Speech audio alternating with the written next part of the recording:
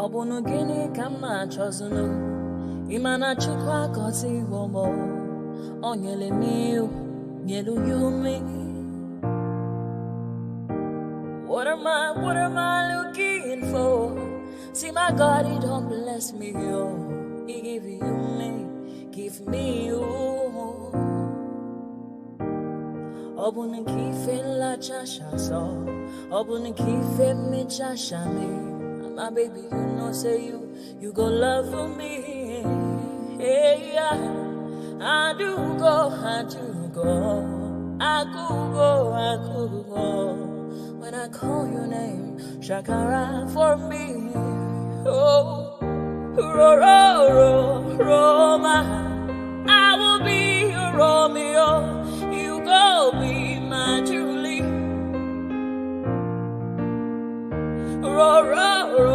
Roma, I will be your Romeo. You will be my Julia. Oh, give me your love and I'll go run away. Show me your love and I'll go use you play. Carry me, go me, I go follow you away. Follow you, they go. Maka Munagi, me and you. Okwa Munagi, my baby and me and you. Me and you, Aqua Monagi, my baby. Obuzi kife la chasha so, Obuni kife la chasha me. My baby, you know, say you go love me. I do go. I could go. When I call your name, Shakara for me. Oh, Roma, I will be your Romeo. You go be my Julie. Yeah, Roma, I will be your Romeo. You will be my Julia. Oh, Roma, I will be your Romeo. You will be my Juliet.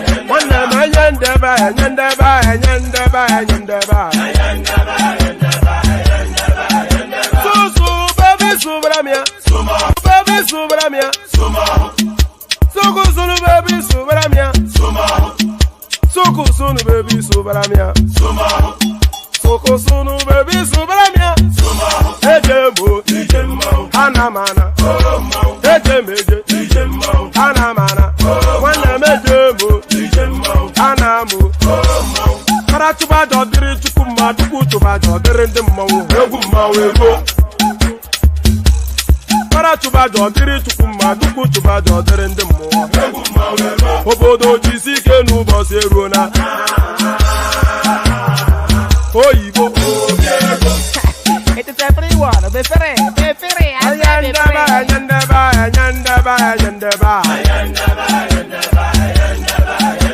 ayandaba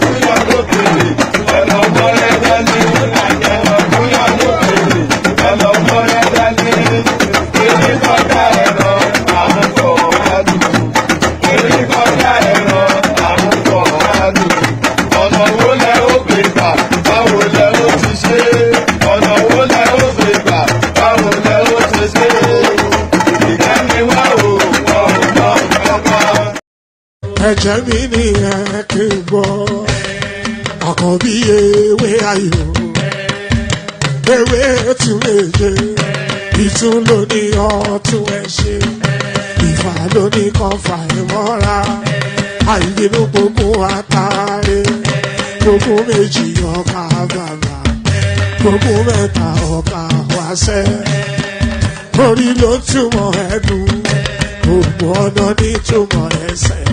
Akọni ìmọ̀ tú ìmọ̀ ọjọ́ ìmọ̀ èmi ni wọn kì í dálẹ̀ wọ́n bá lọ mẹ́lẹ́mọ́ wọ́n á fi jó ẹlẹ́mọ́ akọni wọ́n bá lọ bèbèrè wọ́n á fi jó ẹlòkò wọ́n wọ́wọ́ bá tẹ̀lé wọ́n á fi jó aláre àwọn mẹ́tẹ̀ẹ̀ta parapọ̀ wọ́n wá jọ ń pẹ́ mọ́ ẹ̀ẹ́mọ́ olóko jẹ wọ́n ń pa Akíntọ́lá ọmọ Ògún wọ́n ń pàdé ìyọ̀dà ọmọ àtàlàbọ̀bà àkọ́bí wọ́n ń pàdé ṣàtàdàdẹ ọmọ ọba Ìjẹ̀bú Mèrè aṣíwájú odò gbólùkẹrẹ ajagun lólòdì ọ̀run tó bá ṣe pé tìyẹ tó bá ṣe pé tìyẹ lọ bá ń darí jọ wí àgbèrò ni kò ń gbọ́wọ́ ọ̀gọ́ ti ṣìgìdì bá gbé àgẹ́tì ló máa ń gbé àyàn tí ìlàyàn ewúrẹ́ ọlọ́run dákun má padà lẹ́yìn ẹ kó má gbàgbé ọ̀rọ̀ tẹ́ aṣíwájú ọlọ́run dákun má padà lẹ́yìn ẹ. And there it is right there. So there it is right there. Here I am right here. There you are, wherever it is you are. And here we are. So here we are. So here we are. Here we go again. Another day, another session. Of course, another day, another session. As regular as as B follows A. So I should say not A follows B, but B follows A. So as regular as predictability can be, one man went to more always on your screen. So make sure you're sharing the streams right across your social media spaces, all those nice things. So yes, good day to you. Good to be in your company. And how are you? So we go again. This is one of the this Tinubu administration is fast turning into a transformational administration. Just stay with me. the Tinubu administration is fast turning into a transformational administration. And some of the big ticket items that they've taken on in just a year and a bit that they've been in situation it's changed the paradigm of the Nigerian space. It's changed the paradigm of the Nigerian space and the trajectory of journey of that country. So let me say that first. So we already know the big ticket items. The first subsidy. So whether you say they're still paying interventions or not, that's certainly a significant paradigm shift right there. The attribution actually goes to the Buhari administration because they've removed the fuel subsidy. But so there's that one.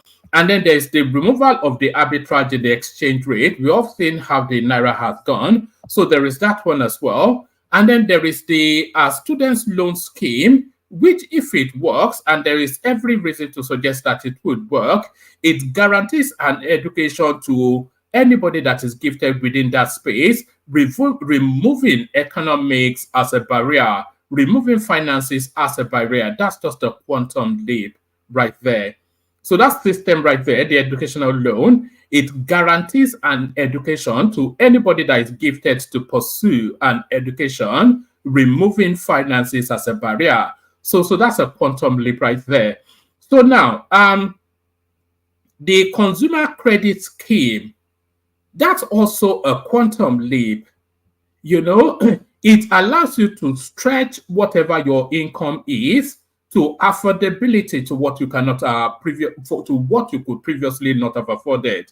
So let me say that again. It allows you to stretch the affordability of what or what you can afford. Let me not use I don't want to get too too much in the funk of grammar. So it allows you to stretch your finances a lot more than it previously allowed you to, or you previously were able to.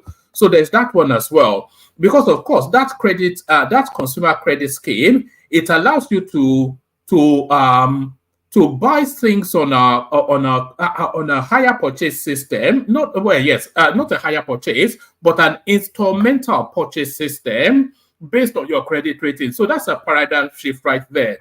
But the most quantum leap of all is that this administration seems to have been the most quantum leap of all is that this administration seems to have been able to unbuckle the local government areas from the vice grip of the state governors.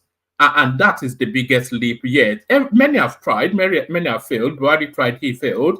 But he has untangled the finances of the local governments from the control of the state government. So that's certainly a quantum leap. So all of those things that I'm describing, and those things are positives, by the way, no matter what side of the political divide you are, those things categorically, they are positive. The student's loan is a positive. No matter what your political bias is, the student's loan is a positive. The consumer credit scheme, no matter what your political bias is a positive. And not only are they positives, they are quantum leaps. You can disagree about the administration of those spaces. You can disagree about how they are being administered, but you cannot disagree. You cannot disagree with the directional thrust of those policies. You cannot say those policies are bad things. Whether you are saying, oh, Tinubu, they did it and they cannot handle it properly, whether you feel they can handle it properly or not, that's a separate debate. But the directional thrust of those policies, you cannot, it is impossible. It is impossible for you to disagree. It is just, even if you are the most virulently hateful of that gangster that sits in Aso Rock, no matter, you cannot disagree with the direction, with the policy thrust as a directional as a directional travel. You cannot disagree. So these are quantum leaps and these are paradigm shifts. So quantum leaps and paradigm shifts. So good day to you. Good to be in your company. And how are you? Hope you've had a wonderfully glorious day. as we cascade very quickly into another weekend. So a leap into Friday, and then we're on the course of yet another weekend, only to cycle another week again. So that is the so that is the tapestry of life. That's the cyclical nature of life. Just make sure you don't repeat. Well, I do repeat a lot of things I do, but I do them differently because, of course, I do these sessions every day. But then hopefully the inflection is unique and peculiar to every single session. But so all those things. So click on the like button just as soon as you're coming in. Please do that. Absolutely categorically of the most vital importance that you do that. So click on the like button as soon as you're coming in. If you're not already subscribed, if the subscription button is showing as red on your screen, then you have not yet fulfilled all righteousness. So if you are either watching in the live stream or you are watching in the watch back, the same arguments still apply. The same request is still in place. Click on like and make sure that your subscription button is depressed to gray. So click on like and subscribe. And then if you want to be part of the conversation, click on this hyperlink right there. Let me see. Yeah, I don't have it. I'll send it in a moment. So click on the hyperlink. That will be the first line item in the comment section on whichever platform you are joining us from. Click on that hyperlink. If you want to come and join us on the stream, click on that hyperlink that says StreamYard. It will pop you into a studio space. As soon as I finish delivering the body of the talking points, I'll let you onto the screen. Invite your thoughts. Nothing is as easy as ABC. It's as easy as wiping your ass. So there it is. Click on like, click on subscribe, click on the hyperlink that says StreamYard. If you want to come and join, one more click. This one is optional, but you are persuaded to do it. The $sign at the bottom of the screen, click on that to super chat, super sticker to the platform. So you can see that quite a reasonable amount of people have started it off with that. So be in the company of the cool kids by super chatting, super stickering to the platform. So be in the company of the cool kids, Prince Daddy and his posse, led by Ayo, of course, as ever. So be in that posse by clicking on that $sign at the bottom of the YouTube stream or whichever equivalent in the Facebook, etc. spaces, and super chat and all of that to the stream. So do all those nice things and you'll be subsumed with a glowing feeling of warmth. You will be subsumed. Your whole body will feel all fuzzy with a glowing feeling of warmth. So fuzzy feeling of warmth. So let's just launch into it. There's plenty to go through, so let's start going through them now. Anyway, hopefully this is the makings of an interesting conversation, because there is definitely an interesting conversation to be had around this. So we kick it off with this. Supreme Court grants local government financial autonomy. So that is the birthing point. There's a lot of people crying in their whiskeys and state houses up and down the Nigerian landscape. Supreme Court grants local government financial autonomy.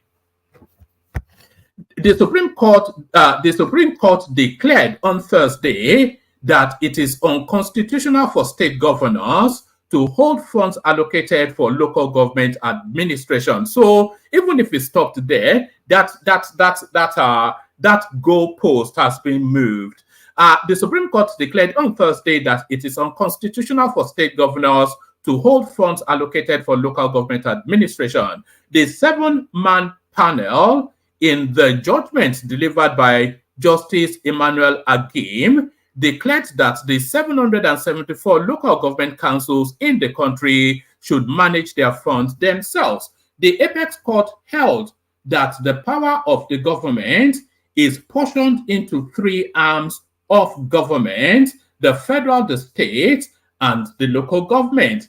The court further declared that a state government has no power to appoint a caretaker committee, and a local government council is only recognizable with a democratically elected government.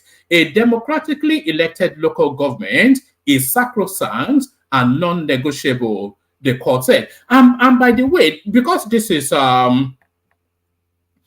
because hopefully we get lawyers coming in, but because this is a pronouncement of the Supreme Court, it essentially becomes a constitutional position. Because of course there is nowhere else to challenge that pronouncement, so therefore it becomes I think they call it the grand norm. The lawyers will come and correct me, I'm sure, if I'm mistaken. But because this is the position of the Supreme Court, it essentially becomes a constitutional position. The Supreme Court declared on Thursday that it is unconstitutional for state governors to hold funds allocated for local government administrations. The 7-man panel, in the judgments delivered by Justice Emmanuel Agim, the 7-man panel, in the judgments delivered by Justice Emmanuel Agim, declared that the 774 local government councils in the country should manage their funds themselves. The Apex Court held that the power of the government is portioned into 3 arms of government: the federal, the state, and the local government. The court further declared that a state government, the court further declared that a state government has no power to appoint a caretaker committee, and a local government council is only recognizable with a democratically elected government. A democratically elected local government is sacrosanct and non-negotiable, the court said. The judgment held that the use of a caretaker committee amounts to the state government taking control of the local government and is in violation of the 1999 Constitution. The court ruled that state governments are perpetuating a dangerous trend by refusing to allow democratically elected local government councils to function, instead appointing their loyalists who can only be removed by them. The court stated that it is the local government. The court stated that it is the local government that should receive and manage funds meant for local government. Justice again declared, "I hold that the state's retention of the local government funds is unconstitutional. Demand of justice requires a progressive interpretation of the law. It is the position of this court that the federation can pay local government allocations to the local governments directly or pay them through the states. In this case, since paying them through the states has not worked, justice of this case demands." So there was that option. So I think the Constitution is somewhat vague as to just what portal, what funnel the funds should go through to land with the local government. So the Constitution is somewhat vague, and that vagary is somewhat hijacked by the state government. So yes, demands of justice requires a progressive interpretation of the law. It is the position of this court that the federation can pay local government allocations to local governments directly or pay them through the state. So those are the options right there. In this case, since paying them through the state has not worked, justice of this case demands that local government allocations from the federation account should henceforth be paid directly to the local government. The judgment held that the local government council funds must be paid to only democratically elected local government councils, stating that anything other than this will be taken as a gross misconduct. A declaration that the state government has no power or control to keep the local government council funds. A declaration that the state government has no power or control to keep the local government council money or funds. A declaration, so I think these are itemized now. So these are the things arrived at, because these are in quotation marks. So it should have just bullet pointed it so that we know they are itemized stuff. A declaration that the local government has no power or control. A declaration rather that the state government has no power or control to keep the local government council money or funds. So that's one. And then two, a declaration that the local government council is entitled to the local government allocation. So it's a sequenced step for clarity. So the first one was to block off the state governors. So what was one again? So the first one to block up the state governors, and this is coming from the Supreme Court, as we all know, a declaration that the state government has no power or control to keep the local government council money or funds. So the money they have, there's no legal backing for that money to go to the state. So that's the first one. And then the second one, a declaration that the local government council is entitled to the local government allocation. So that then states categorically that's already established, but of course, it's the portal, it's the route via which that money lands at the local government that is in contention. Because of course, if it goes via the state governments and it gets gazumped. So number 3, an order of injunction restraining the defendants by themselves, agents, or privies from spending local government allocation. So don't dip your money into them. It's just a slam dunk, this judgment. A declaration that no state government should be paid any money meant for the local government. So the money doesn't even go to them in the first instance. And immediate compliance to this judgment, the apex court declared. So that starts from now. Justice again dismissed the objections filed by the state governors. The Attorney General of the Federation, Lateef Fagbemi, filed a lawsuit on behalf of the federal government seeking to grant full autonomy and direct funding to all 774 local government councils in the country. The AGF in the suit predicated. The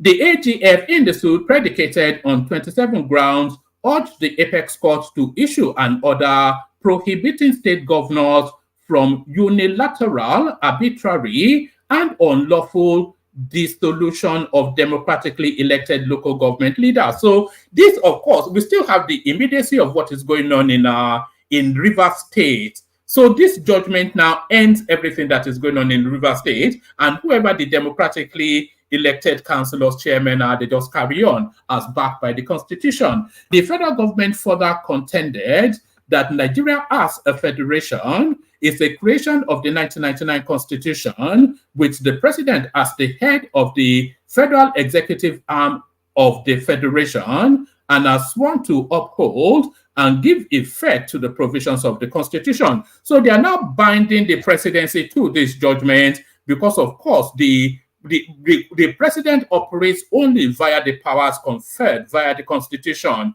And if the Constitution does not confer the power to Israel root the monies of the local government via the state houses, then this is categorical and, of course, preaching to the converted, because this is the prayer of the federal government.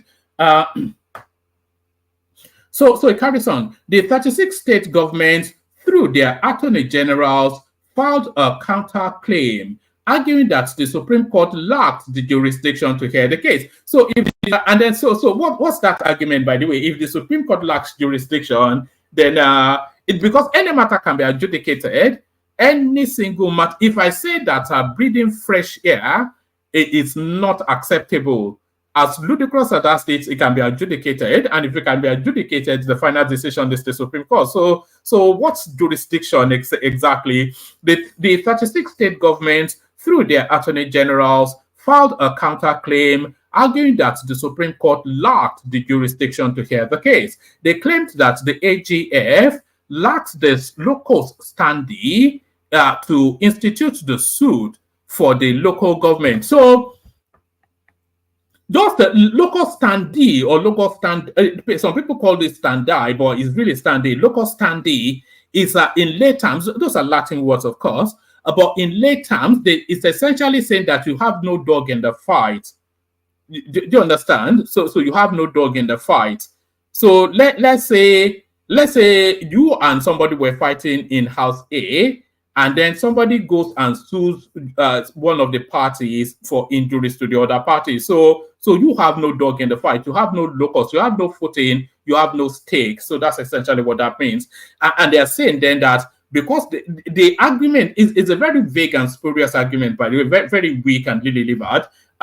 Their argument essentially is that the Attorney General of the Federation, not being a local government councillor or chairman or a state governor or the minister of finance, he has no immediate stake. He has no he has no tenure stake to institute that suit. So that's the local standing. They claim that the AGF lacked the local standing to institute the suit for the local government. In Thursday's ruling, Justice Agim affirmed that the AGF has the legal authority to initiate the lawsuit and uphold the Constitution. So that is the local standing right here. The adherence to the Constitution is in the purview of the Attorney General of the Federation, which then loops everything constitutional to give him locus. Justice again said, I hold that the plaintiff's request is hereby approved and all the reliefs granted. So there it is right there. That's probably one of the most seminal, most paradigm shifts that we've yet experienced within the Nigerian experience, within the Nigerian firmament. So let's carry on. So we're still within that space. Local government authorities, 6 key takeaways from Supreme Court ruling. So what exactly are the points made? Justice Emmanuel Agim ordered that the federal government must directly pay the allocation of local governments to local government democratically elected officials. So that's I think we already captured that anyway. The Apex Court ruled that it is unconstitutional for the state governments to withhold and utilize the allocation meant for the local governments. So that's one. So it says, okay, I think they've itemized it here. So local government autonomy, 6 things to know about Supreme Court's ruling. Number 1, it is illegal and unconstitutional for governors to continue receiving and seizing funds allocated to local government authorities. Number 2, the practice of governors receiving and seizing local government authority funds violates Section 162 of the 1999 Constitution as amended. Number 3, the local government authorities will receive their allocations directly from the Federation account. Number 4, the 774 local government authorities must be governed by democratically elected officials, not caretaker committees. Number 5, the 36 state governors are obligated to ensure democratic governance at the local government level. So that is this is a little chink in the works right there. This is a little jam in the purity of it all. Because if the state governor still oversights the election of the local, if the state governor still oversights the elections of the local government authorities, then they're still very much within their vice grip. So that's the next piece of big work that needs to come after this space. They need to totally unbuckle the local government from anything at all to do with the state governors. And it should be the purview of INEC to superintend this. So that's a space that it will still come up to be addressed. Number 6, the preliminary objections filed by the state governors were dismissed for challenging this. The preliminary objections filed by the state governors were dismissed for challenging the suit filed. That doesn't make any sense. So I think everybody is applauding this. Jonathan, local government councils deserve full autonomy. In a related development reported, correspondent reported that former President Goodluck Jonathan also declared his readiness to fight for full autonomy for the local government council in 2012. So this is a piece of work that every single administration in this Fourth Republic has attempted and failed, because they tried to do it via the parliament, but the Tinubu administration did it via the instrumentality of the judiciary, which is a roundabout way. It's a Kahneman way to land it into the Constitution. So there it is right there. So there it is right there. The empire fights back, and it looks as though the empire fights back, and it looks as though the state governors are not taking this line down. So let's get into it.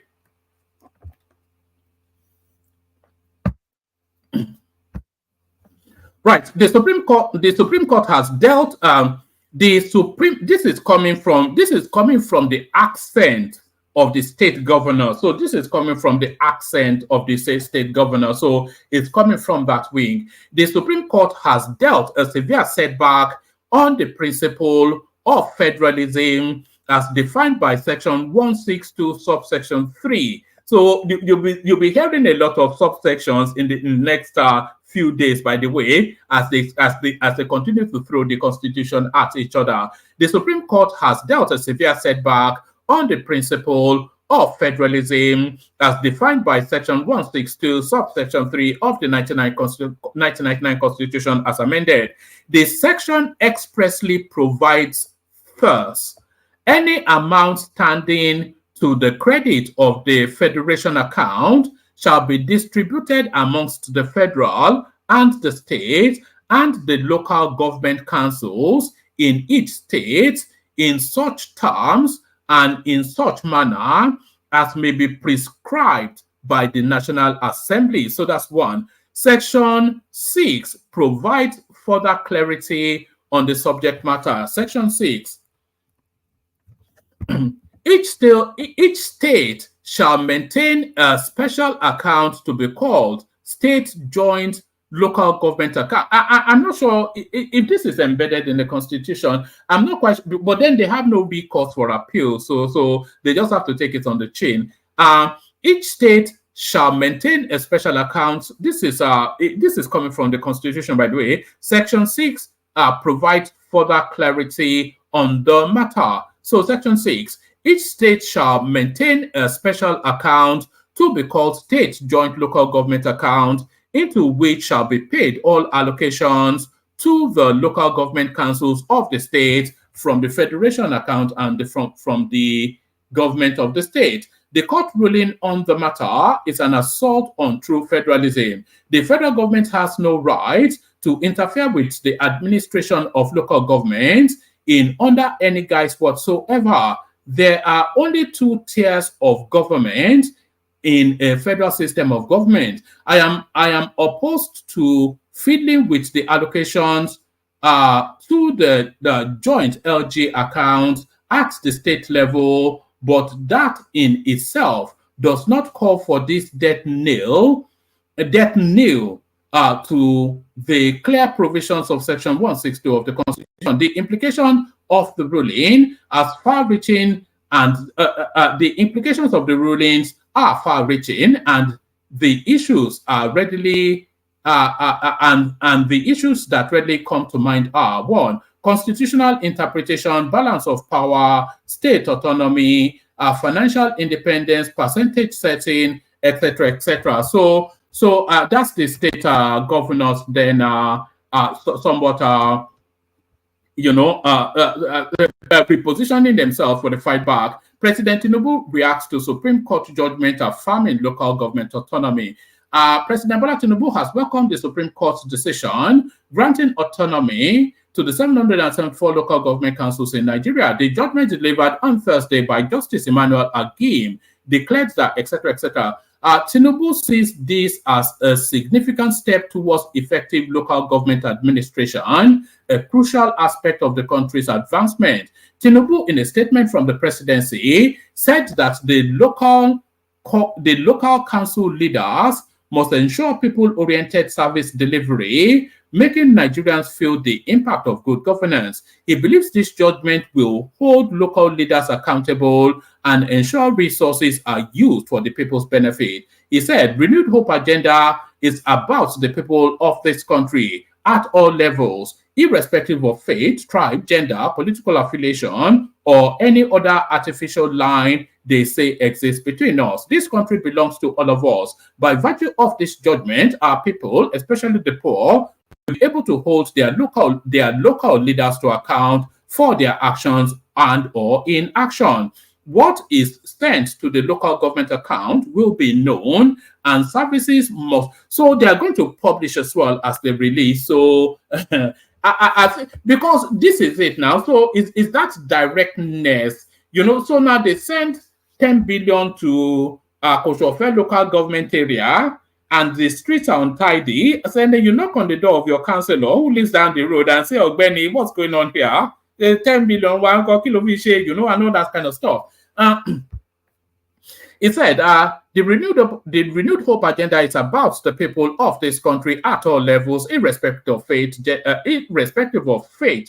tribe, gender, political affiliation, or any other artificial line they say exists between us. This country belongs to all of us. By virtue of this judgment, our people, especially the poor, will be able to hold their local leaders to account for their actions and or inaction. What is sent to the local government accounts will be known, and services must now be provided without excuses. My administration instituted this suit because of our unwavering belief that our people must have relief, and today's judgment will ensure that it will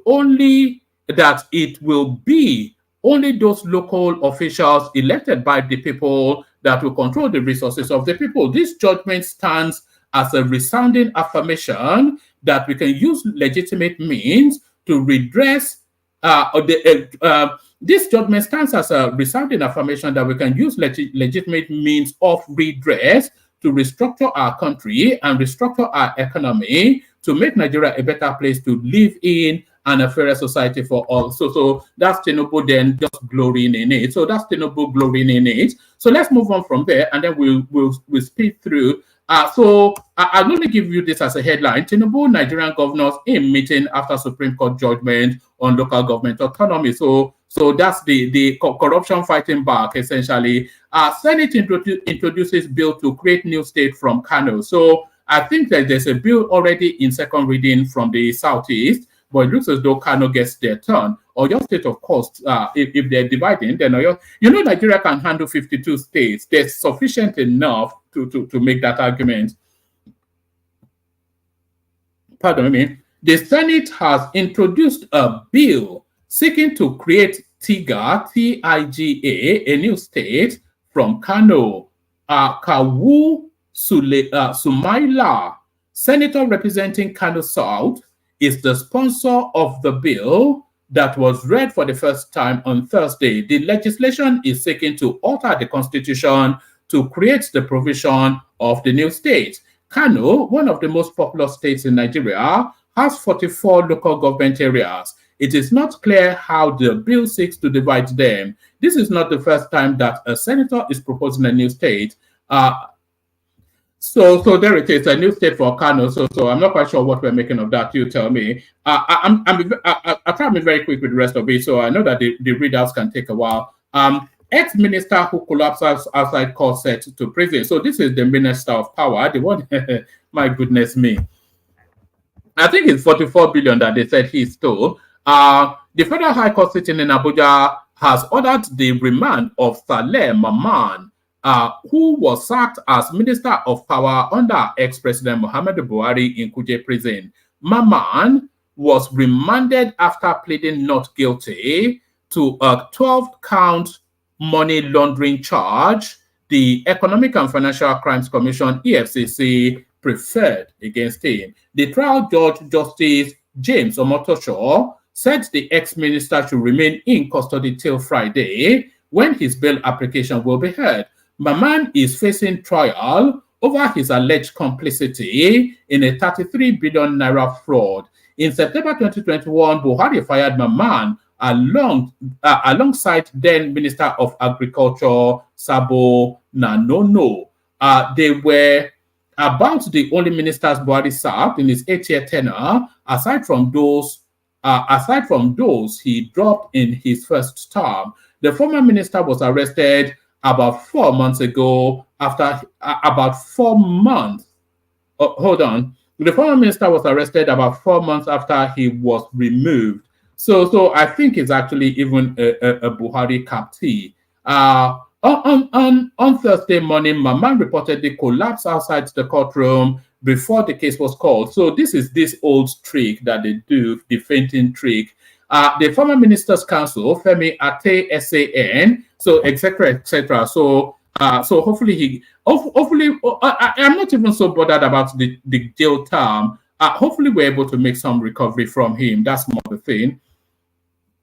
So I'll give you this as a headline. This is cleaning somewhat the aegis table. Tinubu removes Buhari's in-law, other officials of Nigeria Security Printing company. So this is the embedment of all of these criminal elements into strategic positions. There are criminal elements embedded in the Nigerian Sovereign Wealth Agency, in the Nigerian Security Printing Company, but that's the company that prints the Naira, etc., etc. So it's just to unbuckle, it's just a lot of heavyweight lifting. Labour vows to reject 100,000 Naira starvation wage. So I think the government has upped its position, but Labour still holding firm. Let me see, is there anything else that I need to bring to your attention?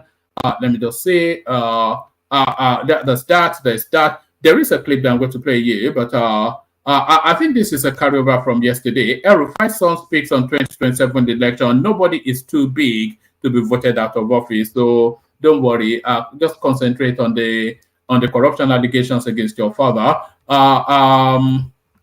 Is there anything in this one? Yeah, I think we've done this one. All right. So that's the readout. Let me play you a couple of clips. And then we get into it. So this one here, so this first clip, let's see. Yes.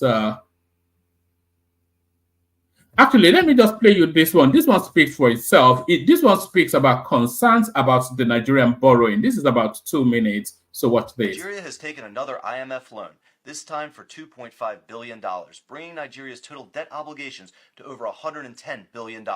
I don't like this deal at all for Nigeria, and I don't think it's an exaggeration to say this is more of an economic hitman type move, and I'm going to explain why. The terms of this IMF loan may seem fair at first glance. It's a $2.5 billion loan at 1% interest rate that will be paid off over 40 years, with no payment due for over 10 years. But here's the problem. The loan needs to be paid back in Western currencies, and the Naira is losing significant value every year, meaning this loan is going to end up costing tens of billions of dollars to Nigeria within a decade. From an economic sense, the effective interest rate would be 1% plus the depreciation of the Naira relative to the US dollar. In the past year, the Naira depreciated 50%, meaning the interest rate would be 51% if the Naira depreciation continues. This is an economy-destroying debt obligation, of course because payments don't start until 2034, when all the current politicians will be long gone when the loan starts to come due. I can understand why this was a tempting loan to take. But let's say the Naira depreciation is only 10% per year, which is very generous.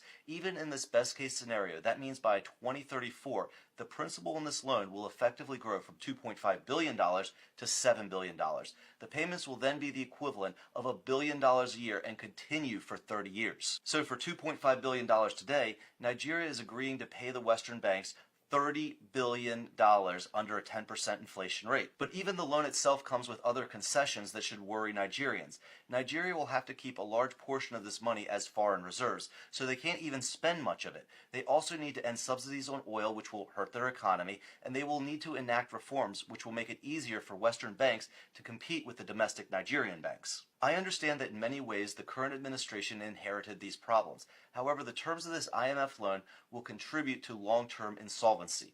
Nigeria has far too many assets, both in raw resources and a talented labor pool, to be in this debt spiral. And the longer they stay reliant on Western banks, the longer Nigeria will operate below their economic potential. But I want to know what you guys think. Do you think Nigeria should have taken this loan and agreed to the reforms that came along with it? Or should Nigeria have taken the more difficult path of breaking away from IMF loans? Let me know in the comments below. And as always, if this video brought value to you, give me a like and a follow. That really helps out my channel, and I'll see you guys on the next video. So that is so that's that guy then just expressing concerns about Nigeria's borrowing, especially with the IMF. Just as a rule of thumb, borrowing from IMF has never served any country any good. I'm not aware of any country that has borrowed from IMF and they've come good off the back of it. So that there's that. The room needs populating, by the way. Let me send the hyperlink so anybody that wants to come in. So that's the hyperlink right there. So that's that guy again then speaking to concerns already being expressed within the Nigerian space, all this heavy borrowing. So let me take you to this one now. This next one here it has an international flavor, but it resonates with the goings on within the Nigerian space. So it has an international flavor, but it resonates within with what is going on within the Nigerian space. So we're going to Kenya, and you all know what is going on in Kenya. So just a cheat note for people who may have been living under a rock and they don't know. So matters kicked off when the Kenyan president decided to introduce a tax bill in order to insulate the country's finances for his infrastructural development, etc. So he introduced that tax bill, and that tax bill it has a wide net that seems to capture virtually every financial transaction in whatever form and assets as well. So the populace rebelled against that, and that rebellion turned into a protest, and that protest somewhat became anarchic. It turned into somewhat of an anarchy. So that was what happened. So off the back of people taking to the streets and raging and riling, the government repealed that bill and promised never to pass it.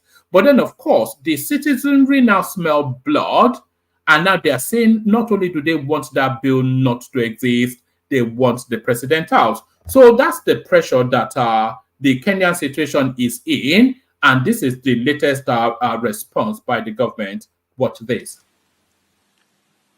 However, even with the progress we have made, I am acutely aware that the people of Kenya have very high expectations of me. And they believe that this administration can undertake the most extensive transformation in our nation's history. Recent events that necessitated the withdrawal of the finance bill, which will require a review and reorganization of our budget and fiscal management, have brought us to an inflection point. Upon reflection, listening keenly to what the people of Kenya have said, and after a holistic appraisal of the performance of my cabinet and its achievements and challenges, I have today, in line with the powers given to me by Article 1521 and 1525B of the Constitution and Sections 12 of the Office of the Attorney General's Act, decided to dismiss with immediate effect all the Cabinet Secretaries and Attorney General of the Republic of Kenya, of the Cabinet of Kenya, except the Prime Cabinet Secretary and Cabinet Secretary for Cabinet Secretary for Foreign Affairs and Diaspora Affairs. And of course, the Office of the Deputy President is not affected in any way. So there it is, right? Hold on.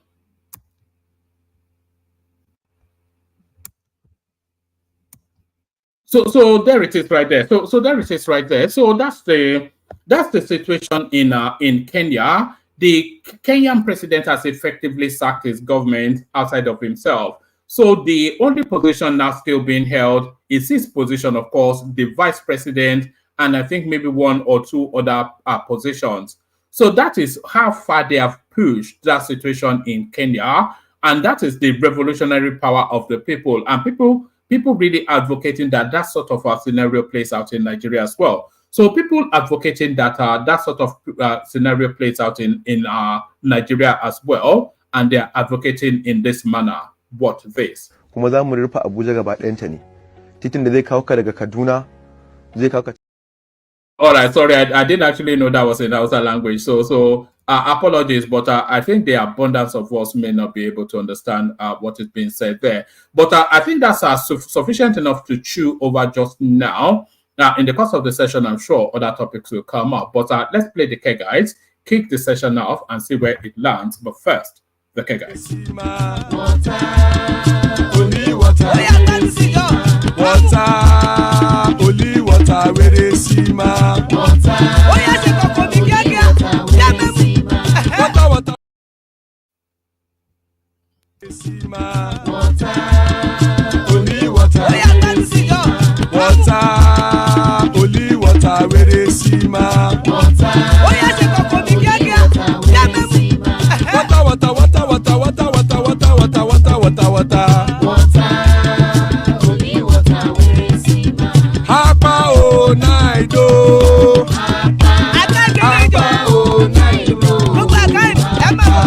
How about you don't come oh? Do that.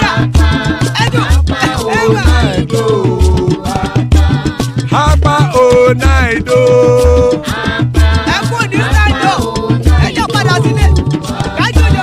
Oro kẹ̀kẹ́ ẹlẹ́mù yé o. Ilé sọ́dí kẹ̀kẹ́ ẹlẹ́mù ré o. Bobby master kẹ̀kẹ́ ẹlẹ́mù ré o. Chief Faila ti kẹ̀kẹ́ ẹlẹ́mù ré o. Eruku lẹ̀lẹ̀ ẹlẹ́mù dé. Eruku lẹ̀lẹ̀ ẹgbẹ́ ẹlẹ́mù dòde ojàre o. Eruku lẹ̀lẹ̀ Ghana ti dé ẹgbẹ́ bọ́dì o. Ọmọ ẹlẹ́yẹ ẹ̀yẹ o ó dìlé o. Odúyẹ̀lá ẹ̀yẹ o ó dìlé o. Petrosonama ẹ̀yẹ o ó dìlé o. Petrosodúnkẹ́ ẹ̀yẹ rẹ̀ ó dìlé o. Ẹlẹ́kọ̀ ọ̀run mú ìní o.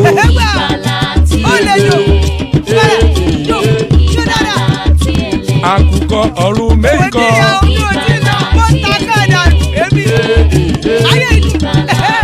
Ikú kò ní ríwà gbéṣe o.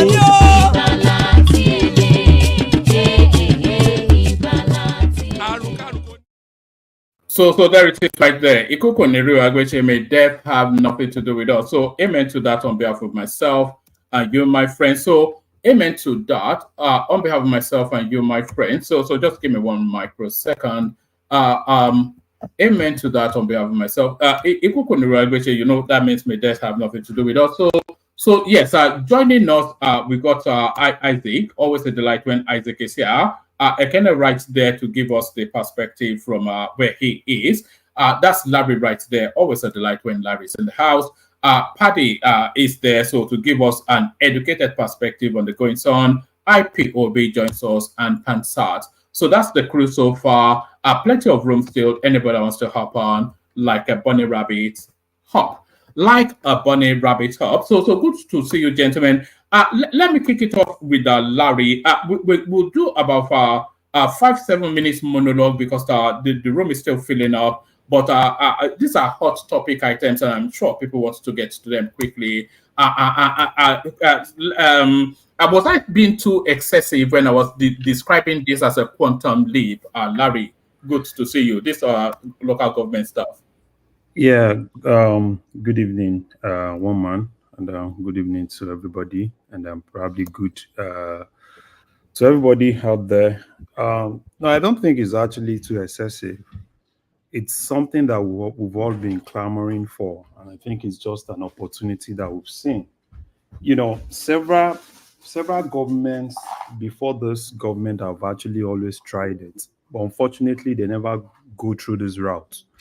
You know, they've always gone through National Assembly, and you know, the state government has a way of going through the state assembly to kind of like block this. And I think this is actually something that is really good.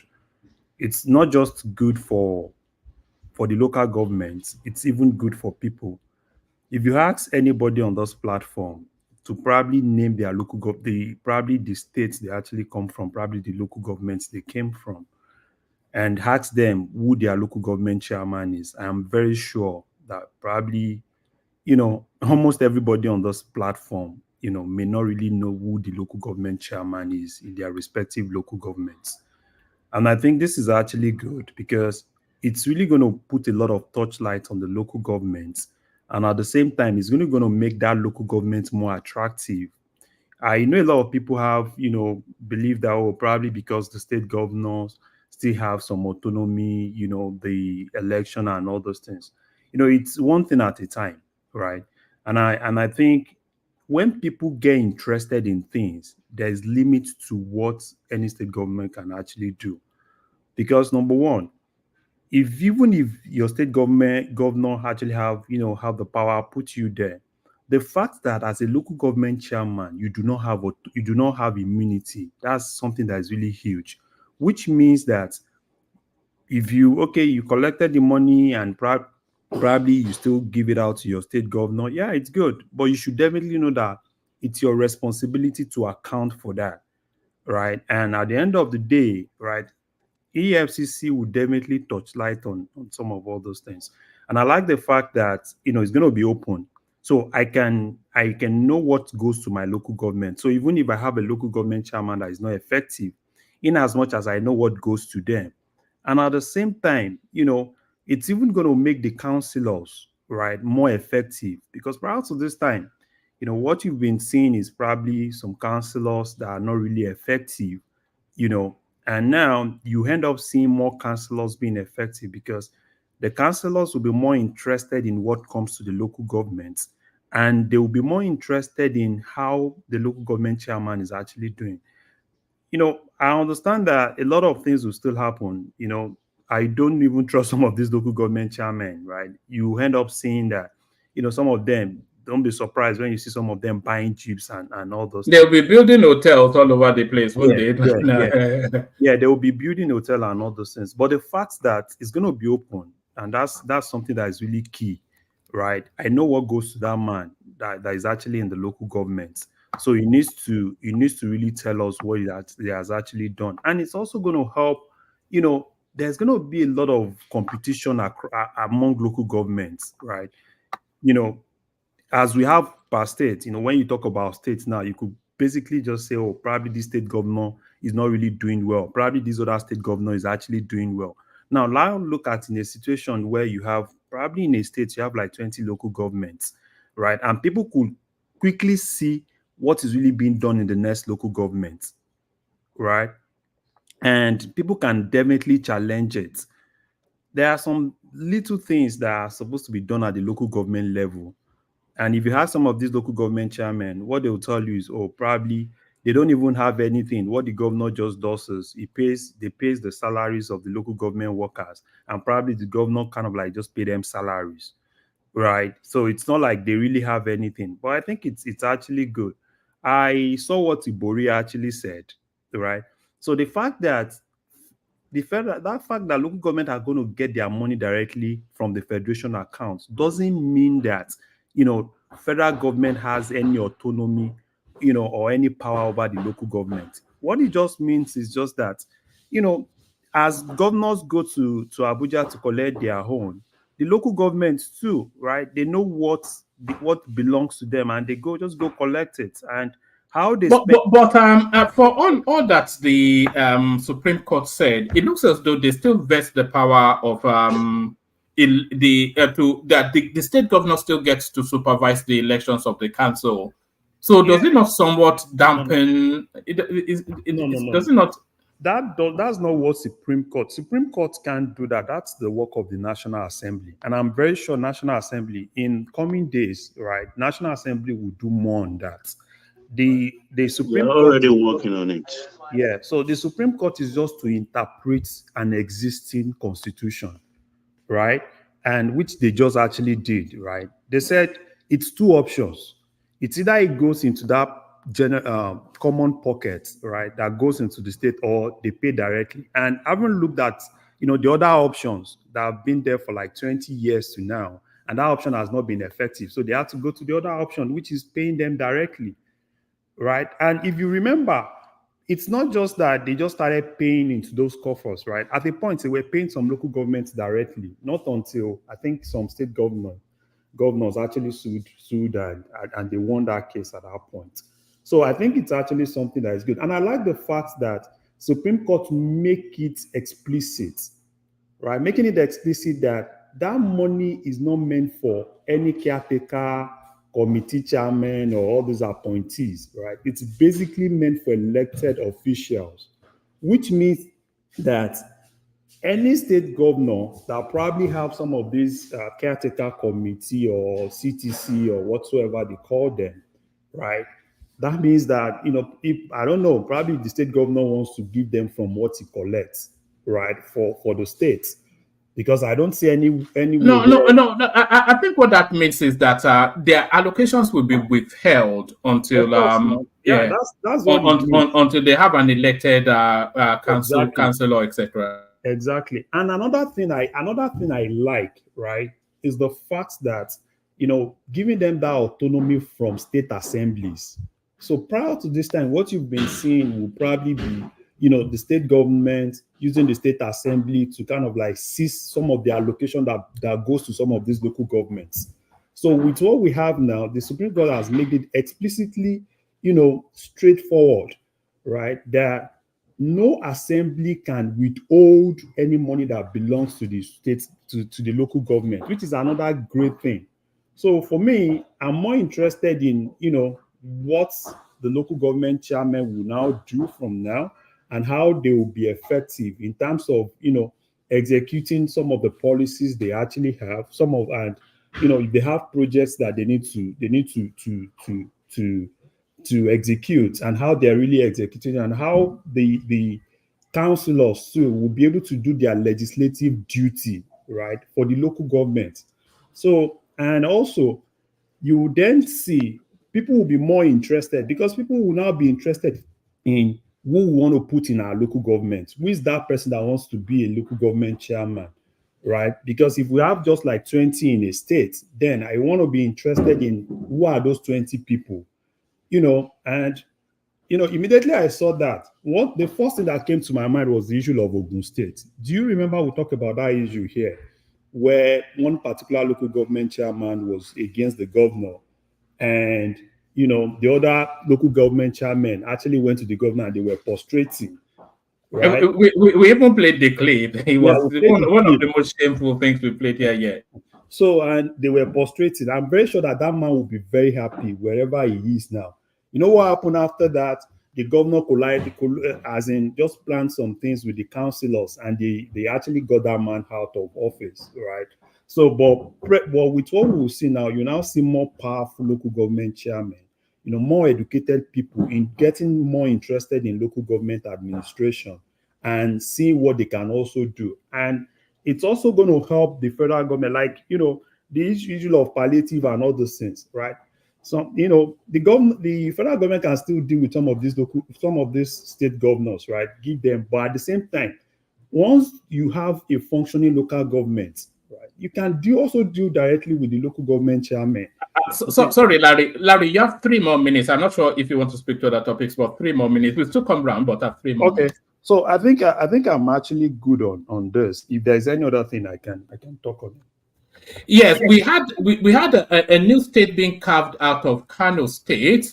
We had the former minister of power, something Maman, collapsing after they sent him to prison to go and cool his heels. 33 billion, that's his own chicken change.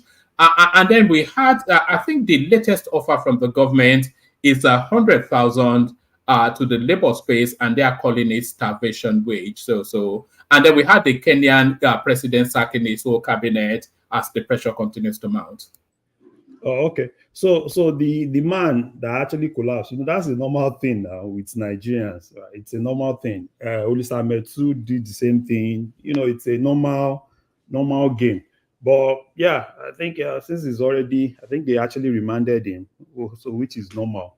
So hopefully when he gets to Kuje, he will come back to life, and he will come back from wherever he has actually gone to. So I think another thing I want to talk on is the issue of Ruto. I pity Ruto. Ruto used to be someone that have a friend here that is close to Ruto.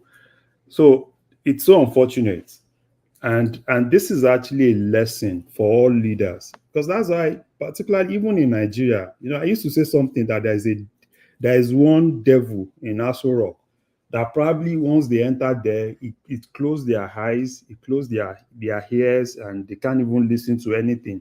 And they have a barricade of powerful people around them that don't even tell them what's actually happening. And that's exactly what happened to Ruto in Kenya, right? Because at the point, he was even blaming the intelligence agencies, not really making him to really understand what is really happening outside, for them not to give him the right intelligence.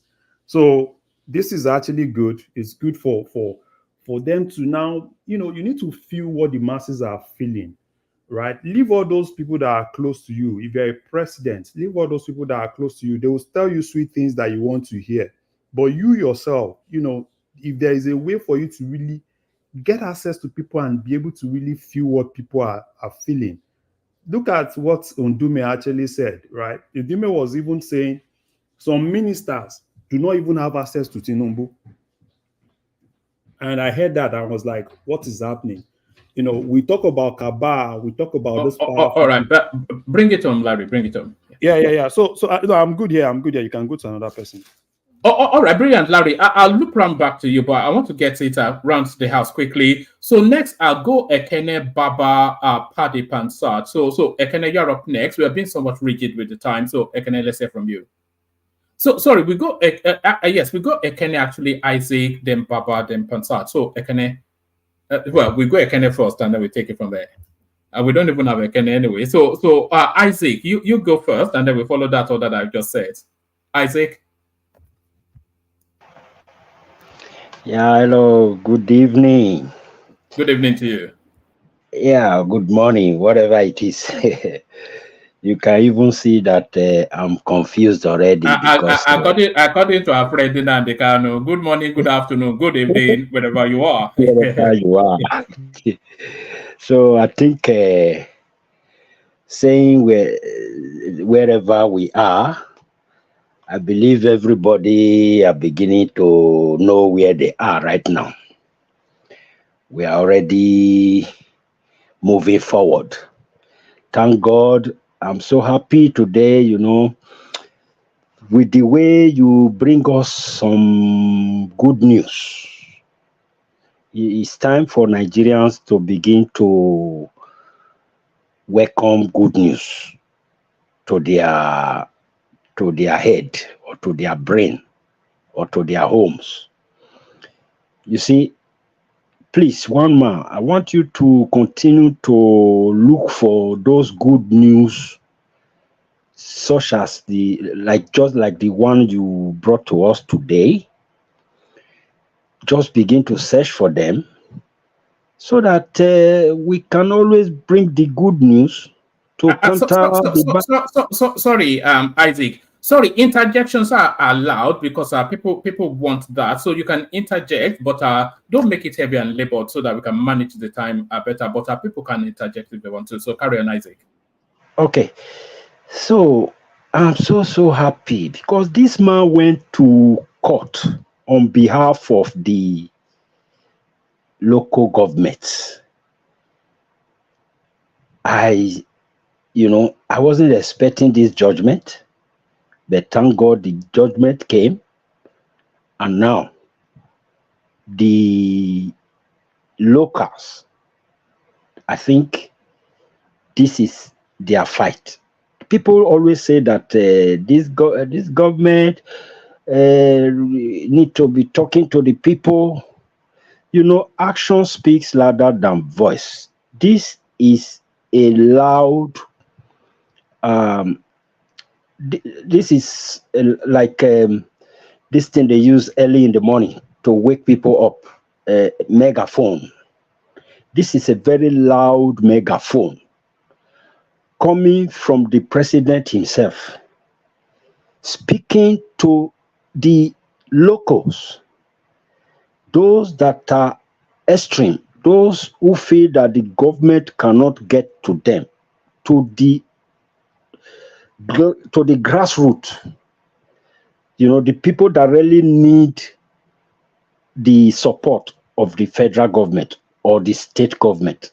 Now, the judgment has been passed. I want to see our people, like you said, or like somebody just said, go straight to the doors of their chairmen, councillors. Now that the allocation will be shared and the allocation will be directed to them. And it's going to be published as well. I think that's what they are saying. They are going to, so everybody would know what the local governments are controlling, you know, how much they are getting. I trust the man that is in power. I know he's going to do all that. He's going to make sure that the masses get their rights. This is what we have been fighting for a very long time. that masses should know their right, and I believe this is a set goal. And I'm still waiting for more to come. So I know that so many of us will still come today, and we will not see this as a way forward, but I want us to reason with the mind of a serious Nigerian for us to see that this way is the way forward. If we cannot see anything good in what is happening right now, I want to assure you, we are not going to see anything good when we have state police. We are not going to see anything good when we have resource control. We are not going to see nothing good. But thank God, we are on it. Nigeria is moving forward. The local government is moving forward. I am so glad. I am so glad. I always come in, maybe if I see somebody coming to bring down this, maybe somebody coming to like talk down on this achievements, I will always interject. Like you said, like we are free to interject. Thank you very much, Wama. All right, brilliant, excellent. So that's the excellent Isaac. So thank you, Isaac. So thank you, Isaac. So we go from Isaac to Baba. So Baba, you're up next. Just your opening salvo, especially to the Marquis storyline. The Supreme Court has finally untangled the local governments from the looters. Hello, woman. Good day to you. Good day to you, and salutations to the panelists. Is Larry there? Larry is here. Oh, okay. Larry, how are you? I'm fine, sir. Okay. I never knew somebody can actually affect you in the way it happened a few days ago. No.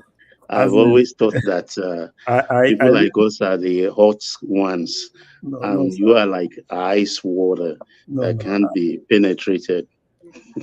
Just by the way of chatting. I felt bad, the way I understand. I even intend to kind of like apologize to Rashida. No, you're right. You're cool. I'm okay with that. I like people with spark. It was just about, everybody has a gauge. Right? Exactly. So I love that. I don't want you to be cool all the time. Is Thomas there? Okay, Thomas is not there. No, Thomas is not here. I think he has work. Okay, one man.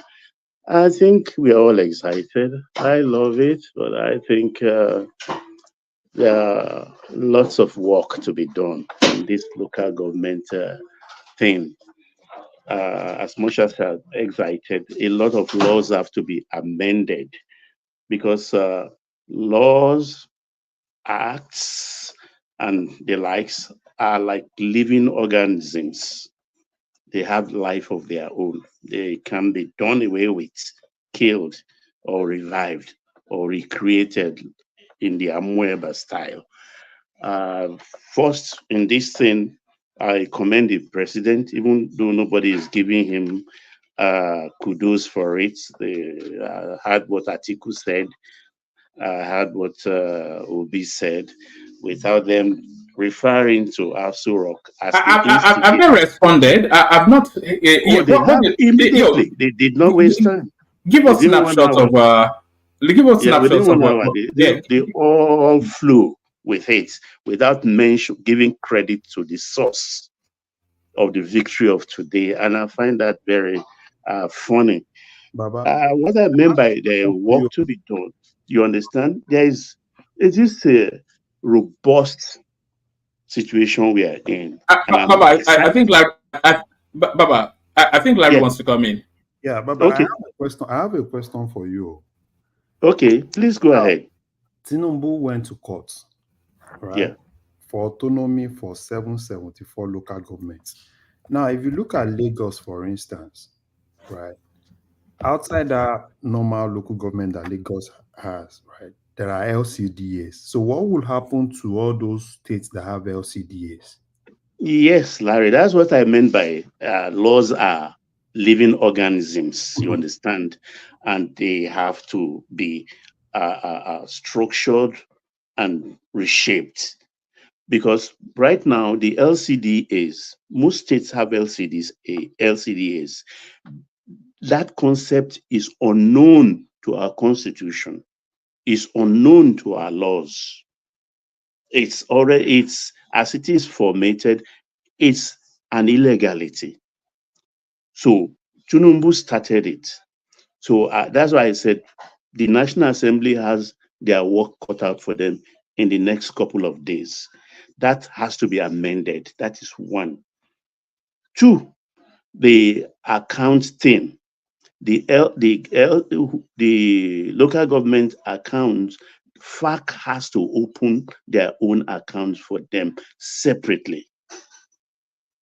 They have to have their accounts separately so that their money goes to them. I can't see the treasurer of each local government going to Aso Rock every month like the states are doing to go collect. They don't have the space for that, because apart from the 774 known to laws, the LCDAs will turn them into thousands of them. And so they have to stay. So their money just have to hit their account.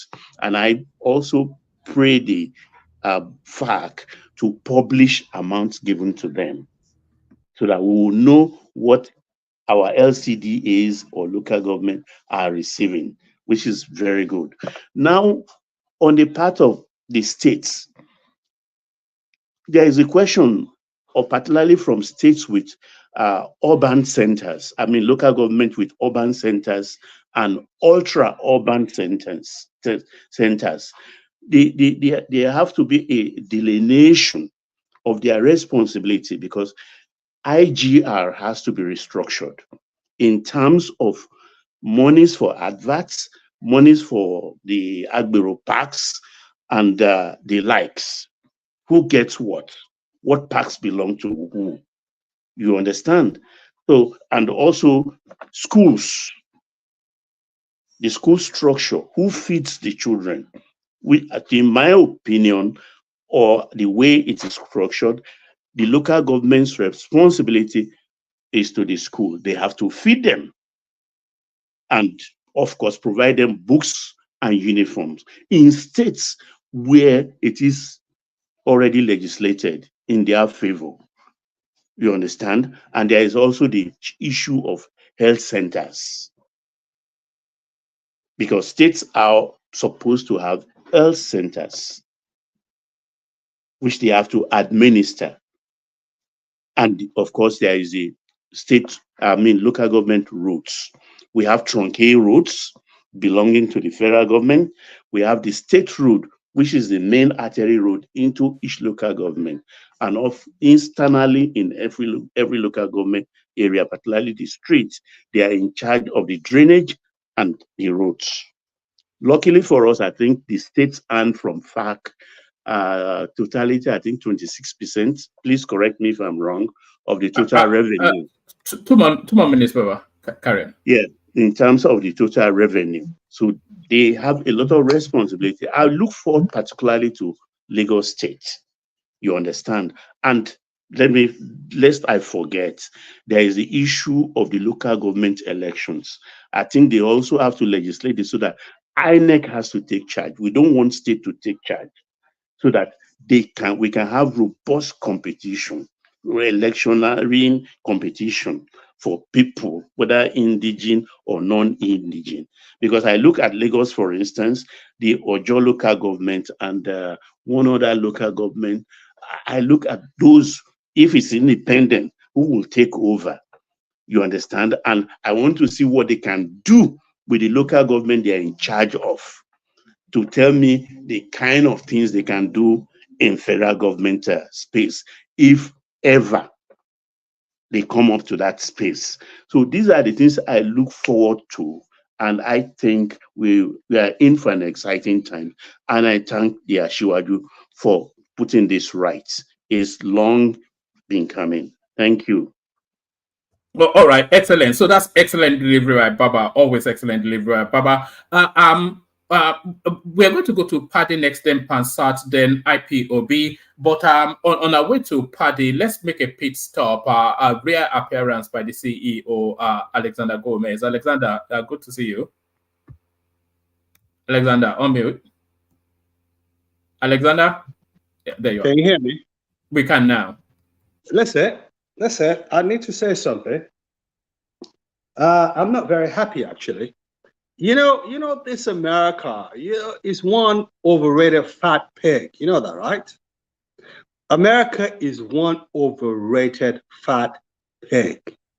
I have lived overseas for upwards of 50 years. I have never had to sleep in the dark for more than 4 days since I left Nigeria in 1976. I slept, my light just came on, the light of Houston just came on after 4 days because we had a Category 1 hurricane. I was driving inside of the hurricane to work. It didn't look bad at all. It wasn't Katrina, it wasn't Ike, and the light of the fourth biggest city in America went off. Business shut down. People were queuing for gas as if we were in Papa or in Butemeta. Unbelievable, unbelievable sight, unbelievable experience. In America, my goodness, this is such an overrated. But it's an act of God now. What do you? What kind of force majeure is that one? What is that? Can I advise you? No. America's too big for that. They Can said I that's the greatest country on earth. you? Can I advise you? Please. Yeah, go ahead. Buy a gen. In America? Yeah, I have gen in my house. How often do you get to use it? No, I don't use it, right? So what actually lured me into buying a gen was we had one usually in Tennessee, right? This hurricane at that point. And I was without power, and I just saw some of my neighbors. They just came out, and I was seeing them, gen. I'm like, yeah, this is America. So people buy gen. So I had no choice because of days like this. Because what state do you live in? I'm in Tennessee. Oh, okay. Do you have power outage in Tennessee? Yeah. We had hurricane at the point, and we had. And you think living in the greatest country, the most powerful country, the richest country on God's earth, in America, with a generator makes sense. Do you think so? I think it makes sense when you need it. It makes wow. sense. You sound Nigerian. You must be Nigerian. I don't need to sound Nigerian, right? What kind of advice is that? I live in listen. I'm kind of pissed off now. Listen, okay. I live in one of the most expensive neighborhoods in the whole of America, and then you buy a gen living in a $2 million house. What are you talking about? Are we in Nigeria? So for the last 4 days, you've been without power, right? If you had an alternative, personal alternative, right, would your situation not have been better? I don't understand your advice. I can't relate to that advice. Okay, there's no justification. There is no justification for light to be off in America for 4 days. That's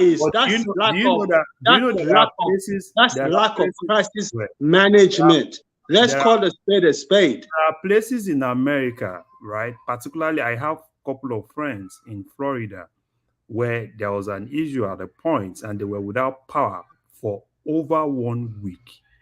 I don't live in that kind of community. I don't live in that kind of neighborhood. It's not a community, right? What happened is not community specific, right? You talk about hurricane. Is hurricane community specific? 4 days, hurricane, Category 1. It depends on the who am I talking to? Who am I talking to? So don't take America like America. Who am I talking to? Is Larry? Yeah, speaking to Larry. Please, one man. This kind of advice doesn't even make any sense to me. Let me. I just caught in because I am so pissed off. In America, 4 days in one of the best neighborhoods in America. 4 days, not 1 day, not 2 days. 4 days. Category 1, not Category 5.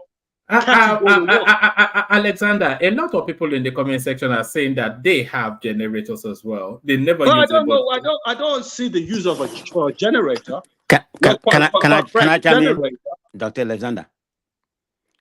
Yeah, let me say something, Dr. Alexander. You know how much I do respect you, but I think you are being very Man of prestige. I'm listening to you.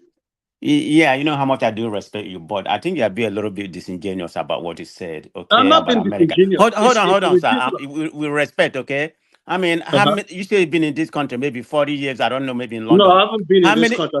I've been in America for 25 years. I haven't been. Okay, how many times have you encountered this? This is an act of nature, so that does not discredit what America stands for. I mean, I have a, hold on, sir. I have a house in Florida, and we have a generator because of what do happen here quite often. So the way you are labeling America, I think you are not being right. For 4 days, I think you guys are getting. I mean, you're a very rich man. You should buy a generator. I agree with Larry. Generator in America, you guys are being disingenuous. An act of nature, happen. We know hurricane do come to Houston. Hold on. I can understand 12 hours. I can understand 24 hours. Not 4 days. Blame your electric company for not coming. I mean, for not coming fast to fix it. So don't make it general like America is such a hollow. Alexander, that 4 days, it actually emphasizes the fact that you should get a generator. I think that's what that tells us, isn't it? That advice just doesn't make any sense to me. That advice just sounds to me like it's coming from Nigerians. Doesn't make any sense. We live in America. We pay taxes. I pay a lot of taxes. I shouldn't be without light for 4 days. I'm not living in an apartment. I'm living in one of the best neighborhoods in the whole of America. Doctor, this is an act of nature, doctor. For 4 days. Come on now. Doctor, can you just reason it that this is an act of nature? Hold on. Can I finish, please? Woman, you're in England. Can you imagine light going off in England for 4 days? I cannot. There was a time it went off for 2 hours. That's the most I've ever.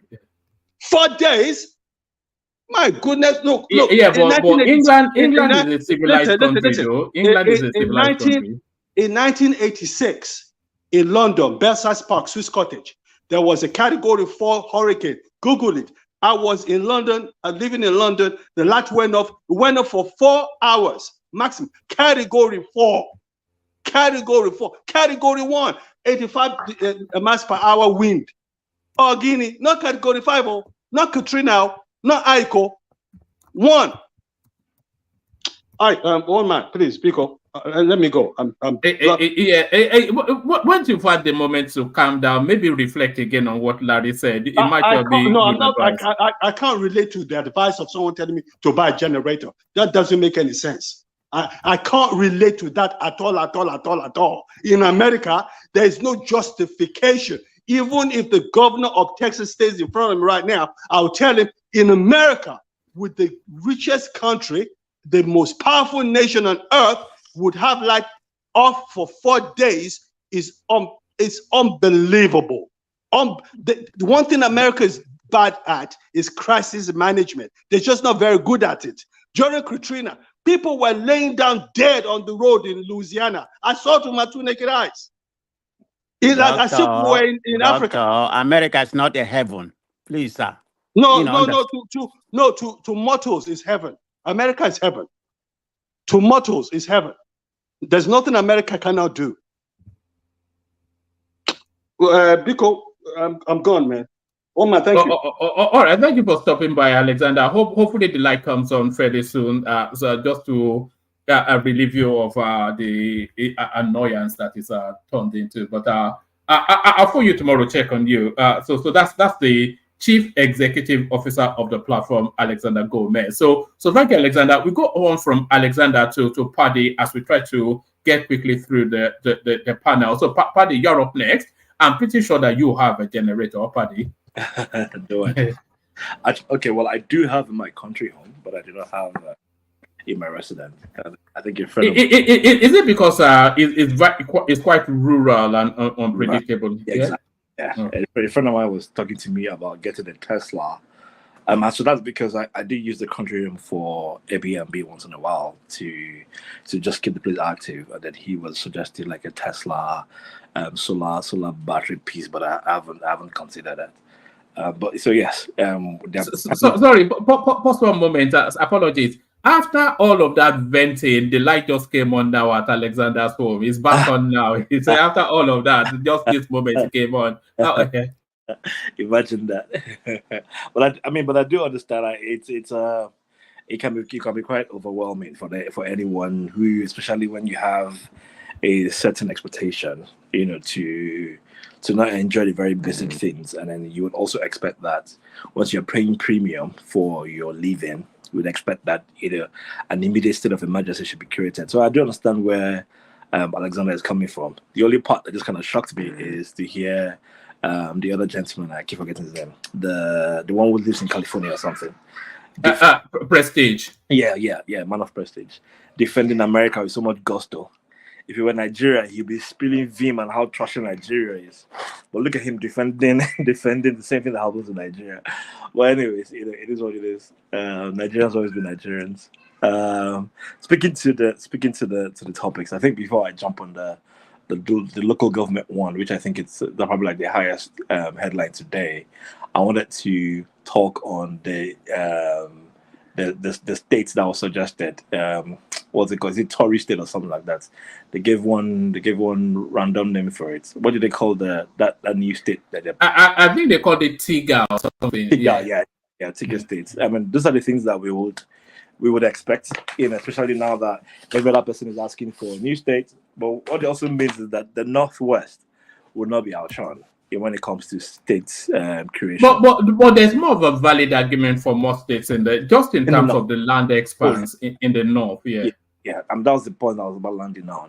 They're the largest size. They have the largest land mass in Nigeria, and especially places like Kano, Kaduna, Sokoto.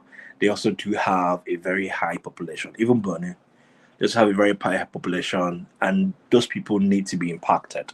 They need to get local welfare. 44 local government sounds like it is grandeur, but it doesn't even cover the most of it, because there are quite a number of people who are still not enjoying the dividends of democracy, or dividends of the very basic amenities. We also need people in Sokoto to be complaining like Alexander Gomez, who would not have light after 4 months, and they should be able to throw their their own energies and angst.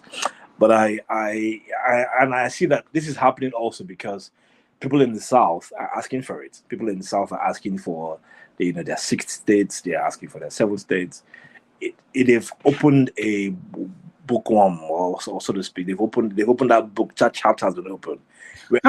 Do you think that 36 states? I think Nigeria can easily. There's a justifiable argument for 52 states in Nigeria. Do you think? So state-wise, yes, but it has to be done purposefully. I think one of the things that states, I think the only people, and this is quite controversial, one of the people that I did enjoy, aside the Southwest and the Northwest, but one of the people who did enjoy state creation has been the Northwest and the Southwest, right?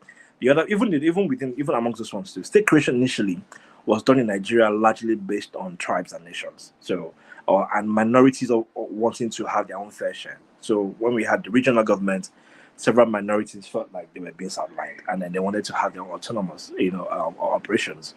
So they started clamoring for states. So the state creations were made to cater to minorities of different tribes and nationals. So right now, it's more like we've now expanded to a population piece. How then do we cater to it? But here's the part where the shocking comes from. So when you hear a state saying, "Oh, we have 24 million people or 20 million people," but where do they concentrate the most?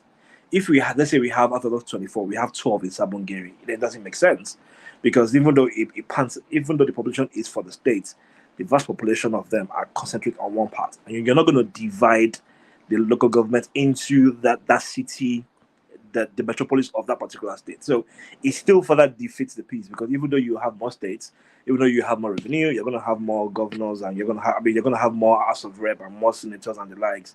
You still will have that same crisis, because people are living in the area where they want to live in.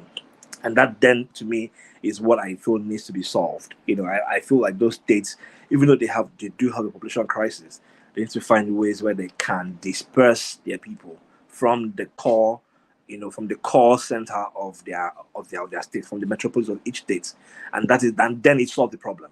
Otherwise, you will create the states, you will expand additional states, you will still have those same struggles.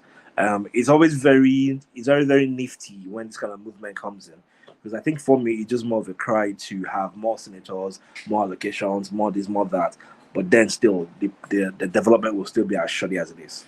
So pivoting to development, then we can talk about the local government piece, and this is something everyone who is of goodwill definitely would accept. Should not shy away from. This is definitely about time. This is the Jagaban's playbook at its best. He's done this before. He believes that he works. He's created LCDAs to prove his point, and that's something everyone has also enjoyed. For 2 decades, our state governors have been fleecing, the third tier of government for 2 decades, and the constitution, and what the Supreme Court did was to literally interpret the current constitution.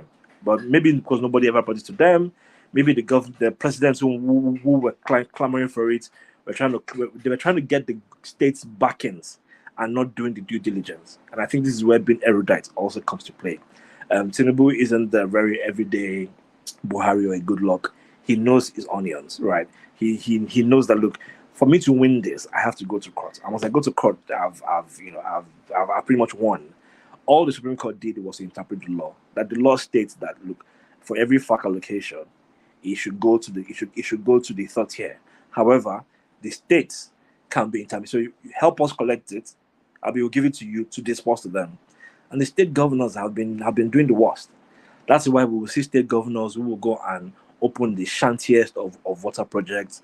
You see full state governors telling us that that they built one mosque, or they built toilets, or they supplied water tank, projects that the local government should be doing, and then they'll bloviate it as though they've done something tangible. And I think it's about time we started having our local governments doing what is right. And again, also it even gives the liberty to start having opposition. So I can have a Labour Party local government chairman in Etiosa, and then still have an APC state, a APC governor.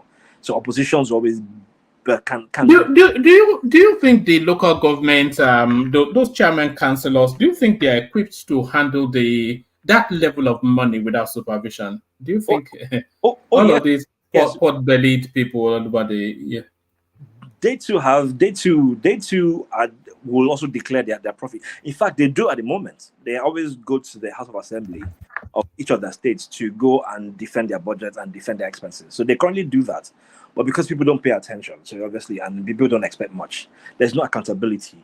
In fact, I can say, I think for fact, every state in Nigeria have their governors influencing who becomes local government chairman. In fact, we have a state currently that people are bragging about that elected mayors.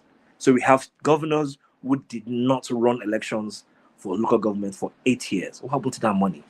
I mean, one governor sat on his own FAC allocation for 8 years, 8 whole years. Then maybe towards the end of his tenure, he came out and did some very shoddy election, and still got the people influence.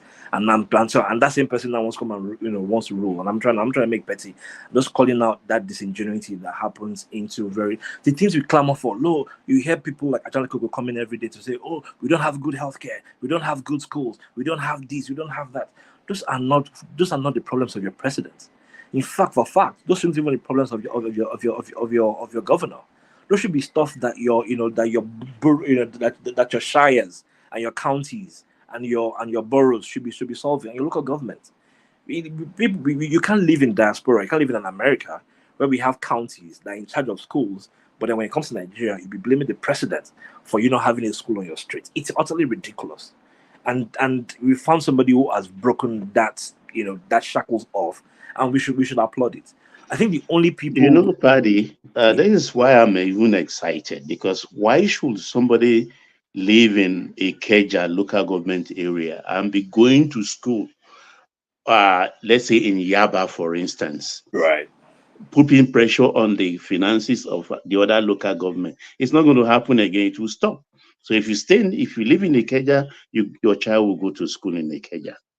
When I was young, when I was living in Lagos, we did have some public schools within my vicinity. Even right there in the heart of Ikoyi, we had some public schools. We had some in Dolphin.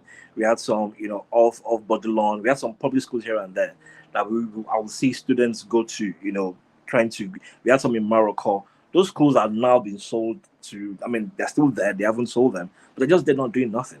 The only things that local governments have been doing in Nigeria is to just harass people on the road. You're breaking up a bit, Paddy. Paddy, you have 2 more minutes, but I want to play you this clip. Maybe you want to respond to it in the minutes that is left.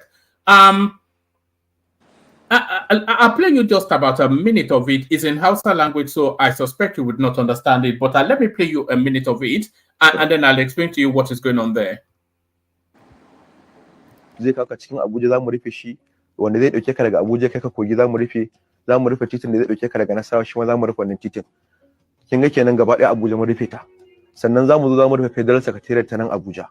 Abin da ya sa muka dauki wannan dalilin na zanga-zanga da na wannan ranar Litinin da ta zo shine muna ganin shine kawai mafita da zai kasance mun zo mun fito.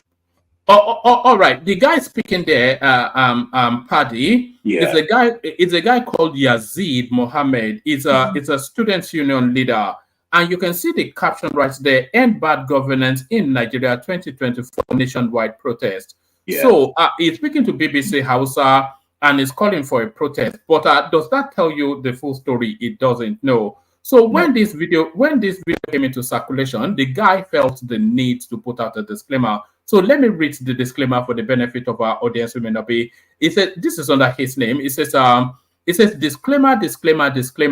I want to use this medium to distance myself from a video clip that is in circulation about the National Protest 2024. This is an interview I had with BBC Hausa when I was the National Vice President of NANS about the lingering ASU strike in 2021/2022. Hitherto, without any fear of contradiction, I am not a part of any kind of protest. Lastly, I pray may Almighty Allah, the provider, ease the hardship, and uplift Nigeria and Nigerians to a higher level of joy, happiness, and prosperity. So they've gone and clipped this guy from years gone by, and then they've tagged it onto 2024 logo, and then telling us that protest is the North is agitating for protest. Do you see the level of mischief making? That unbelievable stuff. Right. I mean, I think this probably piggybacks from what we were discussing last night a little bit when we were talking about how the propaganda machine is there, and that there's a desperation to create a chaos. That people who actually want a Kenya to happen in Nigeria so badly. And in fact, I saw a poster. But Paddy, why are they cowardly? Why can't they start it? And why are they instigating other people that are not interested? Because they're in diaspora. The people who are instigating are not local. They're in diaspora. You haven't realized the loudest voices they don't reside in Nigeria. They're in diaspora. They are the ones funding it. They're the ones creating that chaos. They need it to happen because they can extort from it. They make so much money from NSAS. They want to make that same money again. They need to do it. It's a desperation for them. It's the only way they think they can react to losing an election. The local, one man played a video yesterday of one flag guy that's obviously funded because he gets money from. In fact, I've been in 2 rooms on 2 spaces of X where he's coming and people donated funds to him to go and create some sort of full campaign. And you see how people are just trying to mind their business, and he kept on going to their face, hunger deal, and nobody minded him. He kept on saying hunger deal, and then he took a Hank Anuku, almost a defunct. Always inebriated, highly laced on weed actor to join him in Abuja, and then he got arrested. I was like, oh, they arrested me for protesting. No, but you were causing a nuisance. That's why. And you still had your phone. You could still record. You could still. So it's not like they're asking you, what were you doing? And here's the thing: for every protest that happens in Nigeria, you're supposed to go and get the right police approval so they can escort you. Once you do anything contrarian, you've become a nuisance to the peace of everybody. And the fact that someone like Ekene doesn't understand that bit, obviously is opposition. But I just want to quickly mention it before I land. There's now a movement for a counter opposition, for a counter rally, also going to happen between August 1st and August 15th, which is going to be more like a counter to the end bad governance, more like Protect Nigeria rally. So people are now saying, look, we have to protect Nigeria from all the arsonists that happened and all the destruction that happened in during the NSAS. We can't afford to go through those all over again. We need to protect the much that we have and hope that the government will get it right. So that's it, man. I'll keep speaking when there's an opening somewhere, some other time. All right, brilliant, excellent. So that's the excellent, majestic party. Of course, it is. So from that excellence to another, Pansat, you're up next. After Pansat, IPOB, otherwise known as Prestige. Then we go to Jide Foley, etc. So Pansat, you're up next. Good to see you. One man, thank you very much. Let me say it is my pleasure to welcome everybody in this beautiful program today. It's after 4 p.m.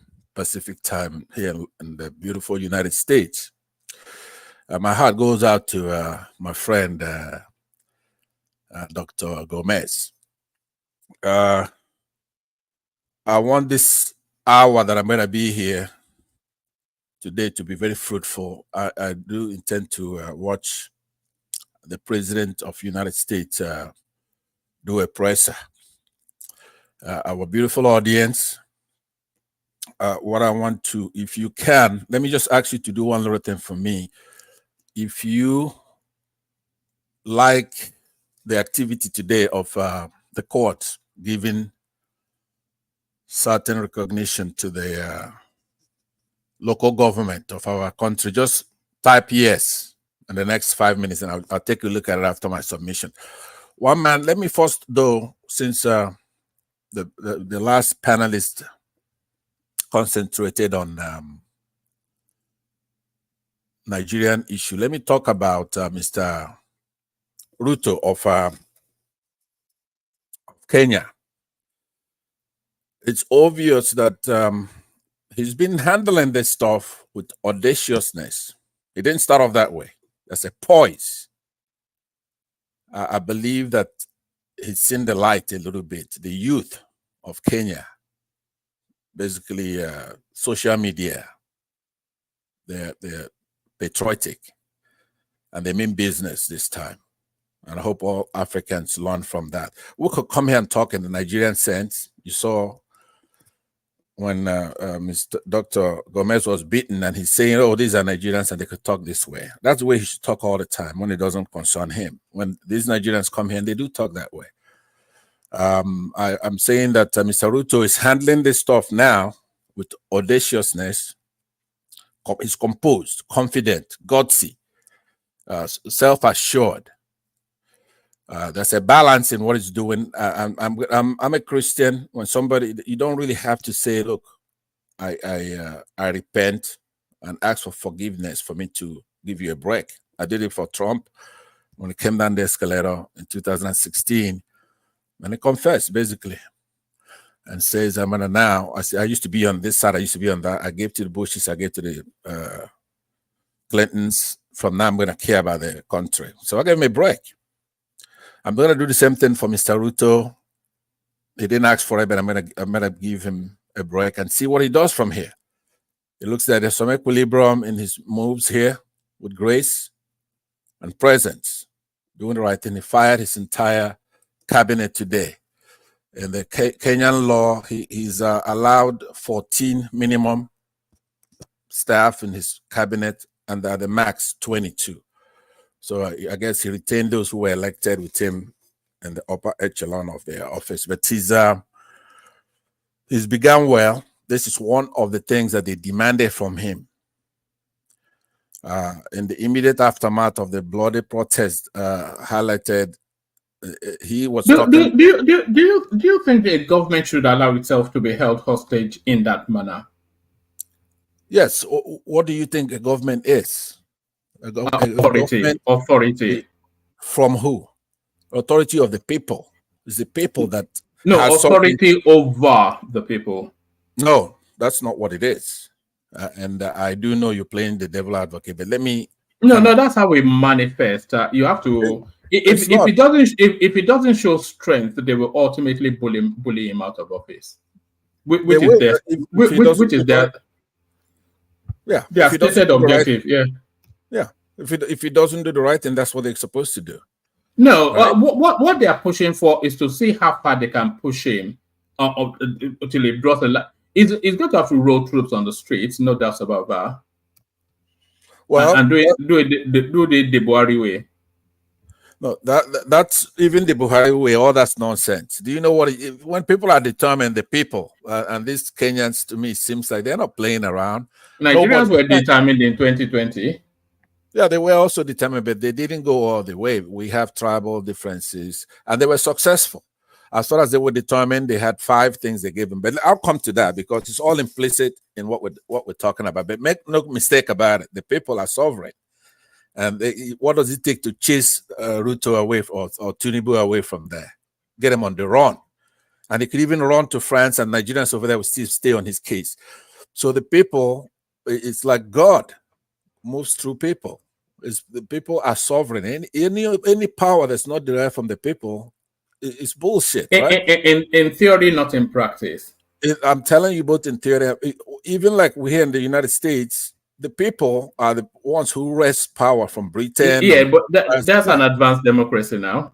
I know, but ours is the African space is a nascent democracy. It is a nascent, but you also have to look at the nascency of theirs. When they started, it's the same thing. They didn't have it made. They were colonized here. They were being taxed from Britain. The Boston Tea Party and those who were in London were looking at those 13 colonies with long nose. You know, it's like they're actually bastards over there in Northern America. So they thought they'd come here and do whatever they want at that time. So that's where it starts. We don't have to. Well, look, one man, your argument doesn't make any sense because you're watching it live as it's unfolding. No, I'm watching a permissive sort of presidency that, the people are asking him to show some testicular fortitude to justify why he's on that seat. And they want to feel the authority of the state, but he's buckling and being lily. It will ultimately have to whip them back into their homes. He will have to roll out the troops, flog them back indoors, he cannot. And then declare a curfew. No, you don't get it. He wouldn't do any of those things. If it will ultimately. Yeah, listen, it's not. He's being humbled, right? Showing the humbling power of African youth. This is unprecedented. Look, it's showing contrition before it shows steel. When it shows steel, it will tell them that I was contrite, but you pushed it too far. No, this guy just sacked his entire cabinet. All of them sacked. All right. So only to appoint a new set. So that means nothing. But after that, there is no more give to give. So if they don't settle down now, he will just shoot them. You're not making any sense. So let's keep it civil, right? You cannot twist this one. It's in Kuwait. It's happening the way it's supposed. He's made several concessions, and this youth say no, it's not enough. Inclusive in those who were sacked are the defense chief, for example, who also used to be even a member of a cabinet. It's a government that is less than 2 years old. Some people were already in the equivalent of a Congress, and he picked them from there and gave him cabinet posts. There's a dissolution of the cabinet. It doesn't affect the deputy president, who cannot be legally fired, and the prime cabinet secretary, who's also foreign affairs minister. Those are only 2 exceptions, right? This is a clear reflection that he's trying to have a holistic appraisal of what's happening. Do you not feel a sense of deja vu? No, with what? Go ahead. Because when the NSAS thing started in Nigeria, the citizenry pushed the government. They pushed them to panic, and the government acquiesced to a series of demands. But then those demands started to mutate into other things and other things. And then at some point, the government had to draw a line. So I don't think there's any further movement after now sacking the cabinet. So if they don't settle down, then it will just have to flog them back indoors. No, you don't understand. That's not the only concession he's made. This guy, they forced him to come and talk to them, the social media. We played it here. Yeah. So this is the real revolution. This is not a joke. They are methodically. It is a joke because it's a template, isn't it? It's everything that is happening. There's a sense of deja vu. We've seen it countlessly in several African spaces. They roll to the streets. They smash up shops. They do all this hoopla and brouhaha. They feel a sense of emboldenment. Because they feel that they have a massive number that cannot be overwhelmed. And then ultimately it starts to dissipate. It loses momentum. The government makes a series of concessions. The remaining stragglers, the diehards, they get shot and everybody goes home. Okay, well, that's your opinion. I see it totally 180 degrees different from what you're talking about. Where we are now is the finance bill that started this whole thing. So we're drawn. So that's a win. It's not a joke. So the cabinet today is the latest action. They've been sacked, inclusive in who were sacked. You have to. There's one of them that is called Aden Douale. He posted something on X that I checked out the other day, right? And he says, look, in a nutshell, forever that he'll be indebted to Ruto and people of Kenya for the opportunity to serve as Kenya's defense minister. This is defense minister. It doesn't get any better than that. When you sack a defense minister and he's not talking nonsense, right?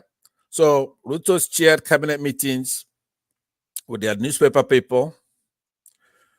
He's ready to this is not to reshuffle a cabinet. I think he did that already. It was not enough. These people didn't want that. They went for the whole thing. So right now he's gonna try to appoint others to replace them. Hopefully, and this shouldn't even come up because right now he's operating without a cabinet. So there has to be a time certain for him to reconstitute that, so he doesn't turn into a dictator. But from the way, like I said, I like his poise, and I believe that he understands that he can't even make any mistake. Right now, he doesn't have the defense chief and all those thugs that normally get in the way of the people. He's naked. He's now being guided by the people, which is the way it should be. And how anybody would even talk the kind of stuff you're saying, even our own little thing that we did there was successful. The youth get to see that that 5 demands were met. They smoked out the rat, the chief rat himself. Buhari normally is aloof. He doesn't want to come and talk to the people. But if you can imagine, place yourself back, time and space, you're going to notice they smoked him out, including this Tinubu right now. He ran to France, the latter. And I could remember watching Buhari come on TV and give the youth the 5 things they demanded, right? So I'm not going to say why it fizzled out. I'm just going to leave that. I want this to be a good session because I want to go to Biden very soon. So what I wanted to say to you is to, as somebody who's in the media here, you have to support these Africans, this youth who are doing the right thing. Don't be afraid because it's coming. I know what you're afraid of. It's coming. I'm not afraid of anything. You know what you're afraid of. You know what I'm you're not afraid. Why would I be afraid? I'm within the comforts of my home in Kent. You know, why would I have no fear? But you do have a fear because you have come here with hubris and you've talked ad nauseum about how Tinubu is unassailable. You know, he could do whatever they want, especially the class. You like the rich in our society, the powerful, and you've got yourself set up to where you have to support those people, and that's all your interest is in this. You don't care. No, I'm able to articulate what my own interest is, and I'm here. But maybe so if you want to know my interest, I have the language. I know your interest. You can articulate your interest, but it's totally different from your interest, right? All right. All right. You have 4 more minutes, so go use it as you will. At least half of that. So let me ask that be restored. Now that I'm going to be dealing with the Nigerian local government issue, let me ask for as much time as I may consume. In the economic sense, let's look at overview of Nigeria's economic system, because when I talk about the way our constitution layers the tiers of government, which it does, the local governments are recognized. You have the federal, you have the state, and then the local government. But between 2000 and 2014, I'm using that demarcation to then usher in the APC from 2015 to now. So Nigeria's economy experienced broad-based and sustained growth of over 7% annually on the average. And of course, we're benefiting from favorable global conditions at the time as well. Macroeconomic and first-stage structural reforms, right, in the country. That's what we had at that time, 2000 to 2014. But from 2015, the growth rates decreased and GDP per capita flattened, driven by monetary and exchange rate policy distortions, increased fiscal deficits, lower oil production, costly fuel subsidy, increased protectionism, and all kinds of weird stuff. And of course, that's the excuse that everybody uses all the time, the COVID-19 pandemic. So weakened economic fundamentals led the country now to inflation that reached a 24-year high of over 30, I don't know, maybe 33%, but let's be conservative and say 31% at least. I know it's in the 30s, up to 2024. So why I'm giving you that is show that sluggish growth and all kinds of things. People are starving. Nigerians are in poverty. So now, we had a ruling today. I had asked your audience to participate, and because I don't know how Nigerians look at local government structure in our country, because this is not bringing it home. To me, it's a good thing. The government that's closest to the people is the best thing that we can do for our country. So before I go forward, let me tell you that in the local government councillorship, as it's known in Nigeria, for example, Abia State has about 17 local governments, right? Abuja has 6. Adamawa has 22. What are some important states that you might want to know? Something like Lagos. One man, how many does Lagos State have when it comes to I'm not sure, but you have 2 more minutes. We have to get to other people so that they're not. Well, if you want me to leave, I'll leave. If you want facts, no. All right, thank you. All right, thank you. So who's next? IPOB Europe next. Yeah, greeting to everybody. Can you hear me? Yes, perfectly. Carry on. Yeah. You see my name, right? Yes. So why can't you comment on that? No. I was wanting you to guide us into why you have because you've never sympathized. You've never sympathized with them. I'm trying to make a statement. Okay. And in reference to it's a reference to a playback. Just give me more time than because I don't come here quite often. It's a reference to a playback that I played some time ago. Because because this so-called IPOB, the way it has been labeled has become a very cognizant bias, what I consider to be hollow, and horn, when it comes to labeling the IPOB people, like they're so, it's so bad, that, like they're, like all of them are criminal. I mean, they have something that have never been, happened in that country before. But the reason why I'm saying that it's not everybody that is from the Southeast is considered to be IPOB. But if you're an IPOB, it's not the whole IPOB that are criminal in nature. Some of them are asking for, for their right. So you can't be labeling everybody from Southeast, because I had a playback.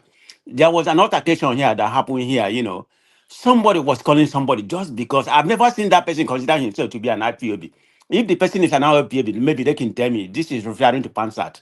maybe they can tell me that an IPOB, then that's different. But the people start calling, the person start calling him on IPOB already, and I've seen that so many places. I said, okay, if that's gonna be the case, because I'm from that part of the country, if you're gonna do that, then let me name myself IPOB. I will damn the consequence. Let it be. So from today I'm an IPOB, whether you like it or you don't like it.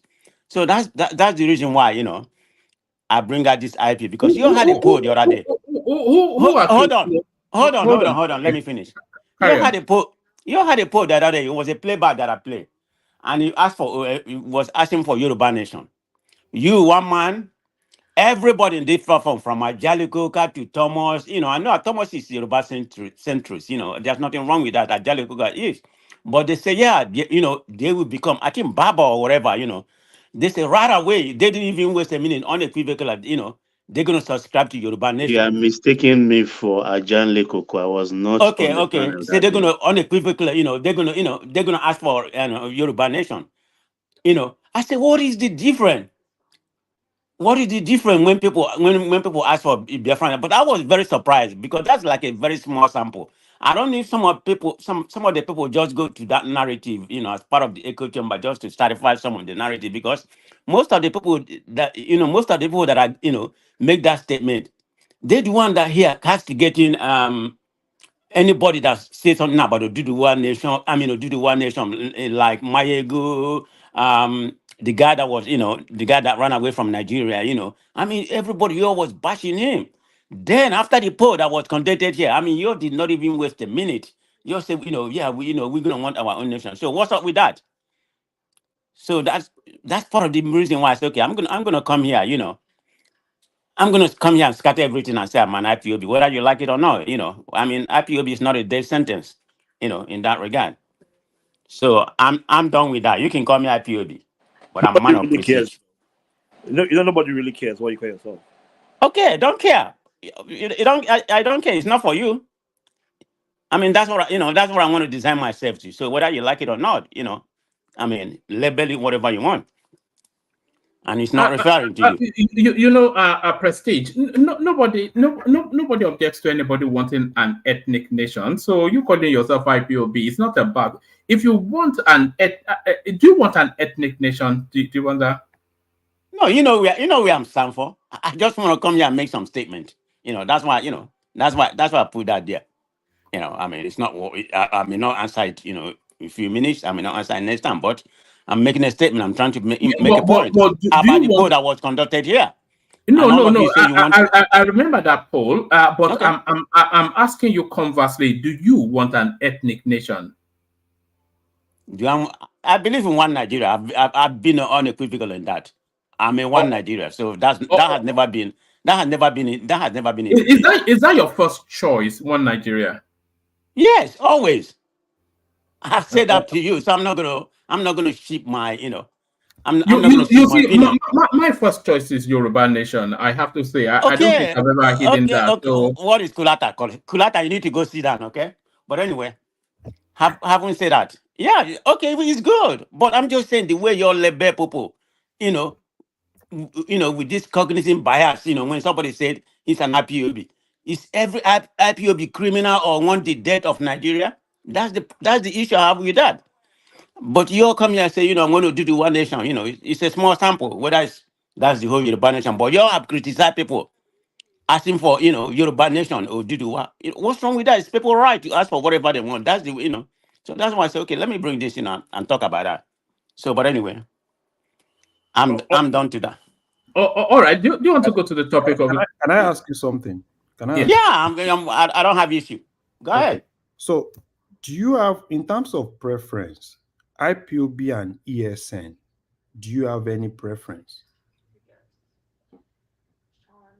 I can't hear you. In terms of preference, right? Do you have any preference? Looking at IPOB and ESN, or do you think they are the same?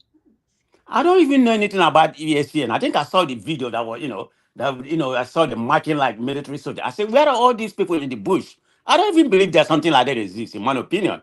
I have not have an encounter with them, but I know there's something like IPOB people, who are identify themselves as IPOB. But that Eastern, Eastern Security Network, they say now the kind of establish, in order to defend the Southeast.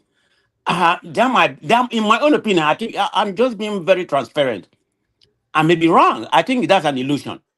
Nothing like that. Where did they establish them in the bush? I saw them long time ago with heavy ammunition and everything. Is that a reality, or they're just doing that to deceive people? I mean, that's the way I see it. So I don't really believe in the question. To answer your question, no, I don't believe there's anything like Eastern Security Network. No, I don't believe that. Oh, okay. That answers my question. Thank you. Right. All right. Let me take you to the topics. No, I pretty much know the topic. Let me start. All right. Before you launch into the topic, then let me just say this. Nobody objects to nobody objects to anybody wanting an ethnic nation. I think a lot of people, if not everybody, wants ethnic nations. I think it's just the violence of the IPOB narrative that people object to. But Nobody it's not the whole objects IPOB. It's an indigenous people of Biafra. That's the way I'm looking at it. It's some, it's some people, that's perpetuating that criminality or whatever you call it. Yes. It's not So everybody. is that So you space? can't just baptize everybody from the Southeast as IPOB. Because when you are quarreling with people, this is not so many. They have called me that too. When you are quarreling with people, all they couldn't say because they're from It the was Southeast, Niger man that called you that now. Niger man. Huh? It was Niger man that called you that. No, he didn't call me that. He said he did. It was He just Niger said man that so. called Pansad IPOB. People have called me IPOB, so that's what made me broad. If I don't know if Pansad has identified himself as IPOB. I've never had him, so that's what made me bring that in. Man of prestige. Yes. Sorry to interrupt you. No, you're fine. I don't have any issue. Okay, I think the problem is this. Personally, nobody has problem with IPOB.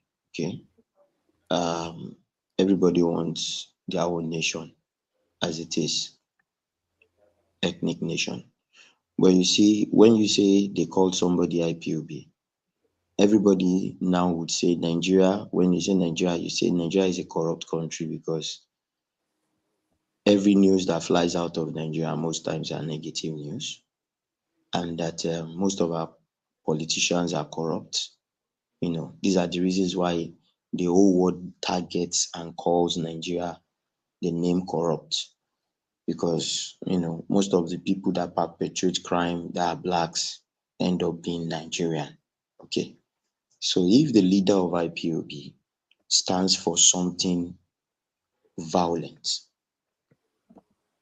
and he stands for something violent and is also against other ethnic groups, calling for the destruction of their place, then you should understand why everybody will see IPOB as what their leader is.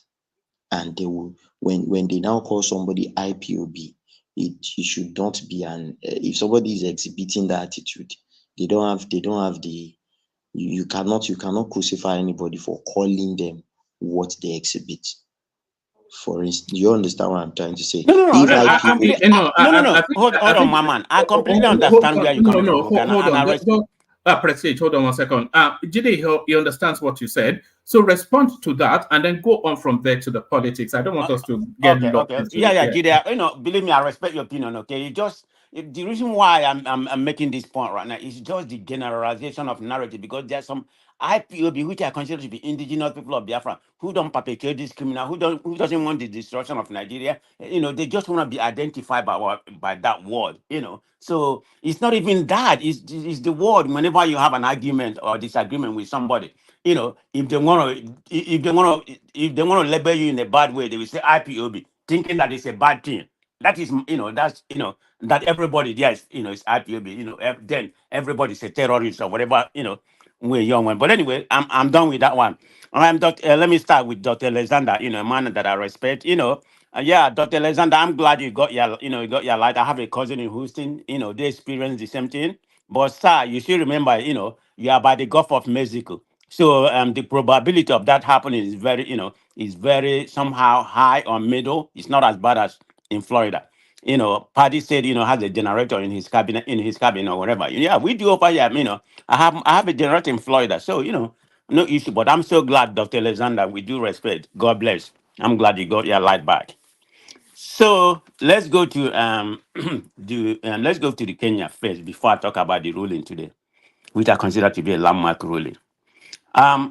Okay, this guy has sacked all his cabinet. Is that the solution? Why not the legislator? What is the cabinet? I mean, the cabinet is the people that he appointed. Do they make law in that country or whatever? I mean, he has consent to some of them, the tax bill, and now sacking of the. What does that do to the country? I mean, they're still protesting. So I don't really see anything of this consent that he's giving today. Are they the one legislating the governance of that country? That's just the cabinet. Are they performing poorly? Then he can sack any one of them that is performing poorly. Because you can't tell me, I don't know, I don't know how many people in his cabinet that all of them are performing. Prestige. I think that's one of the demands of the protesters that he should sack his cabinet.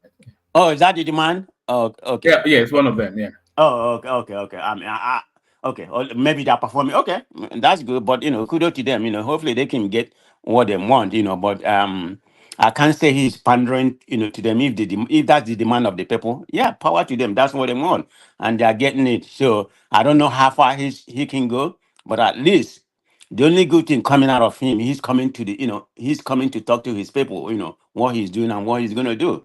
So let's see how that's going to play. Is that going to be a panacea to Nigerian protest or something like that? We wait to see about that one. So that's not my problem. That's not my problem right now. So having said that, let me say something about the ruling today. Which I consider to be like a landmark ruling. I mean, we have been agitating for this to happen, and Tinubu definitely I give him a kudo for that. But with a caveat, I still have an issue. Because if you look at this.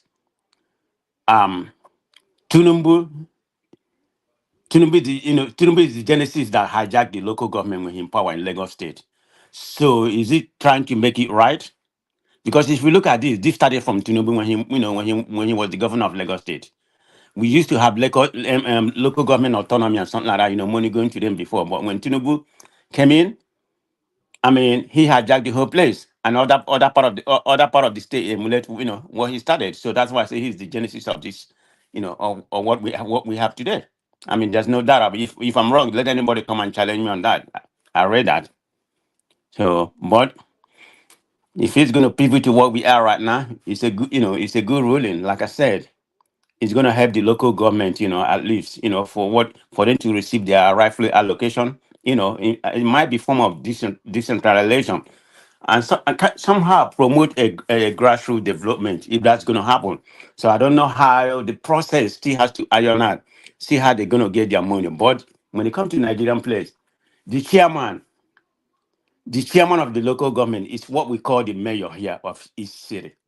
They're supposed to be controlling their revenue. They're supposed to be find a way to generate revenue. Not just depending on depending on the federal government. I mean, it's just like a city.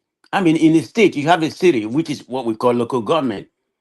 Then you have a people that you have a people that legislate in each of the area. So how is that going to work in Nigerian space? I don't know. I hope they don't do what the what the government has been doing, hijack the homeowner and take it by themselves, without any kind of accountability. With the government, centralize something whereby everybody can be accounted for whatever they do, each of the local government chairman. I don't know, but that's kind of, if they have to do it like that, that's kind of, usurping the right, of the chairman, because the purpose of the government, when a governor, what's the function of a government? Is it not to legislate, executive, make some appointment, and promote some policy, for the advancement of the people? That's supposed to be the function of, governor. But when it comes to Nigeria, governor is on a different, they're like the chief of everything. But if we can have this demarcation, differentiate, where the local government coming from and the process for, but like I said, anything, I'm not going to elaborate that much on this. Anything that come out of Nigeria is like a half baked until it actually happen. Like, they are pushing back right now. But the Supreme Court has ruled. This should have done through the legislature, but right now it's coming from the executive and the judiciary. Judiciary decide, the Supreme, the Apex Court, which is the highest court in the land. I mean, whatever law, whatever they say is the final, is the final saying. But like I said, it should have come from the legislature and make it a law. But being that the Supreme Court, of Nigeria has decided, I don't know why the governors are pushing back. I mean, do you see they're just now, implicating themselves. Why are they pushing back? What is the reason? Do they have any legitimate right to push back? Give Peter what belong to what belong to him, and don't try to rob him. This is what the governors are trying to do. But I hope they don't succeed. But in my own opinion, I think the Supreme Court should, whatever they decide should be the final say. I don't see why they should be, but it's a good thing. It's a good development. But like I said, Tinubu started the whole mess. So let there be an improvement in that area. So what other topic? We were also talking about the minimum wage. The government has moved somewhat to 100,000 naira, but one man, please. That's not the right thing, though. It's not like government has actually said they want to pay 100,000. Probably you need to read that thing. I didn't actually read it. I'm going from the headline. So fill us in. No. The government has not. They've not told Labour that they were going to pay 100,000. It's Labour that is just still say, okay, even if they say 100,000, right? Probably they will. Probably we won't take it. We are still going by 250. So I think this is just Labour coming out. It's not like probably federal government have actually negotiated 100,000. So it's a negotiation ploy. They're trying to. Yeah, exactly. Okay, thank you very much. So there's nothing to talk about. It's still on negotiation, so I can't make a comment. It's not Prestige. I think in most cases you used to. I'm not Paddy. This is Larry, right? Oh, Larry, I'm sorry. I tend to misunderstood both of you. I'm sorry. Okay. So having said that, there's nothing much to talk on this, because it's not like the federal government has tabled out, say this is what this is what we are bringing in. So I mean, it's still on negotiation right now. So there's no need laboring on that. But there's something I wanted to talk about. Something I find out about the country in Africa that has the highest debt, borrowing money from the IMF. Nigeria is not even number one. Nigeria is like number 6. Somebody sent me that. Somebody sent me that clip, actually, Egypt, if I can find Angola. I think Egypt, Angola, Kenya is right up there. Even Cote d'Ivoire is like number 4. Do you know the most indebted country? Do you know the most indebted country to the Chinese? Yeah. So, but the problem is that sorry, President. Do you know the most indebted country to the Chinese? Oh, the most indebted. Is it Kenya? I don't know. It's the country you're in. Okay. Yeah. Yes. I'm not. I wasn't even thinking globally. Yeah, you are right. I know about that. I thought you were talking about Africa. Okay, yeah, you are right. Definitely. Nigeria was not on the list. I was waiting to see Nigeria. No. Nigeria can't be on the list. The one I'm giving is just Africa. Nigeria is like I'm number 6 or number 7. Ghana is even is right out there about number 7 or 8. I don't have that figure. But the point I'm trying to make, we are not that too much in debt like people per se, but it's what you make of that money, what you use of that money, or how are you getting the result? Are you investing that money for better result for you to be able to pay your debt? I mean, Egypt debt is, if you put the whole Africa together, if you put the whole Africa to even South Africa, Nigeria, about 6 countries together, Egypt debt is more than any one of them. So it's what you used to read. I just want to make that point. I mean, we come here, we cry, but that's what I definitely find out. We need to make use of proper, what we are borrowing. It's not just borrowing. What are we using the money for? Do you know the total debt profile of Nigeria? Is it not about one? What I don't know. I don't have the record with me. I don't know. It's about $110 billion. Which is to tell you that the country is under borrowed, even not over borrowed, but under borrowed. Yeah. I mean, in that sense. But what are we doing with the money? This is the problem. We should start finding a way to start producing something. We can't just be dependent on, building something, for the betterment, employment and other kind of things. That is the problem we are having. Because when the government borrowed, They just do something pedestrian, and embezzle the rest of the money. This is the problem. Like I said, you look at a small country like Ghana. Their debt is very close to ours. So how are you going to compare a very small country to ours? So the point I'm trying to make is not the borrowing, we are borrowing, it's what we are using the money for. So that's where I have an issue with. You have one more topic I would have liked to talk, refresh my memory. Okay, I'm kind of. Yes, we were talking about the local government autonomy, which you've spoken on, the Kenyan president, which you have spoken on. We were talking about Kano, the bill passing through for Kano to get Yeah, additional thank you, one state. man. Okay. Did you want wanted to talk about this? Remember, about 3 weeks ago or more than that, when they was asking for Olu State, and now it has degenerated to a different level. Adama, that state in that area, they were talking in the southeast. They were talking about three different names, to be covered. They are talking about three different names. So I'm not saying they are requesting for three states, but three different names. They say the people that the people that are narrating that all those stuff, they haven't consulted them, so they are trying to change them. They're asking, they talking about Anioma. What was my concern? It's not that I don't want my people from southeast to get more state, but what I stated here, one man, if you recollect what I said, if you ask for that state and if you are giving, other part of the country is going to ask. You're going to have Southern Kaduna. Now you have Kanu. You think they're going to stop that? Okay, you're trying to balance the legislator, try to get more people in the legislature. Is that not the main purpose of that? Why the statistician they feel like they're being underrepresented. Now, people in Oyo State are going to ask for. People in Kanu State, because people believe that, people in the north have more, than. But if you get one and they get one, so what is the purpose? You have defeat your main, purpose of asking for more state, and you give him more people to just eat money, embezzle money, more corruption, more governors. So that's the only way I have an issue. I didn't have an issue on that if they have asked for, but I know what's gonna be coming. You can't just give the Southeast and say a place like Kanu. I don't know how many local government they have, 40 something or 50, I don't know. I mean, are you telling me they're not gonna ask for and they're not gonna get it? So that's why I brought that topic up. But I'm glad, you just mentioned that, yeah, but we don't need any more states. I'm going to come here and say it again. We don't need any more states. Be it in the Southeast, being in anywhere, even at all, they say they have been on that. That's not the problem of the Southeast.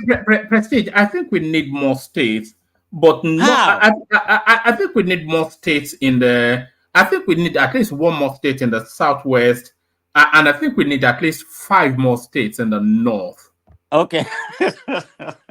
Okay. Let me go back to my region. Okay, I'm not more of a regional person, but let me be on that. Why is the Southeast asking for one more state? Didn't they say why they're asking for one more? It's for representation, not Okay, for if they're going development. to ask for more state, and you ask for one more state in the southwest, Yeah, and now but you're telling me about. do you know why I'm asking for more states? I'm asking for one more state in the southwest because Okay.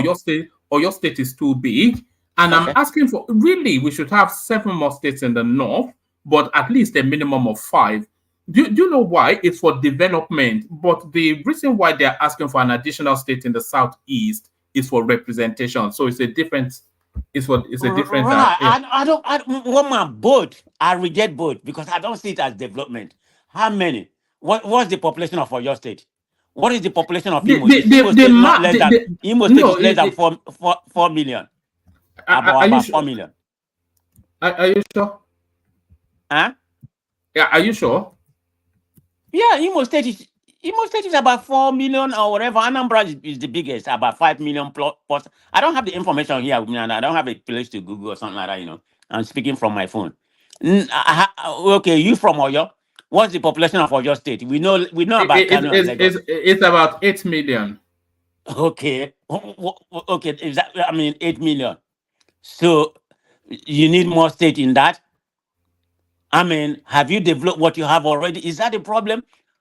Okay, all you're gonna do is about siphoning the country money. You're creating more people to, more people to have more money, more people to pay money, more governor. But are you developing the people? The landmass of your state is too big to be administered centrally by one state. Well, my main focus earlier, why I'm not in support of any state from Southeast, and I'm still stand by by my opinion. But if they get it, power to them.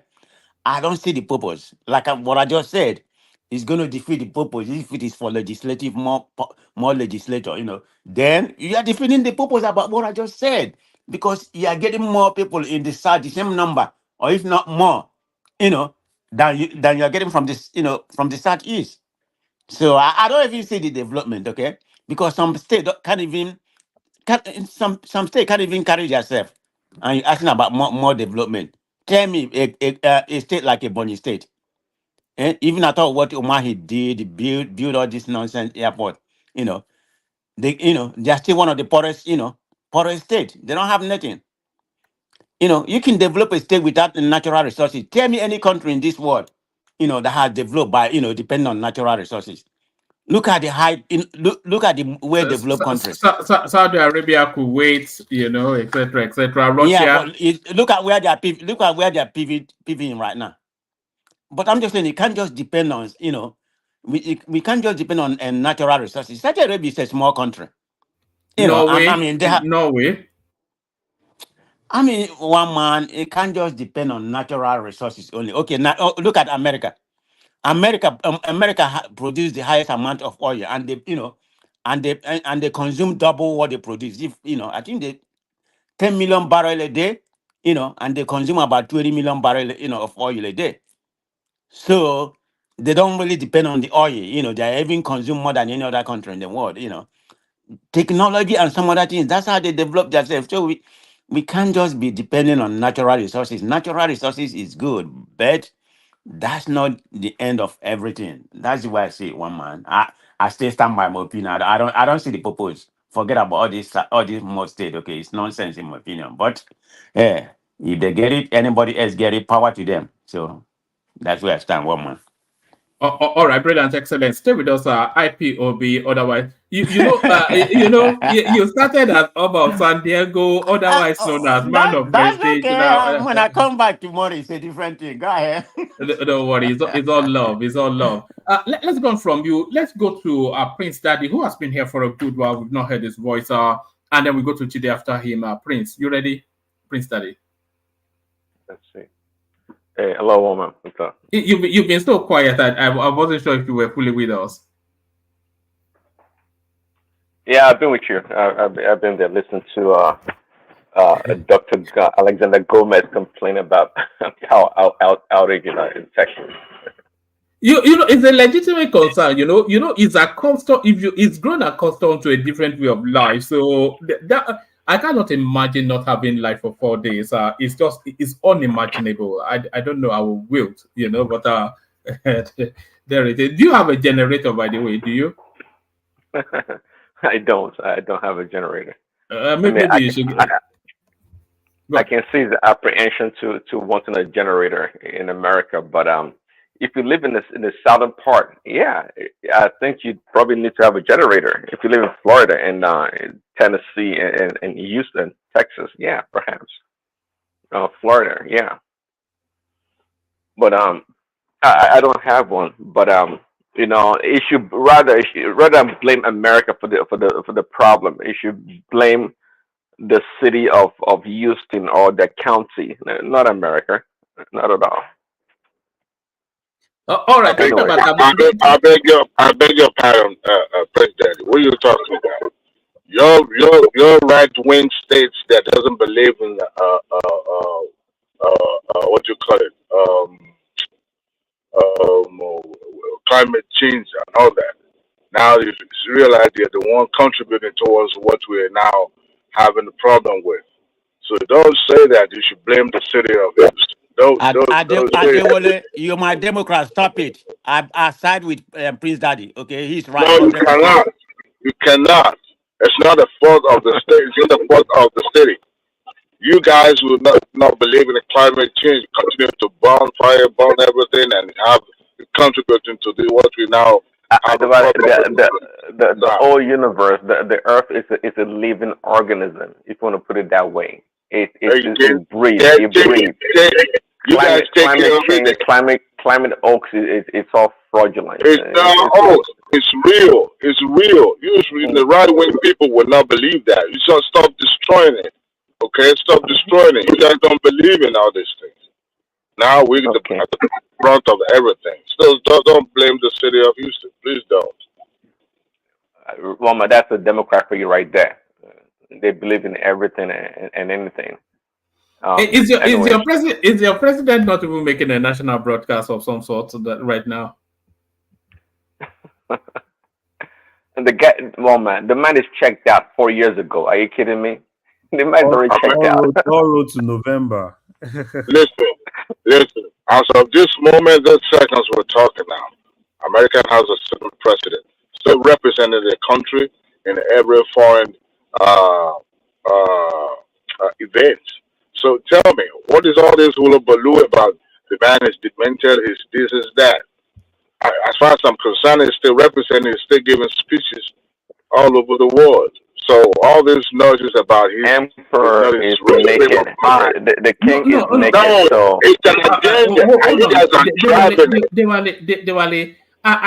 Are you saying that the guy is not having some sort of cognitive struggle? Because everybody, the whole world sees it now. Listen, American love drama. They like to see somebody who is dramatic but lacks in action. This guy has been in government. He knows the in and out. Yes, he's advancing in age and just sort of slowing down that you can visibly notice about him.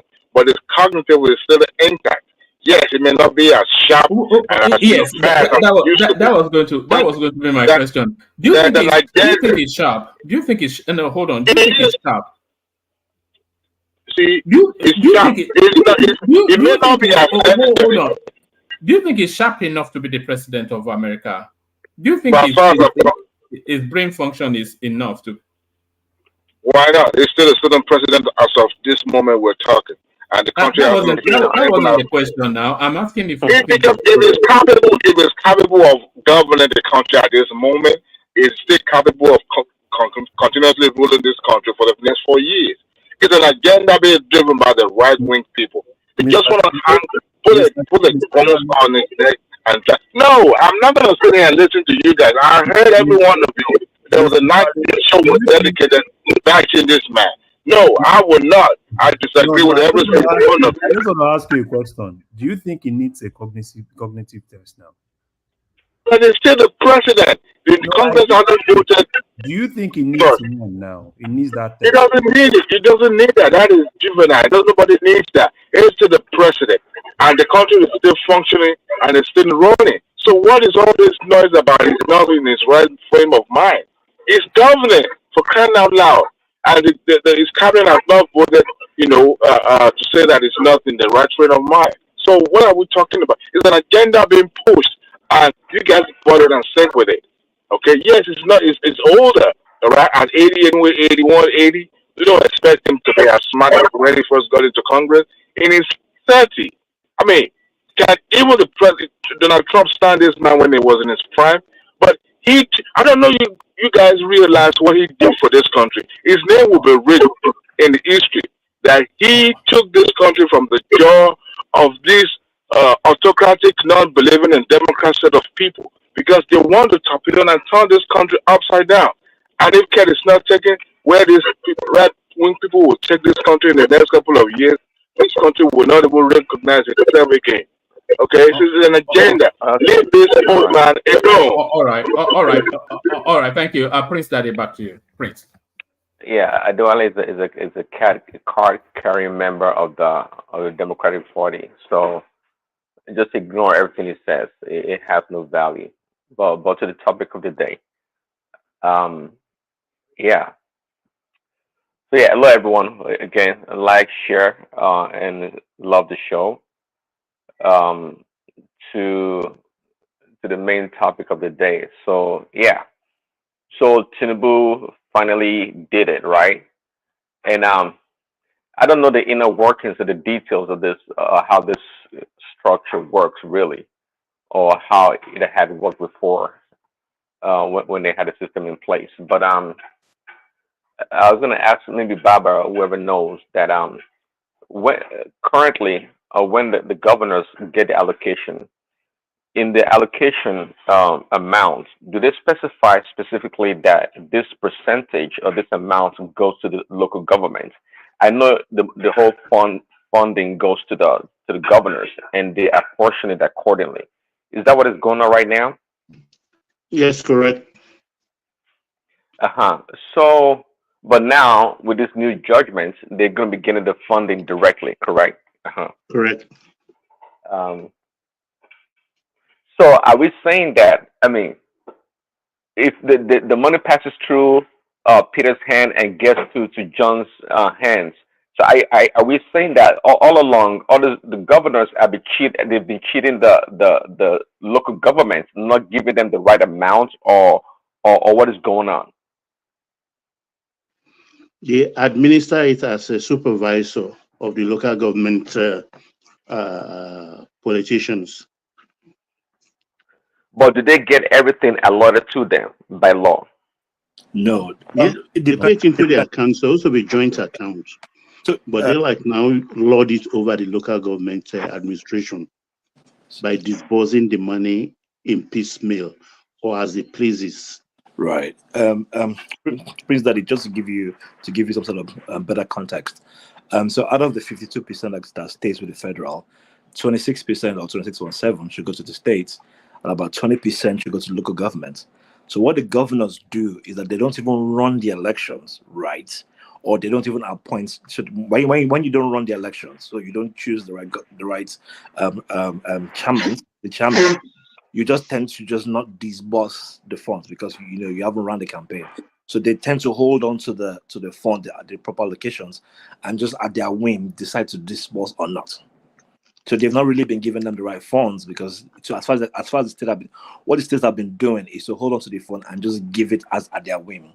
But then what the constitution said they should do is receive it on behalf of the local government and then give them that 20%. But they've not been giving them the funds, and the ones that give don't give at their whim, and then some don't even run the elections at all. They rather use maybe like mayors or whatever it is in place of the local government chairman. So when you don't run elections, you have nobody asking for demands. You have nobody asking for the funds. Okay. Well, yeah. Thanks. Well, I guess they found a way to corrupt the whole structure so they can game the system. Well, okay, it makes sense now. But just like we've kind of debated on the show before with Babati and some other guys, that look, well, now the judgment has been passed. It is quite clear that it's going to take time before the local government actually gets to a point of actual optimal performance. We're going to see a lot of waste, redundancy with the local government, and unlike some people that like to that want to grade Tinubu in 1 year to solve Nigeria's problem. I'm estimating that it will probably take about 5 years, even longer, for the local government to get things right, to be strong on their feet, to know what is going on, because they've been pretty much ostracized. They don't. I mean, they've not. They've lost their tacit knowledge how they used to run the local government. They don't. I don't think they're like little children right now. If you ask me, I don't think they know how to do anything. All they've always known is to beg. But now you're going to give them all this funding, the power, the authority, and the leadership. It's going to take a lot of circling around of the wheel before they actually know what is going on. So in other words, I'm saying that we should be more lenient and not to be too not to try to grade this local government in the first year or two. They need time. Again, 5 years, maybe longer. But however, they can, if they're serious about it, we can have a model few local governments across the country to be used as a model that would try to fine tune the system and replicate it across the country, and in so doing, kind of shorten the length of time that would take them to come to optimal performance. I think it's a good, it's a good idea. It's a good thing. Essentially, this is what we call the subsidiarity of governance, bringing everything to the local government, closer to the people. And just like somebody said, I know, kind of, I guess, jokingly, if money is allocated to the local government chairman, I guess, and we know it's public how much the money is. If they're not doing anything, not fixing the road, the streets, or not building hospitals or taking care of the schools, maybe you can go knock on their door. I mean, you're closer to the people are closer to the leaders now, and I think it's much better. Unlike the governors where they have, they have they have guards, they have the police, they have security. You can never get to them. But I think with the local government, you can get much closer to them and call for meetings and be more involved. I think it's a good thing. But the other thing I'm asking again is that you have to give them time to perform. You have to give them time to perform. And I think Christy was asking a question earlier. I don't think it was Tinubu that bastardized the local governors. I don't think he was the one. I think was, from my understanding, it was actually a passenger that did it. And Tinubu was actually, maybe he kind of revamped the system, trying to find a way around it. Okay, maybe did something like that. But it wasn't his intention to destroy the local government. It was not. That's my understanding. But again, I think Tinubu is gradually giving us what we want. Um, um, I've not really read the Oronsaya report, right? But I know it's kind of part of it, and I think it's gradually unfolding the things for the Nigerian people. I think if Tinubu has good intention. I've always said it. I think it does, and I've always said my idea of a leader is not somebody that gets everything right, that says all the right things in the world. Like, let's not mention his name, but somebody that's willing to go out there and put himself out there, do things, make mistakes, and try to recalibrate. Okay, always thinking about the people first, to always do right by the people. I think I end with that. And quickly, I probably have sorry about that. I think I have a minute left. Ruto in Kenya. I don't know. It's I mean, is acquiescent to everything that these people are asking him to do. Maybe it's actually going overboard. I mean, maybe in Kenya, maybe in East Africa. Sorry, Prince, do you think it should crack the whip? Well, I was thinking that not like crack the whip, but I was thinking maybe in Kenya, the people. What if Ruto is doing is more likely to occur in places like maybe in Europe, the Scandinavian countries. The leaders are not egoistic. In a lot of ways, they're not. They're not egotistic in a lot of ways. So they wouldn't mind. Maybe in Kenya, in East African people, they kind of like that. Maybe it works like that. But where we are in Nigeria and West Africa, you don't play that. If they smell blood, they will take you out. If Tinubu does such a silly thing, acquiescing to demands in the whip, the obedience would destroy me in a They'll eat second. him up in a jiffy. He has no chance. He has zero chance.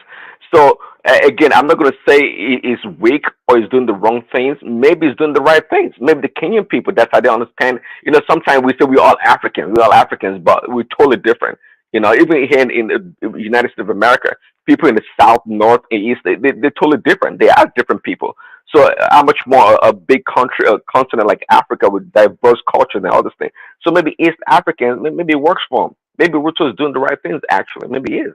Okay, so let's see how things unfold. The other day, Kaiser came on the show and gave a really solid background to what is going on, and it kind of highlights a lot of things, give a lot of understanding to what is going on. So that is great. So I guess, I don't know, kudos to Ruto or what he's doing, but it's not going to work in Nigeria. Absolutely not going to work. With end SARS, it's almost understandable. Because it was like the security, the people in power were oppressing a constituent of the citizenship. Okay, so it was okay for the government to respond. But what is going on right now? It looks like the Kenyans, the people, the young people, whatever, they are challenging the authority, the decision making of the leaders. That's something new. That's something totally different. So on that note, one man, I'll end right there. Thank you. Do you want to speak a little bit about Kano State wanting to be split into two, an additional state in Kano State? Well, there are traditional states, so now the Southeasterners can ask for two more. Then, I mean, when does it end? Um, Again, I think it was I don't know if it was Patty or Larry was making a point.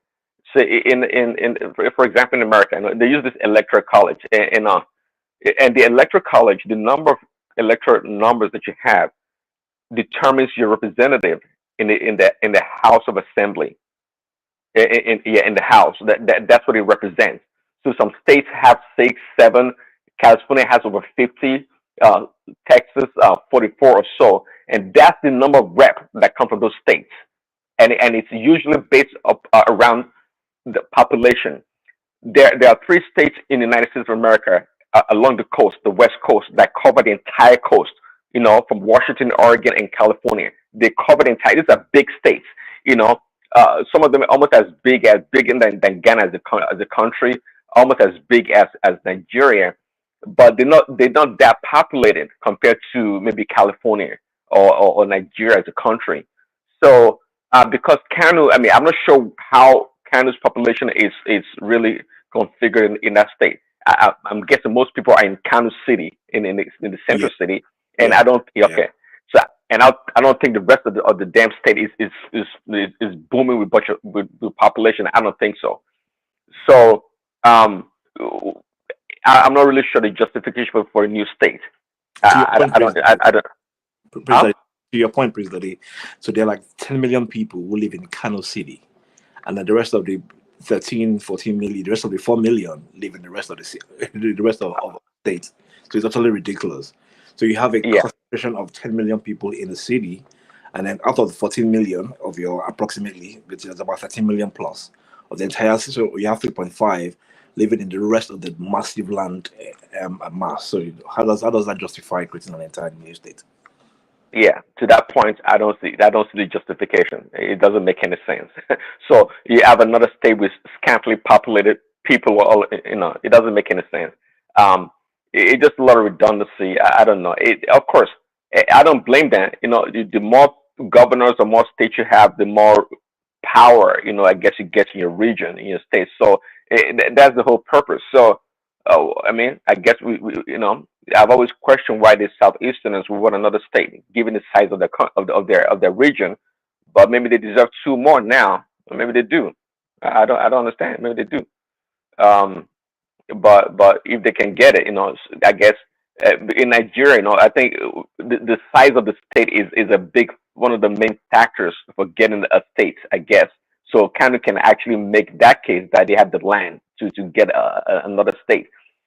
So but again, as explained by Patty, I don't see the logic. I don't see how it works really. All right, Um, one minute. Thank you. yeah, yeah. Before it goes one man, I just Yeah. want to just quickly chime in. Even to the Southeasterners, I think the only reason they're asking for an additional state is because they feel like they need to have an additional double senators in the arm of government. But remember, the Southeasterners used to have just one state, which was the East Central state. And then that got divided into 2 states. So they had 2 states. I think it was Abia and Enugu or something like that. Enugu and then probably Abia. And then that got divided. They gave them Anambra, they gave them Imo, they gave them Enugu, they gave them Abia, they gave them Mboing from that small state. So the old southeastern state is now the Cross River state of today. So asking for an additional state from one state, that means you've divided one state into 5 already. You're asking to now divide that 5 into another 6. So it's a small space, and then and that's why likes of Kano who have bigger landmass are asking for an additional state, even though they don't need it because of their numbers are already within one particular state. And the argument that will also happen for the southeastern is that majority of your citizens are not even residing in your state. They are benefiting their welfare and their quality of life from other states entirely. So what then is the justification for creating an additional state, if not for the sole reason of just having additional senators, which won't really won't really do you anything extra. So that's it. Yeah, hold on, Paddy. Point of correction. This is just for a teachable moment, okay? Because you got it backwards. It's not the other way around. It used to be Anambra and Imo. Then from there, you get Abia, then you get the West Enugu and the Ebonyi State. Okay, I Yeah, just you're want to right. cheat. Yeah, I yeah, just want yeah. Lambra Imbo, yeah, you're right. right. Thank you. All right, brilliant. So thank you, Prince. So thank you, Prince. Let's go to JD. I think we may well. We haven't lost JD, have we? Is Ego there? Ego, are you ready? Ego. All right, let's go to Dewale. I think Dewale may be ready for us. Dewale. Hey, woman, it's been a while. I've been on this show. It's good to be Okay, back. how are you first? You were swept up by the tornado last time. If these people will continue to treat this motherhood right, maybe we will live well in this like Texas, where the nature is always at the loggerhead with, with the people. But it's good to be back, woman. It's good to be back. Are your lights back on? Oh yes, they brought the light last night, and the internet also came at the same time. So great, everything. How many days was it? Alexander was just telling us about 4 days. Ours was just it started on Monday, Tuesday, Wednesday. Yeah, like 3 days now. 3 days plus. Not up to 4. But yeah. Did you hear Larry's recommendation to Alexander that you should get a generator? Maybe it's something because you were hobbled in your car for a while. Would you go and get yourself a generator? I think it's gonna be a thing of necessity now that as a matter of fact, the city has to put a public announcement that that uh, that people should stop using generator in a closed area because a lot of people put generators in their house and there's carbon monoxide emanating from it. Kind of like killing people. So they've had incidents where people have been taken to the hospital for emergency reasons. So, but yes, I think it's going to be needed, especially in the south where we're not in the season of hurricane, and that is going to be a continuous event. But God help us. But Adewale, Yes, sir. you are by the Gulf of Mexico. Come on now, common sense should tell you that the probability of you having hurricane is very high. This is not the first time. So why is that an issue?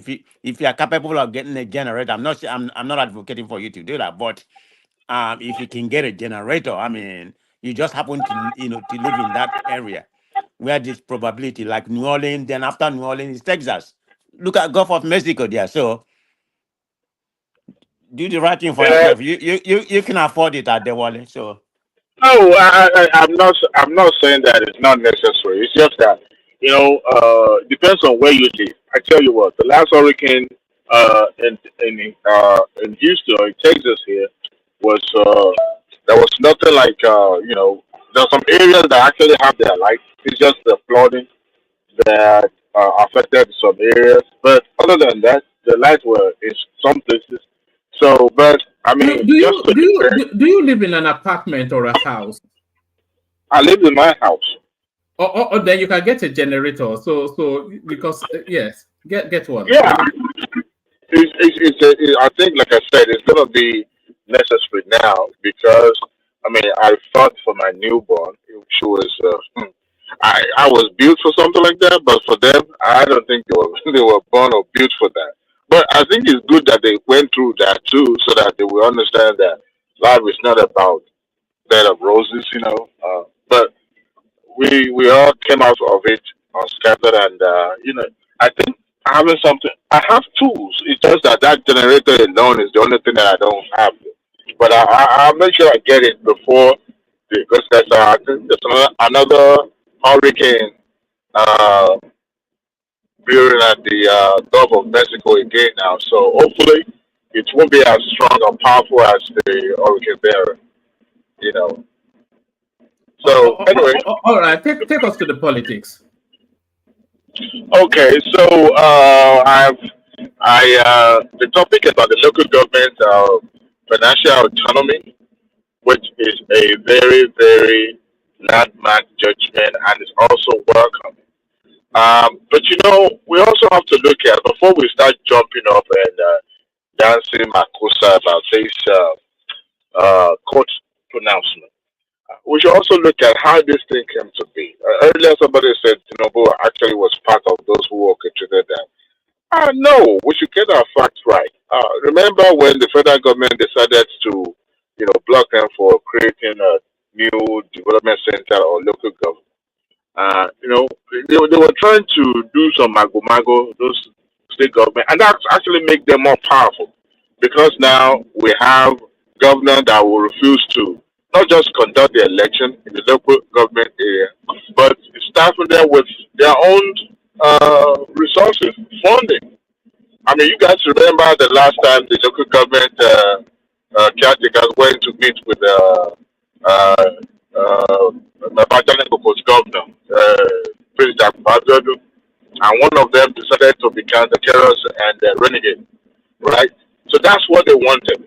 So you can imagine that this time around there will be no free flow. I heard that the Lagos State House of Assembly is summoning the state attorney general to appear to tutor them on what is the next step to take or what they need to do in order to be able to comply with the directive. And I found that very, very amusing that a whole state assembly does not understand or cannot interpret what Supreme Court says. It's clear that federal government should send what is their right, their own funds to their account to the elected representative of those local government, not just a caretaker. And as a matter of fact, I'm so glad that the Supreme Court did not just talk about the funding.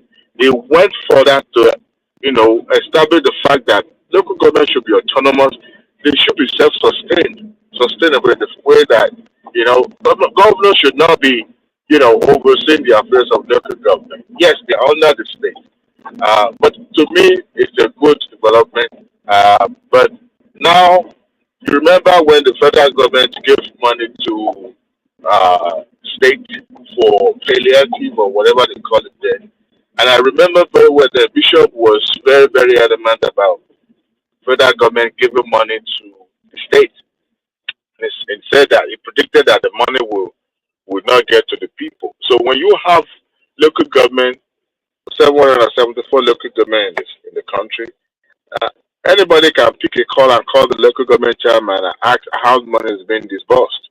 I mean, how many people in a local government area they cannot be able to account for.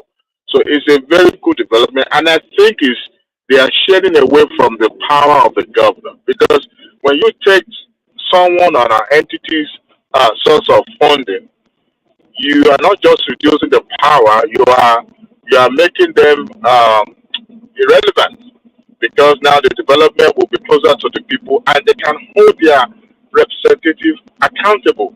I mean, for Christ's sake, why would a governor not conduct a local government election? It's insane. I mean, Obi did it. The others also, they did it because they want to use that to control, the people, the state. All government apparatus they want to control. They have the judiciary. They don't have financial autonomy. I hope we'll get to a stage where the judiciary will be able to control their own funding, their own budget, and everything, instead of it coming from the executive arms of the government. But it's a good development, and now we will be able to hold accountable every government representative at the local level of what they've done with their money. And I hope the federal government, especially the office of the Minister of Budgeting and Economy, will be able to publish monthly how much is being given to local government. Because the money being given to the state, the last time Arise News published that or make reference to that, I was really surprised how much these states are getting from the federal government. Delta State, one of the, I won't call it poorest, but backward state in Nigeria, all right, got over 40-something billion naira. My state, the state, got just 7 billion naira. And if you compare the development of both states, almost at the same level. Nothing, happened in the Delta State as moribund as the dead mushrooms. So I think now, even those poor local government, because they will be able to. Can you hear me? Yeah, two more minutes though. Your connection is really very very shaky. We're struggling to hear. But, bring it to me. Okay. Okay. What else do you want me to talk about real quick before you can spend the last 2 minutes on Kenya if you'd like. Okay. That's something I wanted to discuss about, but excuse my mind. Let me see. Okay, you guys were talking about President Ruto, right? You were talking about his decision to sack the entire cabinet. Is that what the issue was about? That was the conversation, yes. Okay. I won't call that weakness. I would say that is more or less like a listening government that decided to, maybe placate these people by trying to show that it's on the side of people do their bidding. People in the public office cannot continue to be, autocrat, or should I say, being dictatorial. Sometimes you have to have some level of listening here, so that people will understand that you are actually, a listening government. What is the purpose of you being in the public office and not listening to your subject? You are representing them. You are not to lord over them, right? I mean, if government could have been offsided in a way, but the youth in Kenya were ready, whether sponsored or not sponsored, they were ready to die there, right? But it can't govern in an atmosphere that is, full of protests and angers and all that. He needed a peaceful environment for him to function. So if that is the only way, I use the word placate the people. Why not? Someone's head has to roll. Something has to give. But I wouldn't call him a weak president or a weak leader. Sometimes he has to listen. I mean, we've seen the cases here in Nigeria that Tinubu actually, recoil back from their policies or so, even before it's even been implemented. That shows that a government that listens. But I hope, before a policy or being fostered on people, sometimes you sample that among your cabinet, and in a way that before it gets to the public and see how popular or unpopular it will be, and look at the merit of it. If it's not worth it, then what is the point of bringing it out? But I hope it's a learning curve for the Ruto's government. This is a government that was popular at the beginning, but I wouldn't rule out any foreign influence in some of this uprising that you are saying. But would that happen in Nigeria? I doubt that, because the government has a way of controlling the public discourse in Nigeria, and some of the things that could easily make the society ungovernable will have been tamed at the beginning. So let me yield the floor for others, so that I won't take much of the time.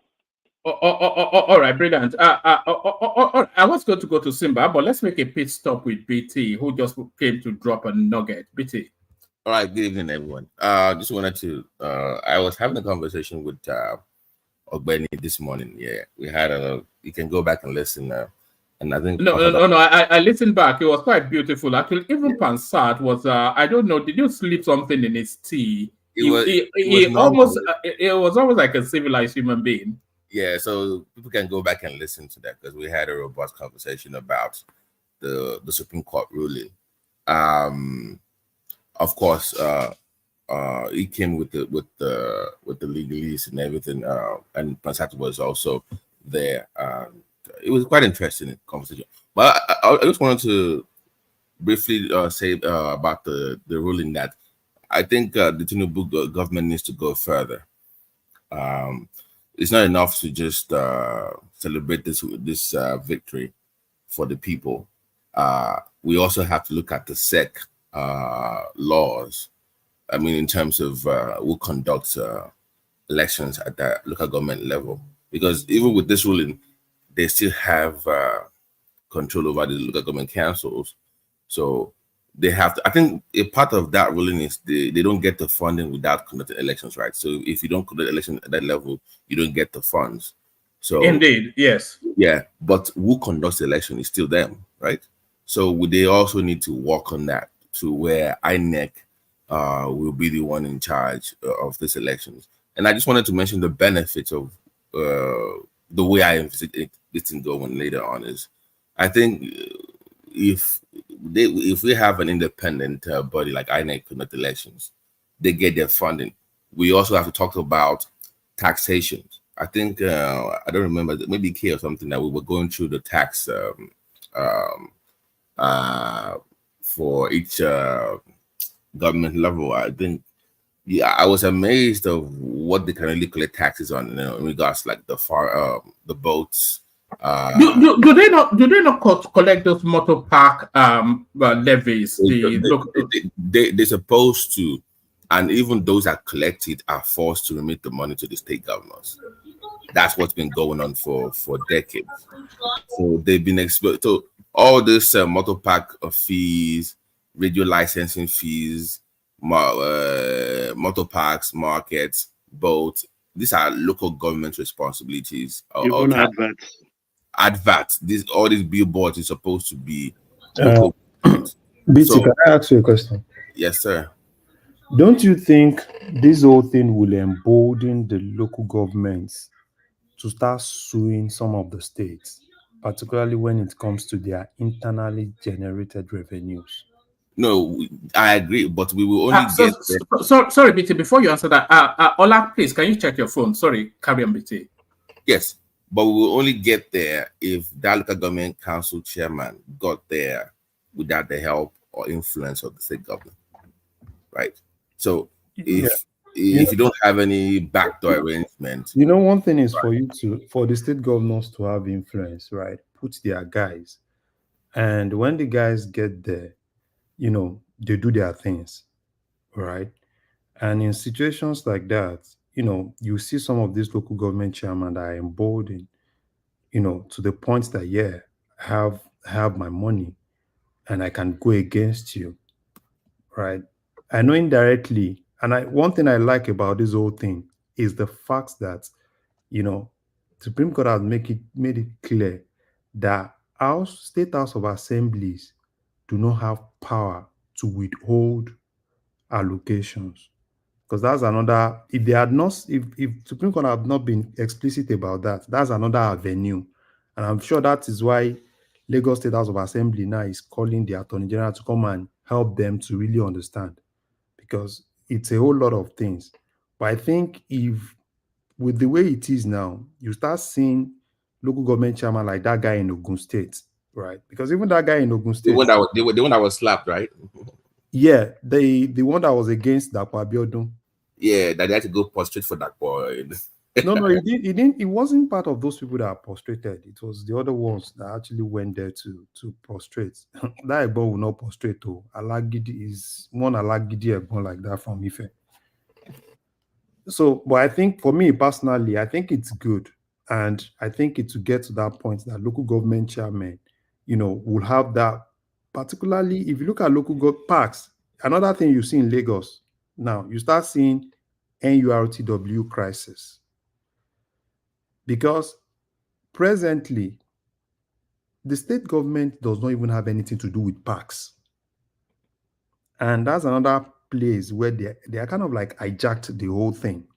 Even the boats that for Lagos is supposed to be controlled by local government. The taxation, the running of those jetties.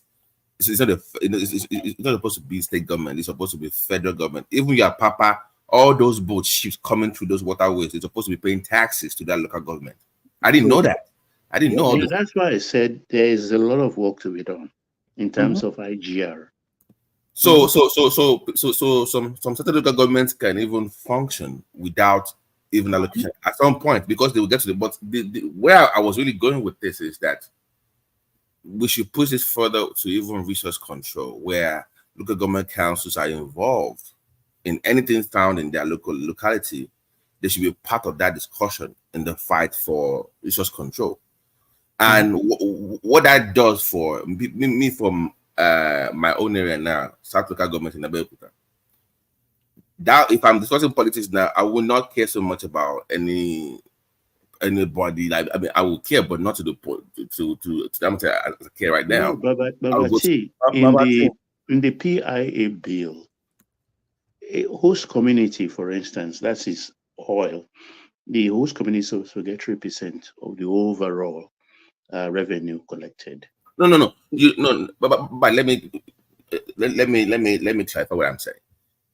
People's involvement in that. Like, I think I was talking to Gwen yesterday. You know, with these new laws now, and what I'm proposing, imagine when the local government chairman calls the next town hall meetings. Exactly now. It's different now.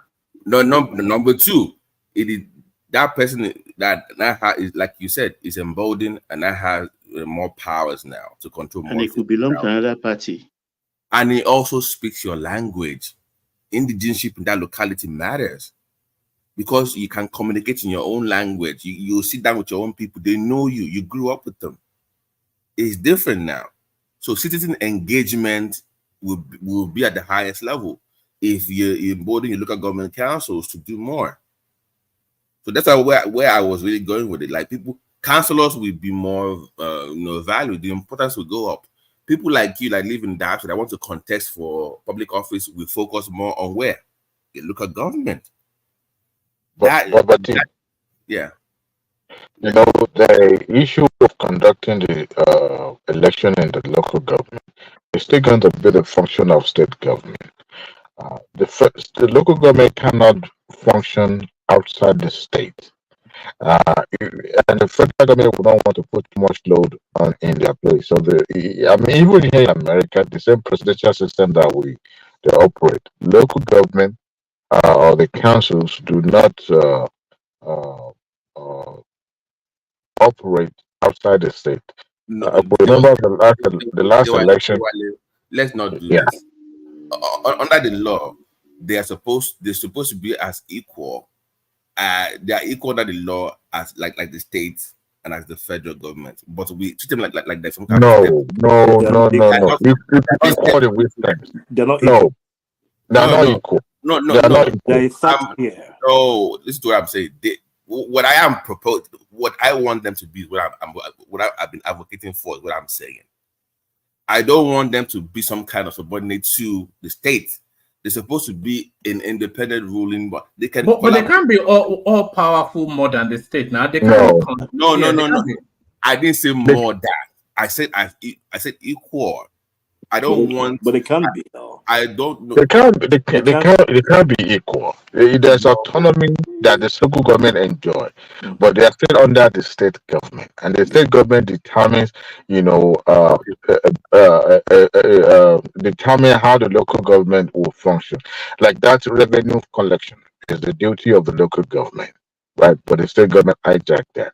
But the state government, the local government cannot function outside. For example, if the local government is trying to seek funding now, state government still has to have a more of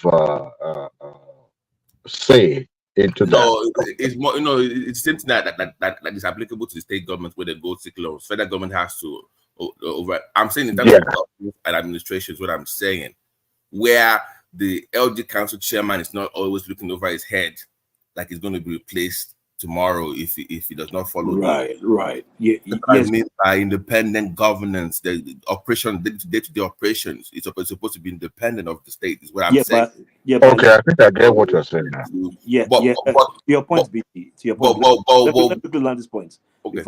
So to your point, right? What's going to happen now is that the second phase of this is that Tinubu, the presidency, are also now fighting that INEC should be the one to conduct the same elections that will also happen as well. So currently, it's the state governors, the states that conduct the local government elections. The moment you take that power from the states and put it to INEC, it means that the elections in the local government will become independent, right? So these governors cannot necessarily influence who becomes the local government chairman, and that takes away that edge case that you're actually referring. Yeah, but we run SEC though. They still run SEC, right? SEC is the state, SEC, right? SEC is the state version of INEC that conducts elections, which is still run by the state governors. Right. So the moment it becomes INEC, it goes off. That is what that's my point. I prefer INEC to do it. Yeah. As to SEC. So that's the next phase. I mean, there's already a push going on for that as well too, for INEC to also conduct. So the same way INEC is conducting for states, for council, for chancellors, for senate, and for federal. So to do the same thing. Yes, they will also fund you. So basically, three things. This is the first part, right? This is the first part. Yeah. Second part, we remove the SEC, we get INEC. Third part is them being able to get their powers to tax and collect taxes. Babati, isn't this funny? We want the local government to function optimally, but we want to subjugate the control and the power of the state on local government. The state government should be the one to conduct local government election, because INEC will be saddled. Do you know what it takes to conduct election in the 774 as difficult as you concurrently on the same day? They will use regional offices. You can move time tables. You don't have to do. You can make it work. What we're trying to do is limit the influence control. Influence will still be there. It's just that influence will still be there. I said to limit it to Babati. You see that second one that you said will be difficult. And I said it will be difficult. Number one, tenure of local government is 3 years, right? Why that of state and every other person is 4 years? I think I need to send my own proposal to one man to go through it. So I want 5 years. Time. That's my own proposal for. So number two. Proposal. Number two. National Assembly can easily pass that, right? But the problem is getting 24 states to also approve. Because for that to be a law, right, National Assembly can, they can get the majority to pass that in National Assembly. But we still have to have 24 states approving it. National Assembly tried to do the same thing in 2022, if you remember. But it was just only 11 states, that supported it. So, but what I don't know is with the present Nigeria that we have, can we really get 24 states, state house of assemblies that would also support that? And if we don't get that, there's no way there's nothing National Assembly can do. It's okay. Let me put it this way. It is tough, but it's doable. It's possible. Remember, the challenging part would be some of these senators are former governors that have their stooges as governors now that might not want to. So I agree with you on that one. But that is where Tinubu has to come in. See, I don't care how it gets it done. Bribe, promise, whatever you have to do to make this thing work, do it. My own proposal, I've not really maybe I'll send my own detailed proposal for how to reform local government councils. I was talking about the Portuguese with reforms about 5 years ago for their own local government councils, that we should adopt some of their own reforms as well. I say 5 years, one time for local government councils chairman. But back to my point of elections. You know what, Babati? Yeah. When you take your financial control away, you cut off the head completely. Right. Because money influences decision. So no matter how powerful or politically powerful you are, the source of funding is what you're after. And once the local government have it, the level of influence will kind of lower now, because they have their own sword in their hand, right? So that political influence that we think is the government is going to have over them will be reduced. Right. So now they have their own money. They could decide or bribe whoever they want to bribe or influence whatever decision they want. Yeah. So I'm not disagreeing with you, because I remember in the state in 1999. But yeah. You see, I know a lot of people have been saying, oh, probably the governors are going to, they have the power to do all those things. Have you really looked at something? You can only rig in a place where you have slight majority, or probably you have close to majority. Look at the situation where more people are now interested in local government election, right? The governors will do whatsoever they want to do, and you see more people going to court, right? Probably you see some parties going to court, and you seeing people getting their seats back from the courts. Which, if you ask people today, oh, do people even really go to court for local government elections? But when you see that there is juice somewhere, a lot of people would get more interested, right? And even if you ask some parties now, most of them boycott local government elections. Most of the parties say, oh, they'll say, well, we're kind of like boycotting that local government election. But you now start seeing parties, nobody would definitely want to boycott local government election. They want to be involved. And now it will now be more of the lapses of probably the ruling party.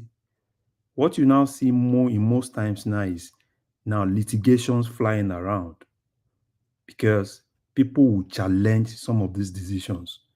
And if you're a state governor and if you're conducting an election where you know that a lot of people will challenge it, you want to be careful with some of all those things. So for me, I think it's, even if they give it to federal government, give it to state government, there's still going to be one or two kind of like influence, right? Another thing I think is missing, which I was actually expecting, from this whole Supreme Court thing, is for Supreme Court to also explicitly state that federal government does not have right to withhold, right, any allocation that goes to a duly elected local government chairman.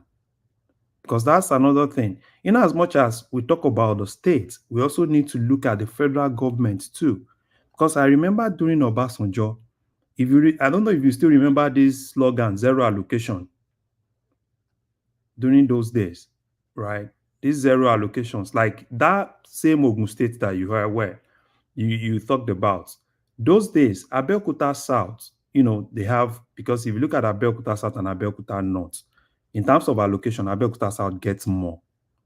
But it got to a point that, Obasanjo was having some issues, particularly in Abeokuta North, and he was not even releasing some of these allocations even to Abeokuta North. And at that point, it was more of, zero allocation. And at that point, I still remember that in Abeokuta South, I think the chairman then was Sherubawon. There was this man called Sherubawon. He was doing a lot of things, building things. Yeah, I know Dari Bolawon, yeah. So he was building things, and even a lot of people from Abeokuta South were really, kind of like, hey, go to Abeokuta South, things are happening. But go to Abeokuta North, nothing is happening. But my thing is, he came to the right. It was a barber. It was just like a regular person. He didn't speak any clever. Yeah, it was working. But my point is, because people were involved in the local government council, that's why he was able to sell his policies, what he believed in, to the market women, and they bought into it. But the whole point of me even saying it is like, I want this encourages citizens' engagement in politics. Is because if I know my local government chairman was duly elected, he has the right to tax, we can engage him on that, and he has the funding. I'll be more focused on my local government, and we can also control our own hospitals and education. We need to. Well, that also needs to be discussed. That's the whole as well. idea. Yeah, that's the whole idea. So if I can control my own elections, I control our schools. We control our own hospitals. I mean, we can discuss policies. We can engage the citizens, and we can even discuss the different things about bringing businesses in. I mean, it opens up that space. That's their role. The government chairman. So nobody needs to. Okay, let me even add. You can even control even your own waste management. It's not your own control now. So who gives a damn about the governor anymore or the president? Nobody will care. And it is like, once again, let me repeat: it is your own people. It's reduce this so-called tribalism stuff, because people will be more focused on their own area. Right. That's what we need. Nobody will care about, oh, it's one Igbo guy that is president now. It's one of them that is president now. No, nobody will care, because it's your. I'm discussing, like, right now. If I go, okay, let me say, okay, I go home in the next 4 years to run for councillor or local government chairman. I grew up there. They know me. They know my family in the area. But people know that. So they know who I am. They know where I come from. I'm part of them. So when we have it, I can walk to any market and have conversation with people. We won't have anything to do incidents. There will not be he doesn't speak the language. We don't know who he is, even though he says he's from here. You must be able to speak the language. And I want to see that town hall meeting. That's really what I want. That engagement of the people in politics at the local level. That is where development is, the real development for the country. And you know what, BT? Yeah. I don't envy the local government chairman and their councillors. Why she share on you? I pity whoever goes for those elections and win. And don't you like the fact that local government chairmen don't have autonomy? They don't have immunity. Don't you think that's they don't have immunity. So imagine one guy from one bedroom apartment becoming local government chairman. Now buys one Benz. So Ogbeni, next week we will see you at town hall meeting. Oh damn! Oh my, you're tired. Oh yeah, come on, explain what happened. Forget that thing. See, once these people are in power, the type of police force we have in Nigeria, they will go for who can pay most, who can settle them. It's just a matter of time. You see them too in the entourage of the police. So don't just assume that because they live within the local government. We've done this thing before, especially during the military era. You will see that sometimes those local governments, Shama, you talk about, it's not as if you just go and jump and beat them down. Look, BT, let me tell him. Let me explain to him, BT. In each local government area, you have retired military officers, retired judges, retired this, retired that. They are not people you can lead by the nose.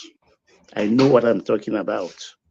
Those are fathers that will sit you down and talk to you the manner in which they want to talk to you, and there's nothing you can do. The governor is in their pockets. Even the presidency, they know. So that's why I say I don't pity whoever contests and won those elections. They are in, because these are retired men. They don't even go to work. They will come and knock your door. They run your shell. Carry on, please. Okay, I agree. Let me round up so we can get the next person to speak. So in the 80s, I've seen it in the Derek Belafonte's era. I was there, so I can tell you why it was working. It was people citizen engagement. Any town hall meeting, you can't speak English, so you back at board anyway. People were on his neck. So when people say he performed, it's not because he was no, they were on his neck. He had to report. How did you spend the money? And remember, he came from the market. It was one of them, right? So it was relatable. They could discuss issues. It was easier to work with him. And they built roads. He was building roads. He was building roads. So what do you mean? Go ahead. Babati, please. Yeah. Sorry, I just had to come in because of this comment I just read on the screen by Fosa Isaac Oruoze. That's the right pronunciation. The other day, one man was struggling with that surname Orue Oze. That's the surname. Now, he just said local government chairmen are as corrupt as the governors. Now, what I want to say... I know one that has 3 hotels in Oregon. Okay. So what I want to say about this comment that this our brother made, that the local government chairmen are as corrupt as the governors. Now, everybody cannot be in government. We cannot all say we are now in government. It's impossible. People must be there to represent their people.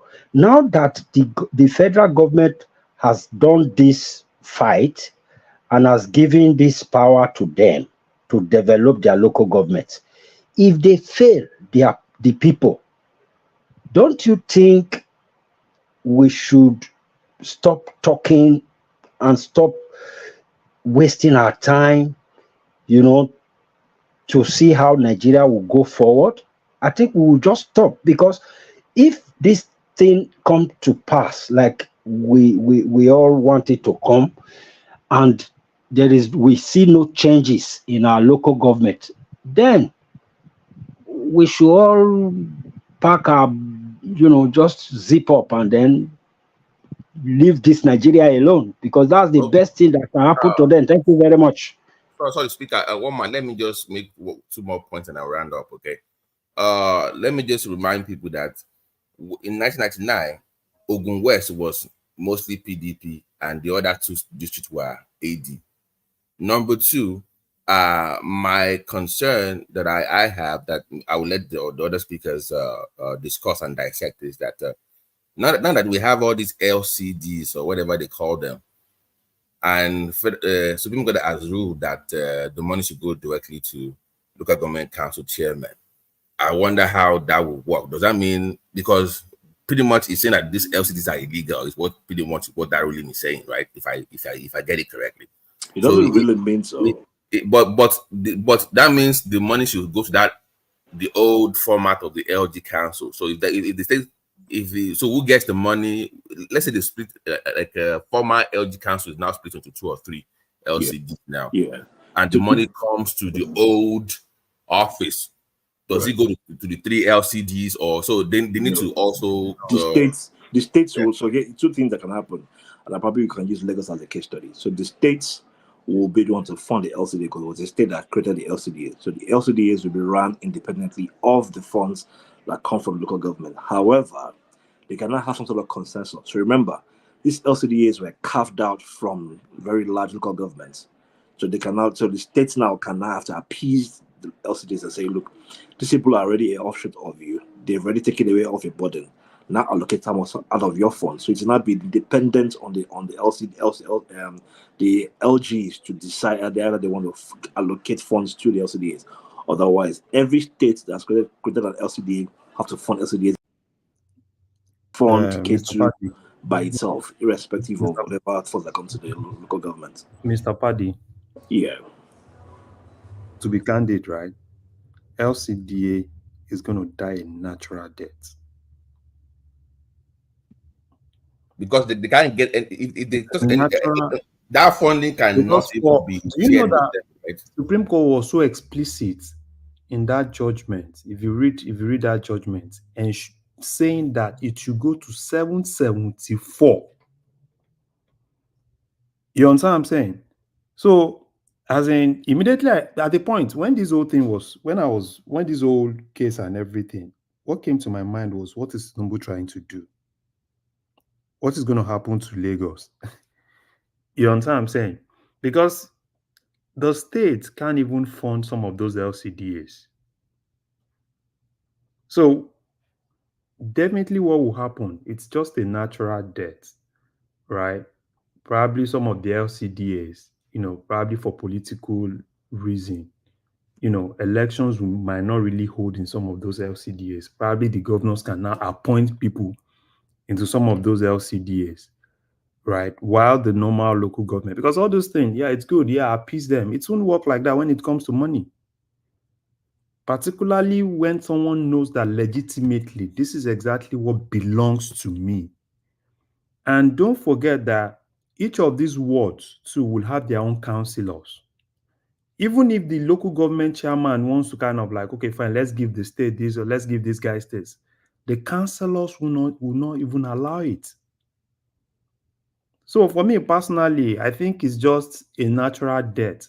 Yeah, because when Paddy said they will fund it, remember they're currently funding them from the pool of funds to get from on behalf of the LG. So they pull from those funds to forward them. So if by law they can't, that would be illegal to even touch that money, because it's LG council now. They have to fund those LCDs from the state purse. Babate, LCDAs by the ruling today, LCDAs is in contravention of the Autonomous Act. Right. That's so by itself is because you can't have a governor appoint people and then me, local government with my own fiscal autonomy. What the hell do I need the government appointed? That's why I call it illegality. Yeah, So it's illegal. I think this one will now make us need to review and give different how do I say it? We need to still do some amendment to the constitution. You know why I said that? Now I'm reading something on the screen now. Senate introduces bill to create new state from Kano. Okay, so when you see things like this, is flag the red flag I have is you just want to keep dipping hands into those resources. Now that we have local governments, I think it is the normal thing for us to do is to now start defining what are the resources that those local government will be used to develop themselves. We should not be thinking from a point of you can't define you can't define you can't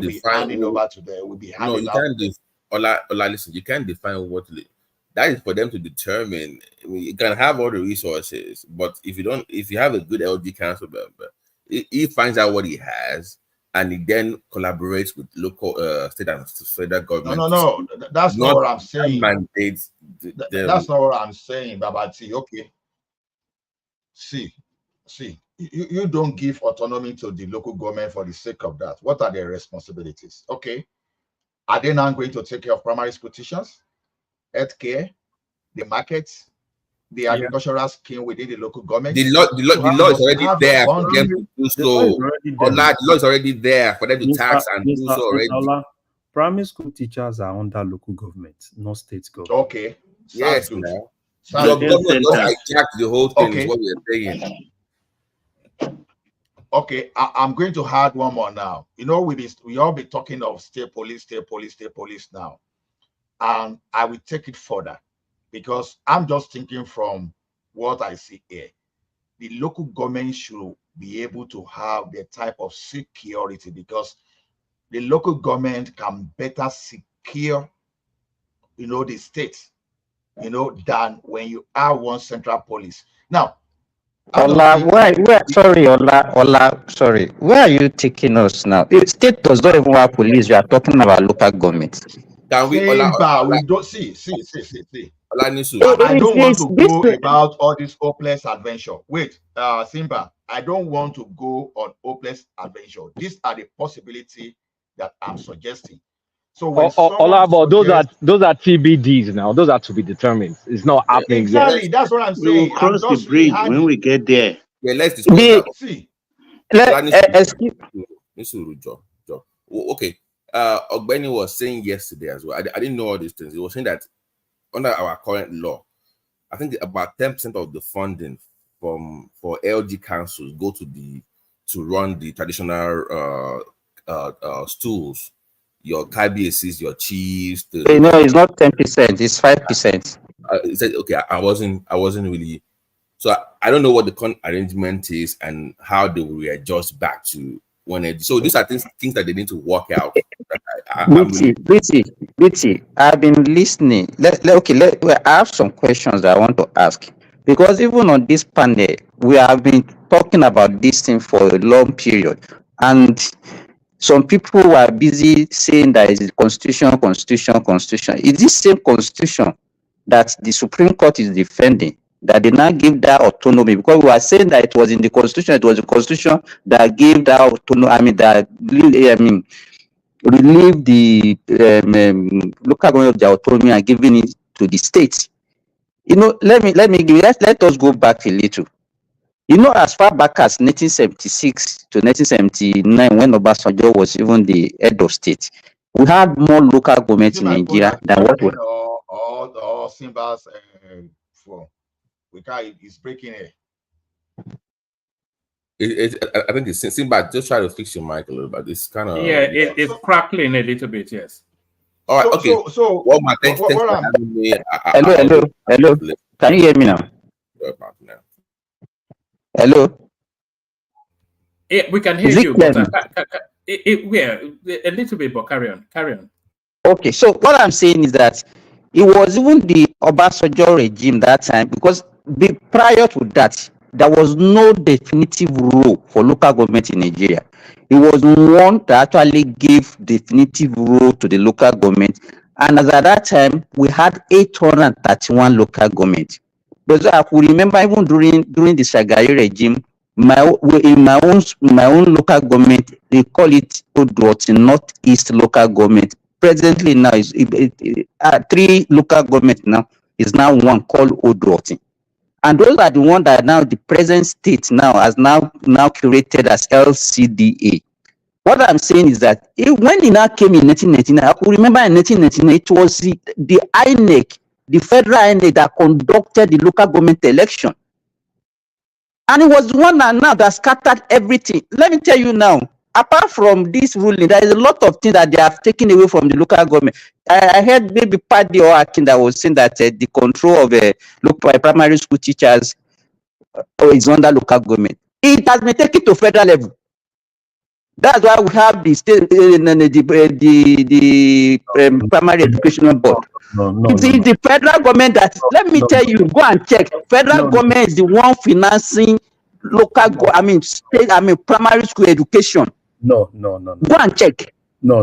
Before my mom retired, I said, don't say no. Go and check. Federal government is the one. Wait, now I don't know of any other place, right? But I can tell you of Ogun State, right? Before my mom retired, right, my mom worked on the primary school. When was that? Was that? She retired 3 years ago. So she retired 3 years ago. Let me tell you what is happening. The money for financing of primary education. Yes. Yeah, make that point, but then let him land that point. I think he wants to take us somewhere, but you say what you're saying and then let him land up. Okay. So what I'm saying is the financing of the primary education throughout the federation now is from the federal government. So then now, even under the state, we now have Ministry of Local Government and Chieftaincy title, and all. So what will happen to all these things that we are talking about? Even primary health care that was under the local government before now is under the federal government. It's now the federal government that is taking care of the primary health care in Nigeria.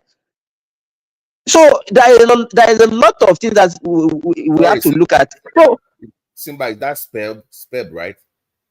For the one for the education is SPEB. The state version is the State Primary Education Board. You understand? But so if you have state Simba, yeah. Those are grants. Yes.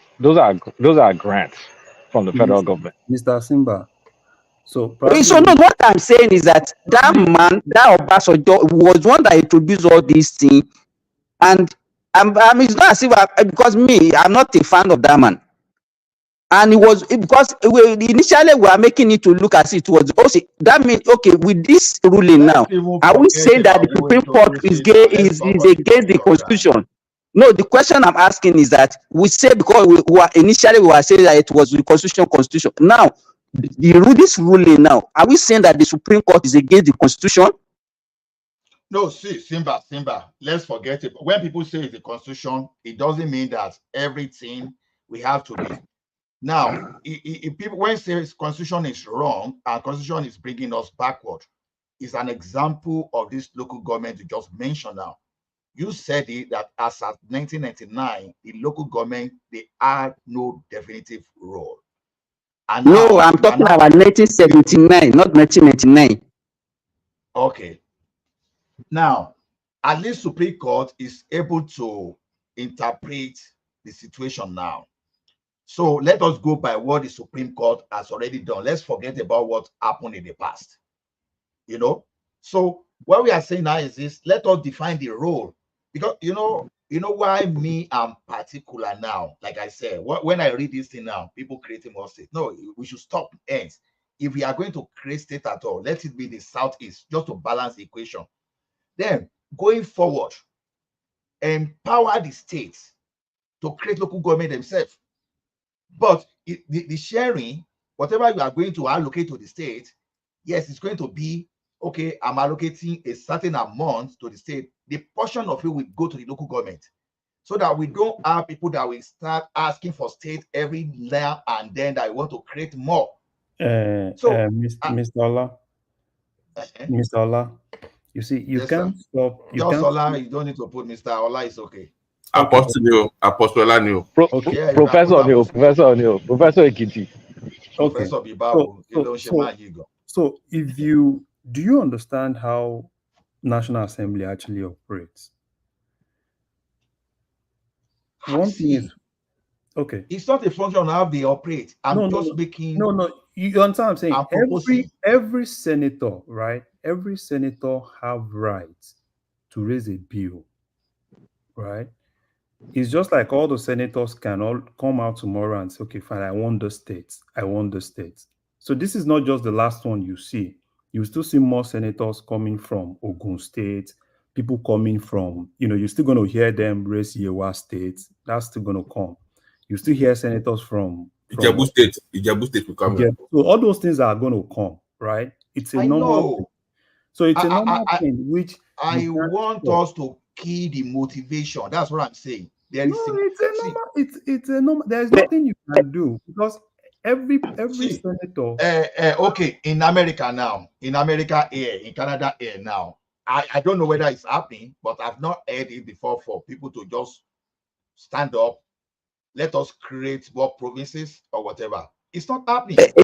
But rather, Ola. Well, the question we should ask ourselves: what is? Let me just land my point. Let me just land my point.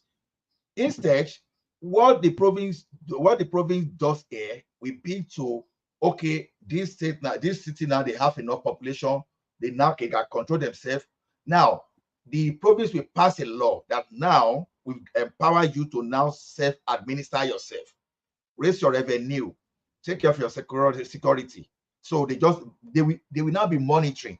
They allow them to form their police.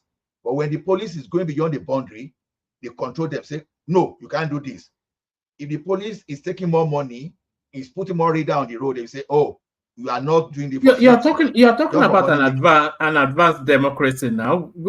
Sometimes I wonder. Yeah. Are we hopeless? No, we're not even at the beginnings of anything near where Canada is now. So no, because I make example of Canada doesn't mean it's happening in Canada. Okay, let me tell you something now. We had an advanced, and we have a better structure than this in the past, more advanced than what we have now. So we were even talking of like 40, 50 years ago. So what we have now is even backward to what we used to have. And we're not Canada at that time. And as a matter of fact, we're even competing with the like of Canada at that time. Can we, for Ola, please? Can I just ask the question, guys? Do you think OBJ sacrificed the local government councils for his third-term ambition? Because I'm not going back to OBJ. That's what. If you're asking Ola to talk about OBJ, we never talk about OBJ. Oh, I know. No sentiment. I think. Hold on. I think that's a general question, isn't it? Not specifically to Ola. No, yeah, I'm just asking because if you remember, this thing kind of went down the drain during that 03 negotiation for third term. That they changed the laws for you started having joint accounts, elections changed with the second coming in. So I'm asking the question: do you think he deliberately sacrificed the local government chairman for councils to give it to the state governments to run and control in exchange for his third term bid? I'm just asking the question just because it to me appears so, but looking back now, but I'm just asking the question. No, the governor's hijack is not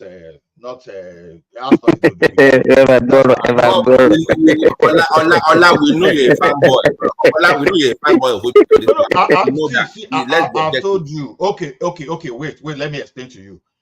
People erroneously accused Tinubu of destroying the local government structure here. No, from our own understanding, I disagree with them. When Tinubu got to that place, he believed that the likes of Lagos State was unfairly treated, that Lagos State had more population and should have more resources based on the population to develop the way they are. So he now believed that, okay, there should be more local government. as it was, because that time it was specifically challenging the constitution. It was trying to challenge test the constitution in the court. So it went ahead to create LCDA, so that what it was fighting for that time is that the state should be able to decide the number of local government they should have, not the federal government creating it. That was what Tinubu was fighting for that time. Tinubu was not saying there should be no local government, according to what people are saying today. That's not true. So the governors, when they started their governors, the governors forum, they became powerful. You know, that time too, they used to have ALGON, all this association of local government or whatever too, that they were doing their own until the governor just made they use a greater power to, you know, to crush them, so that ALGON is not as effective or as powerful as the governors forum. They were stifled. They were stifled completely.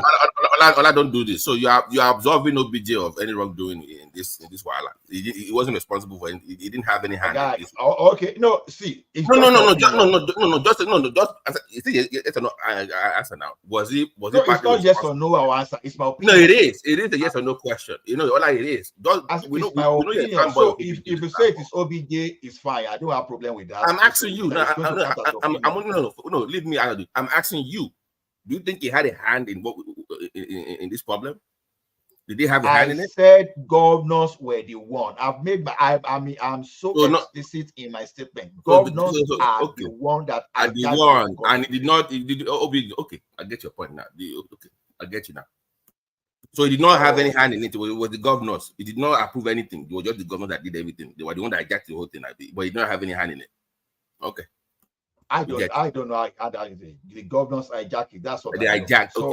So I know if you say no, whatever you say, I will learn from you, right? I'm not saying anything. I'm only asking the question. I mean, we know you're a fanboy. I don't know, but I know for sure that the governors hijacked. That's the only thing I can say. I don't know whether OBJ, well, if you want to accuse that they eventually is one of the leaders, right?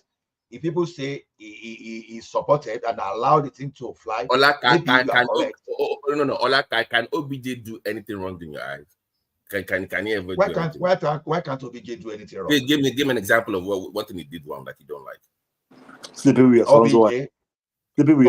What OBJ did right? What do wrong? Hey, Ola, how about that one? Example. Just give us one example. I just give one example. I've known you on this program, and OBJ can never do wrong. You've never said anything wrong about him on this platform. He's always right for everything. BT, I just give you one now. Ola, just give you one now. Sleeping with your son's wife. What about that one? Didn't he get her pregnant? Even? I mean, Ola is being ridiculous, but you know how he is with OBJ.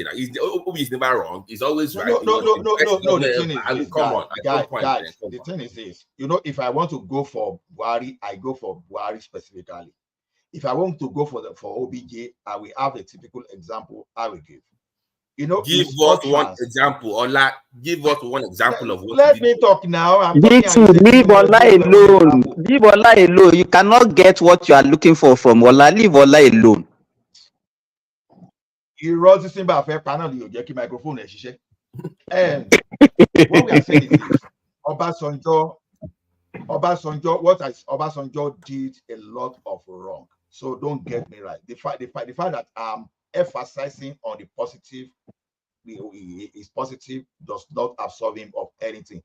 For example, now ask me, I don't like the presidential system that Obasanjo brought to us. I don't like all his do or die politics. So if you are asking me about that, what he did to Tinubu by you know hijacking by dealing with Lagos State ruthlessly the way he did, that was an abuse of power. So that want to believe that just because I'm saying something and I'm not agreeing with you, and that automatically translates that Obasanjo cannot do wrong. That's just some kind of shit about blackmailing. So it doesn't fly. So, all right. All right. On the headline topic of the day. So thank you for that, Ola. On the headline topic of the day, we've still not heard from Babati. We've not heard from Simba and Kulata. So of course, a big event happens today. You all know what the headline piece says. So let's just let's hear from the speech is still there. Yes, Yeah, let's hear I'm from here. yeah. I'm struggling, one man. I'm here somewhere. Yes, let's take takes on the headline piece. Tinubu defeating the state governors on shackling the local government authorities. So who wants to go first? Just give us a little what's it on that? I said my piece on what I believe it should be, what the law is currently. I mean, people push back on like I said, proposal for 5-year term. It encourages citizen engagement. That's what I'm really I want it to be eventually. I know it will take time to fix that. So let me just do that. If you guys allow me, because I've been hearing a single narrative all night, and nobody has gone to this place that's very important. Politics. Tinubu has essentially gotten his second term. It's not by the obvious thing that everybody thinks because he did gave autonomy. Now the governors are much weaker, so you can have a PDP state with Tinubu directly influencing each local government chairman. In the constitution, there are only 774, and he holds their purse directly. So politics is local. It's gotten more local now. You can, if a governor is messing up, screw him. Go straight to the local government chairman. That's where the people are. Kulata, Yeah? let me just give you something.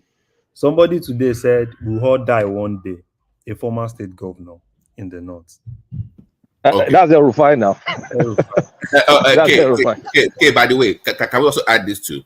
This also gives an opportunity, an opening for so-called mushroom parties that can focus on one local government or local government and just put all their efforts in it. Like an AAC can focus on somewhere in those states or whatever party. So you can have a state with a PDP, and you have different parties ruling each local government in that state. So it gives opportunities. We have seen some local government chairmen that became state governors. Right. Before. Because they are powerful. In fact, even Wiki is a good example of that. It was.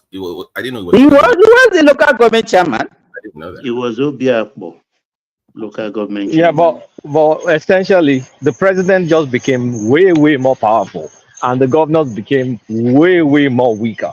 Because now, how much do the governors control? 26%. The local government, 20%. Federal, 54%. 20 is 20. I think it's 20. Yeah. And the state is 26. And the federal is 54. I mean, it's going to change it. It's going to give 52 point something. Whatever. Yeah, it's close to the margins. But I mean, according to his manifesto, he's still going to give the state a little bit more because you can see that they negotiated today.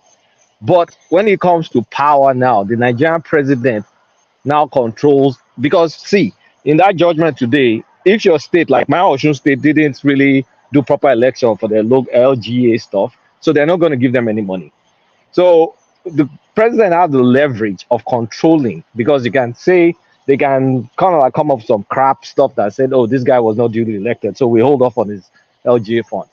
So a lot of the local governments, now the association of local governments that exist becomes more powerful. The president can deal with them directly, the way you deal with whatever association of governors. Now you have association of local government chairman. So, that was what was happening during the first tenure of Obasanjo. They were very powerful that time before that man killed stifled them. They've become more powerful. They've become powerful again now. So when it comes to elections, you see now, like if a governor that used to be a super powerful, that I has to win this governor. No, he doesn't have to win any governor now. He just needs to make sure he controls the LGAs that have the big populations, and he can control their financial levels. So nobody came to that direction. Everybody has talked about the rest, but nobody kind of like discussed it, and I found that a bit intriguing. But okay, even in terms of administering palliatives going forward, or let's say, for instance, now, like let's say agriculture, for instance, you have to distribute some things. You just ignore the state. You go to local government. You ignore the state. You go to LGS. More. It's just. I think I'm seeing the point Kulata is making now. Even with the palliative, that's a weapon. It's a weapon. I mean, you see now that Tinubu is going to win 2027, like Baba, big time. you remember that time the local government chairman, they used to go to Abuja to have a meeting with the president. Directly. Directly. That's when this Remember, association Simba, of I was local even asking government you about in SPEB Nigeria. earlier because they used to collaborate on education and healthcare. It was always local government and federal. That was it. That was also They were even more let me, powerful than let the me, governors let me then. try and clarify, Mr. Simba, on the issue of primary schools. Primary schools in Nigeria are not under federal government. Primary schools in Nigeria are under local government. And in most cases, what happens is just that the state governor, have some leeway in terms of how primary schools are being managed. Aside SUBEB, there's what we call, I think it's called LGEA. I've forgotten. Educational authority, local government educational authority. That's what they used to call them those days. They are still effective, very much effective, right? Very much effective. Do you know, let me tell you this. Do you know that it was Obasanjo that introduced the universal basic education? And if you go and read hold on, you go and read what is under universal basic education. I know you back, right? Okay. So what the when you talk about local government being the one in charge, so who finances the primary education? It's under universal basic education, and it was federal government. It's federal government that is. Can you listen? Okay, just would continue. Because I have a family. This is where my mom worked, right? My brother was the chairman of the state primary education board, and I know what I'm saying. Wait now. Primary schools don't get their primary school. If you work in the primary school, who pays? Why do you think they get their salary from? Wait now. Your salary is it below this non-functioning local government that is paying the salary of the primary school teachers? When you're done, I can come after you. No, just go ahead. I'll give you time. Just say what you want to say. Okay. So what UBEC did was UBEC actually had some support teachers. So those support teachers, kind of like to support the primary schools. So support teachers just like all these NYSC. So UBEC in most cases pay them minimum wage. So they don't pay them like normal primary school teachers.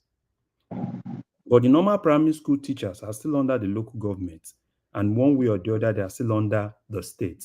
That's why in most cases where you see most of the primary school teachers complain about states taking their money, particularly when it comes to a lot of them do cooperatives and some of all those things, which they collect at source. And what most state governors do is that they don't remit some of those money back to those cooperatives. And in most cases, even when it comes to pension, even when it comes to some other allowances, there is this allowance called NUT allowance, right? That each of the primary school teachers are supposed to pay to NUT, right? They don't remit some of those.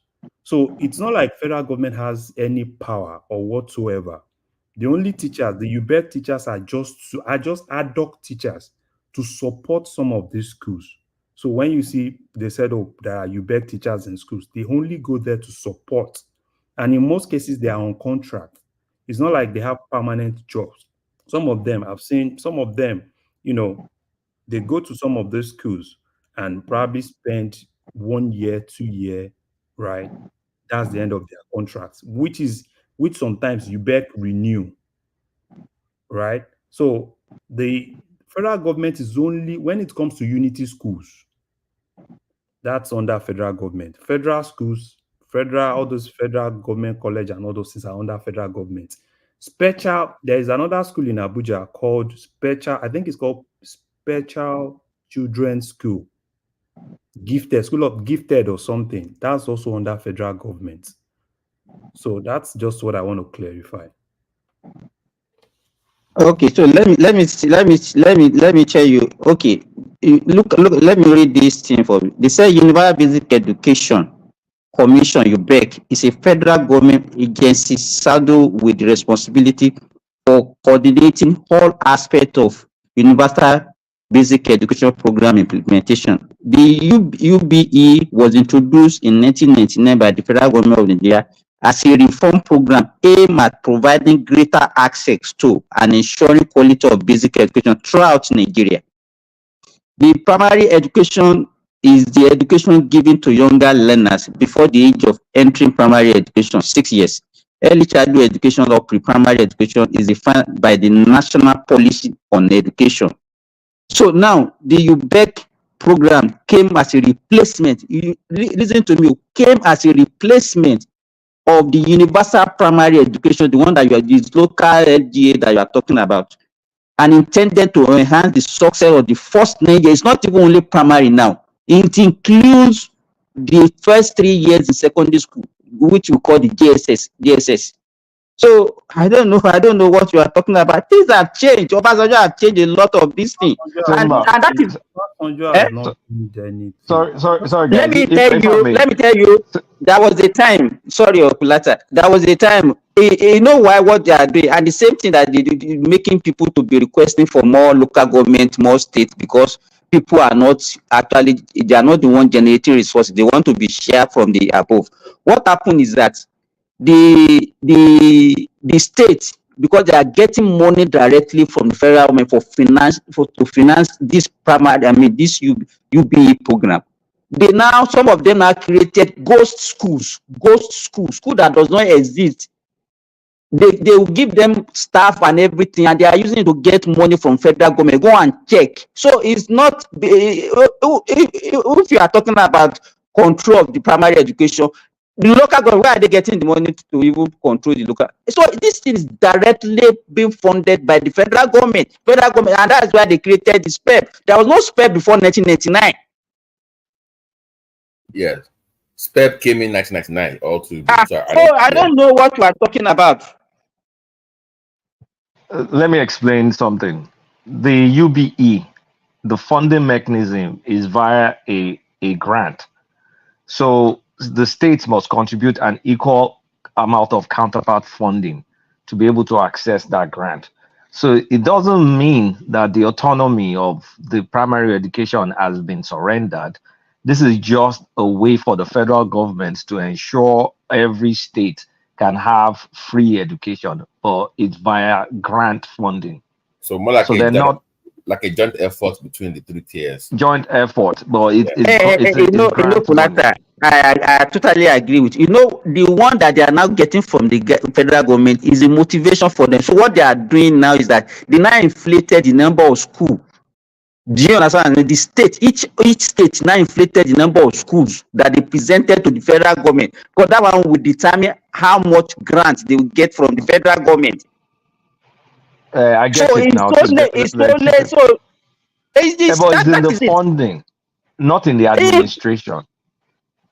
The payment of the payment of the salaries, all that stuff, payroll is still going to be executed by the local government.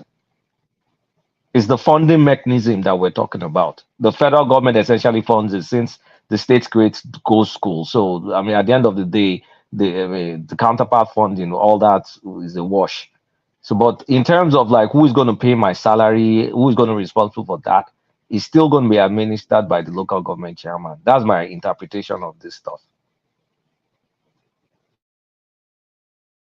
Okay. But at least so they also have, I think they have to. Let me ask you: do you think, because in my own opinion, they're still going to go back to court? This going to have many lawsuits after. There's no court anymore now. Supreme Court is the final bus stop. No, not for. I mean, for other things like when it comes to education, to review some things about control, because yeah. Going to have like when it comes to taxation, for example, now. If the chairman says, okay, I want to start controlling the market again, it's my right. Motor parks is my right. Boats, even TV, radio licensing supposed to be my right. They're going to have that fight all over again. So I see them coming back to the court in maybe a year or two. So you're going to have all the more. Who understands this stuff? Because what about if they say fiscal autonomy, right? IGR. That is, IGR, things like parking fees, I mean, and also, I mean, local Tenement roads, revenue, tenement, all tenement those rate, things. and So all that stuff. Kulata, you know where another problem will come from? You know, in every state, 10% of internal generated revenue from every state is supposed to go to local governments as part of the Nigerian constitution. Now, local governments with this autonomy, that's the next thing you'll be seeing them suing the state government for, because they are entitled to 10% of whatsoever any state generates when it comes to IGR. And in most cases, some of the states, people that are not even giving them what is coming from the federation accounts, I'm sure most of them don't even look into that part.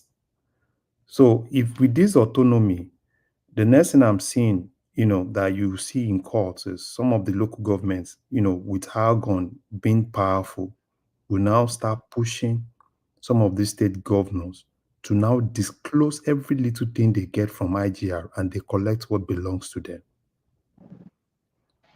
That's true. That's interesting, though. Another thing that have you guys also, I want to tag this along with what you were saying. So can local government with this fiscal autonomy can they now have special for purpose tax campaigns? Like in America, if you want to build a stadium, they can say, okay, hotels in this particular local government add an additional surcharge, and that money made from there will go towards X, Y, and Z. So can we have county taxes or special taxes that the local government can say, okay, I'm going to use it to raise money to develop this? And then can the local government raise bonds? Because it goes beyond just the mundane stuff. Yeah, they can. They can change their own. They have all these. They already do. Sorry. Local government. They have their funding mechanism before. Yeah. They have all these things are in place. It was control. The autonomy. Because I think the state government took all this thing away from them.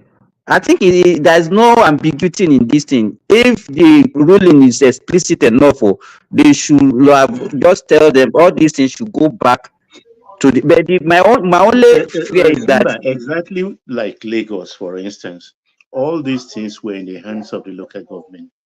But when the whole thing Dabaru, like Lagos now, the governor collects everything, tax, advert, and then according to them, disburse it back to the local government. All those now has to stop. Everybody will hold their father's backyard. I could see a lot of fights still coming on between state governors. Baba, even why should they have Ministry of Local Government and Chieftaincy title in the state? That has to go. That belongs to the local government, Simba. It shouldn't belong to the state. Ah, God. Like I was saying, like the lawsuits that are going to start flying in a year or two. It's going to be fun to watch them. But do you see one thing that I realize is this has weakened our governors big time. Yes, they've been weakened. Because it's a big blow. It could be for and against though. What do you mean? What do you mean? It could be for it could favor the president, and it can be against him also, because you don't know what these governors now be planning against him in the next election. How do you mean? How do you mean? Because he has taken a lot of money away from them. Most of the money that they are playing with is no longer in their purview. They might say, okay, this man is what okay. Obasanjo relinquished all these things to appease them. This one is not doing the reverse. Do you understand what I'm saying? Yeah, but the elections have been run from a local level. So I think for him to be able, for it to be able to work for him, like the way Kolata put it, he has to take away the control, even the election of the chairman away from the state. It's already in progress. I just mentioned that. We have to take it away from the state, so that the federal INEC should be the one conducting the local government election and not the SEC? I'm saying to you that it's already in progress. There's already another Yeah, slot NAS is again that's going to go discussing into it at the INEC. moment. Yeah, it's already been discussed as well too. But The they're going to INEC will be fight the back one now. to Wait a moment. I think the one in River State will be the test case.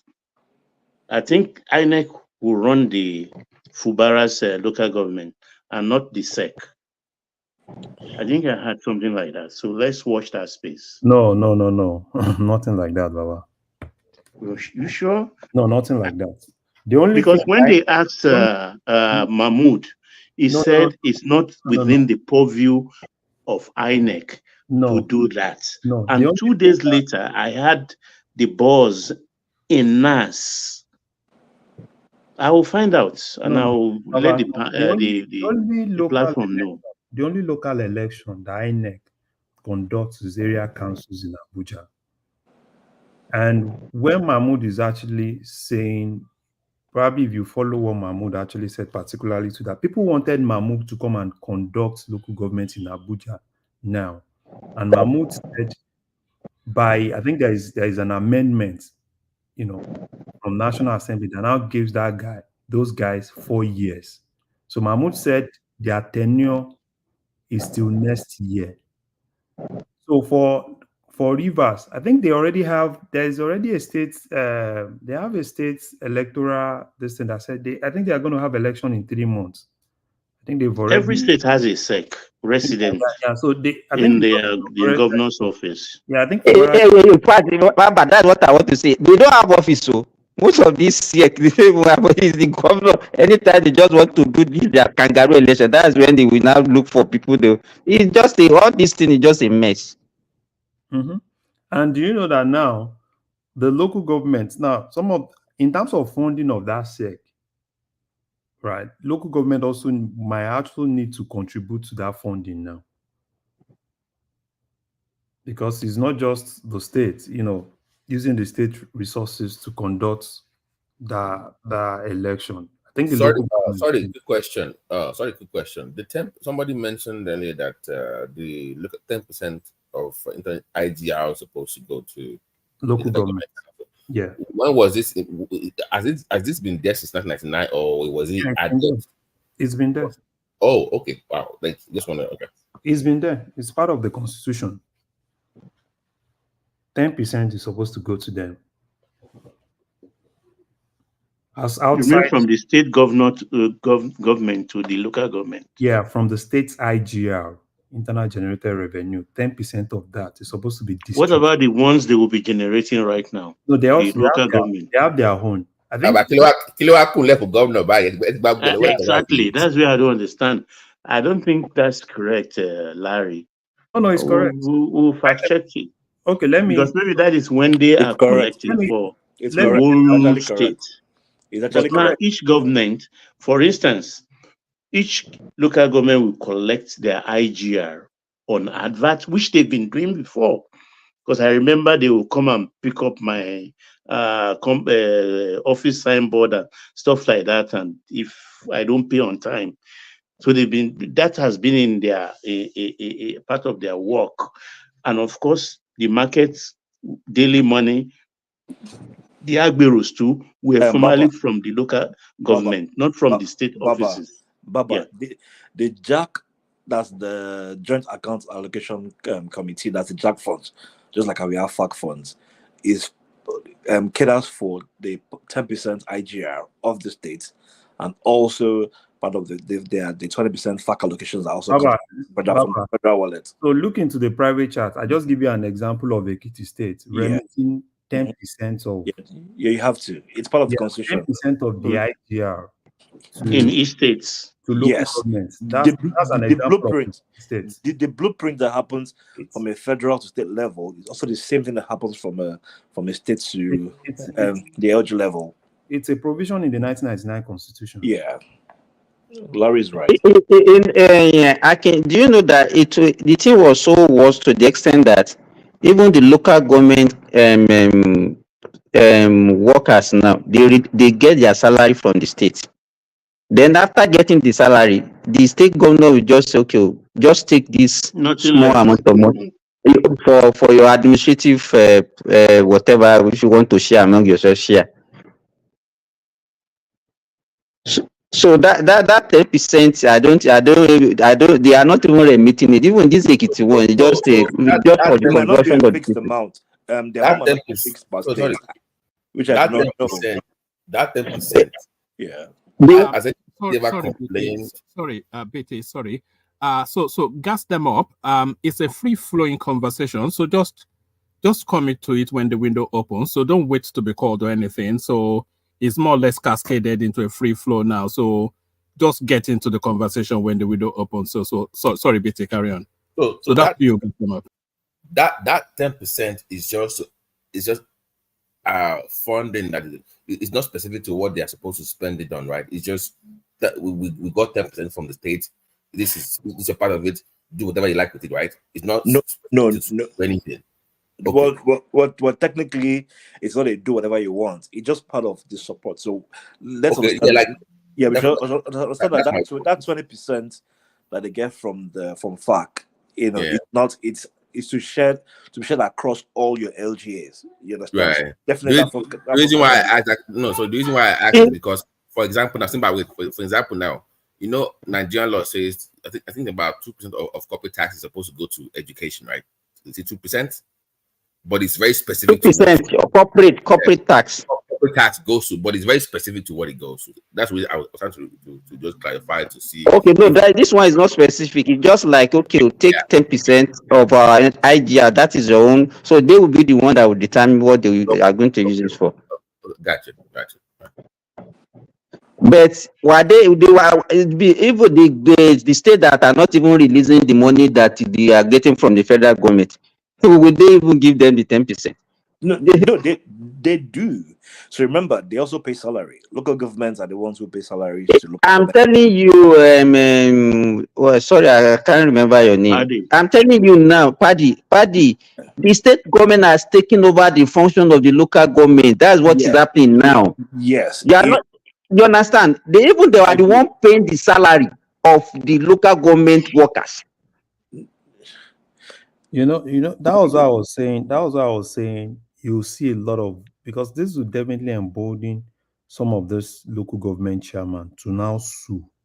Look at it in a situation where the local government chairman is not even in the same party with the state governor. That's where I'm going, Larry. For instance, in my state, Amuwo Odofin, if the election is free and fair, LP will win. Definitely. 10 times. If they do it 10 times, LP will win 10 times. So what would be the amiability or harmony between the Lagos State governor, the government, and the chairman of Amuwo Odofin local government area? I know most of the councillors from the ward will come from APC. They'll still come from LP now. The councillors will still be from within. They're gonna run because Alimu Show and the Amuwo Odofin will be very contentious. It's all the way down. If I were to be selfish, I will say Jeremy Felodu. Jeremy Felodu too. That's right. That's correct. So I'm cool with it, even though I'm very uncomfortable. Ojo, Apapa, Amuwo. No, Apapa, forget it. And what do you think? Abba, can I ask you? What do you think LP will? What do you think the LP will have? Would we surprised if we don't have it? I'm sorry to because. Say again. I knew this conversation is going to lie. No, let's go there now. No, let's go there.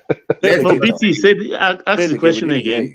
Let me ask him the question. Would you be surprised? Let's say it's a more of area that has a large southeastern population that the party itself might just go with somebody from the southeast without even considering anything of people. Oh, for sure.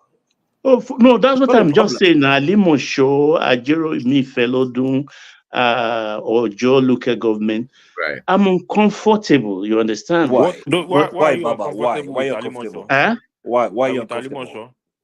I don't like LG boss Nnamdi. That's what it's afraid he doesn't want. Can we have one voice, please? But Baba, in Nigeria, most of the deputy chairman, from Nigeria, most of them they've always been from the southeast. Yeah, and there's nothing wrong in that, because look, because why? Because the string purse is being held by the governor. You understand? So they are a little bit handicapped, but this is where they are independent of the governor. They're independent. You understand? No, they're independent of their spends. However, some policies still need to be approved by the state. So it's not like they're going to just be autonomous and just do any and everything that they want to. They can only build roads that they can only build like tier B. I think they call them maybe like Keda C roads that are. We have trunk A, trunk B, trunk C. Exactly. That's what I Trunk said. C road is for local government. Exactly. So but I don't want a kind of disharmony. You understand? Which I suspect. But that's what we need, Baba. No, Baba. No. Baba doesn't want a literal rebuild Lagos. I know. I won't lie. You understand? I don't know how to pretend. Can I ask him a question, please? Can I ask a question? Baba, do you want them to think the way they say, okay, for local government council chairman, you can only be an indigent to run for that office? No, that's BS. I'm only wait. Hold on. Of course, that's how it should be. No, Baba, no. I don't want to be civilized. If civilization is about that. No. Let's not go. If civilization is about, I don't want to be civilized. Baba doesn't want them to take Lagos. They don't want another people to take Lagos away from them. LG boss Nnamdi does not want LG boss Nnamdi. That's what they do. Gentlemen, hold on. Sorry for interruption. Please. Okay, land that point. Ajeromi Felodun, Amuodofin. There's no way you can. We can't hear you. No, not Alimosho. No, I disagree with Alimosho. You can't hear me? Yeah, okay, we can hear you now, but your voice went up. No, I was just going to say, after BQB lands that point, let's bring Gastem up into the conversation. We've not heard from him in a good few days. So Gas, we're talking about the Supreme Court verdict that unbuckles the purse strings of the local government authorities from the state. So when BQB lands its interjection, you come and give us a take on that space, and then the conversation carries on. Paddy, if you're able to coordinate it, just stay in the background. So back to you, BQB. Okay, thank you, Woman. I just wanted to land on point of Ajeromi Felodun and the Amuodofin, exclusively LP, give it to them. But APC and their machinery always find a way of bringing them back. For instance, in the last election, I think they had like 4 members of House of Assembly in the state. The last previous election. I think about 5. Now, yes, but if you find that if they, I don't know how APC does its politics, that those guys will convert back to APC. True. Before the tenures will end. But give it to them anytime, any day, they are going to win election. But not Alimosho. The luck we have there actually is that those who win election, they are mostly born in that local government. So they are almost Yoruba. Yes, Alimosho is still APC dominated. If you look at all the major area in Alimosho, Egbeda, Yanapaja, Ikotun. No. Okay, which position did they live up? Is that Paddy or Larry? No, this is BQB. BQB. Alimosho is my area. So what I'm saying is, if you look at the last election, I live around Igodo, Ikotun side, which is all those arts of Alimosho. APC still won. That's why the fact that it was Aregbesola that helped the matter. Aregbesola is Aregbesola Labour Party man. It's APC now. We are talking about politics now. Shebi is APC. If not that they were fighting in Oshun. He relaxed before, but when he saw the danger was when he now came in with back full chest into the fold. Yes, he had them. But why APC won almost everything in Alimosho, apart from the presidency. They won the Senate and they won the Rep. They won the State House of Assembly. So, but Ajeromi and Amuodofin, give it to them. That that they are doing business. You That said is their area. it was Aregbesola. Can we allow this guy now? Gas them up, Do you please. think Aregbesola is that powerful in Animosho? Larry, He's powerful in Alimosho. Larry and Baba. He is. Hey, No doubt about Baba, it. Larry and in Baba. Can we Alimosho, allow gas them up now? Baba, in Alimosho. Yeah. Hey, Larry, can we allow gas them up to just quickly go? Okay, yeah, let me just say this. Aregbesola is not as powerful as a lot of people see Aregbesola in Larry. He's a good No, he's powerful in Alimosho. That person that is saying is not powerful. If not be him last time. Baba, Different story. Let me tell you the problem of Alimosho, right? The problem of Alimosho is because Alimosho lost Oshinowo. Say again. Oshinowo. Do you know Oshinowo? I know Oshinowo. The man that died now. That's the powerful guy in Alimosho. That's the powerful guy. No, I don't think so. Aregbesola has been in control of Alimosho for a very long time. If you take Oshinowo, take Yayi, right? Those combo in Alimosho. And there is this guy. Sorry, friend. Sorry, I've forgotten his name. Baba. Let's bring gas them up into the conversation just to get a different perspective. Okay, gas them up. Carry on. Go ahead. No, Come on in. Go ahead, Baba. I'm listening to you, man. I want to hear more about these Alimosho local politics. I'm listening. I know you are. He doesn't even know about it, though. That's why he's not coming in now. No, that's not true. That's not. No, listen. Funny enough, I'm in Igbo all the time. I know. What's that? Lion bus stop. There's a hotel over there. Don't ask me why I go over there, but I know that. I know. We don't need to. I know you. I want short time. Can you come from Google area? Baba, I know all those areas very well. Can we but I'm Baba? listening. Can we agree, Baba? Baba, why are you worried about Labour Party's politics in those areas? What can you just tell us what it is? I have no idea. No, it's about. I have no idea. Let the man speak now. Let me look. Left to our own devices, panelists. Left to our own devices, it's okay. Look, gas them up as he is there. You understand? He's a Lagos boy. You understand? If he's not goaded or pushed, he will not do anything to hurt Lagos. You understand? But knowing the kind of influence that will come from outside, that is what I'm afraid of.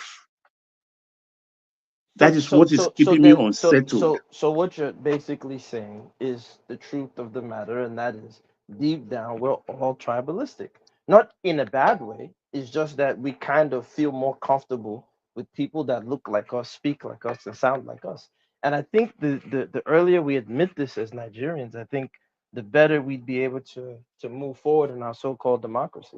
I think, when we keep lying to ourselves that, that's not how we operate, I think we won't go anywhere.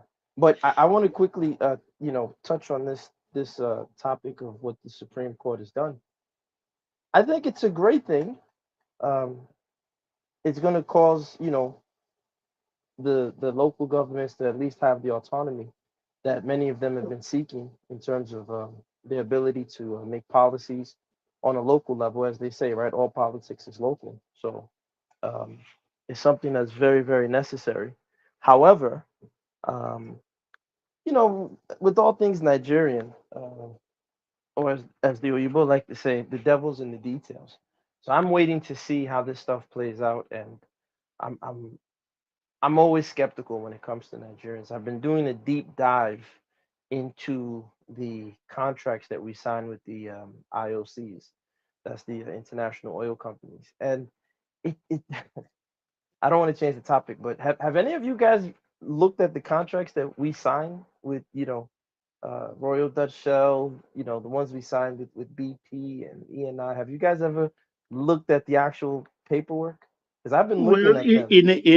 In a way, I think I can, in my own little way, speak to that industry, about that industry. No, I know. I'm not saying the industry. I'm saying, have you ever, even right now, if you Google it right now, if you guys are near your laptop while you're listening to me, just open another tab type I in. don't need to Google when it comes to the IOCs and the oil business. No, but what I'm saying is, I want us to look at the actual contracts, not the headlines. What are you specific? You have to be specific That's because what I'm it is saying. Because wide. when you read the contracts that are being signed, you know, it leaves one to say, did these people go to school when they signed these contracts?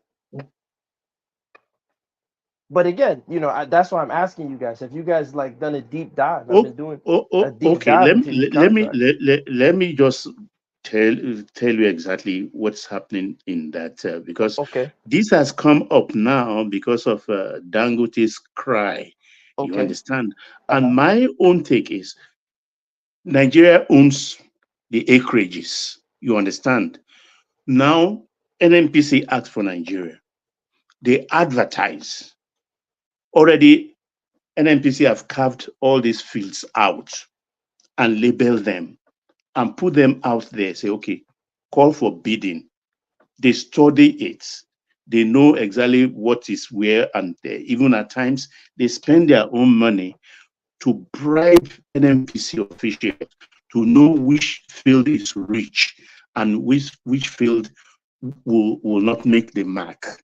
Okay. You understand? So they bid Mhm. as per the advice they receive.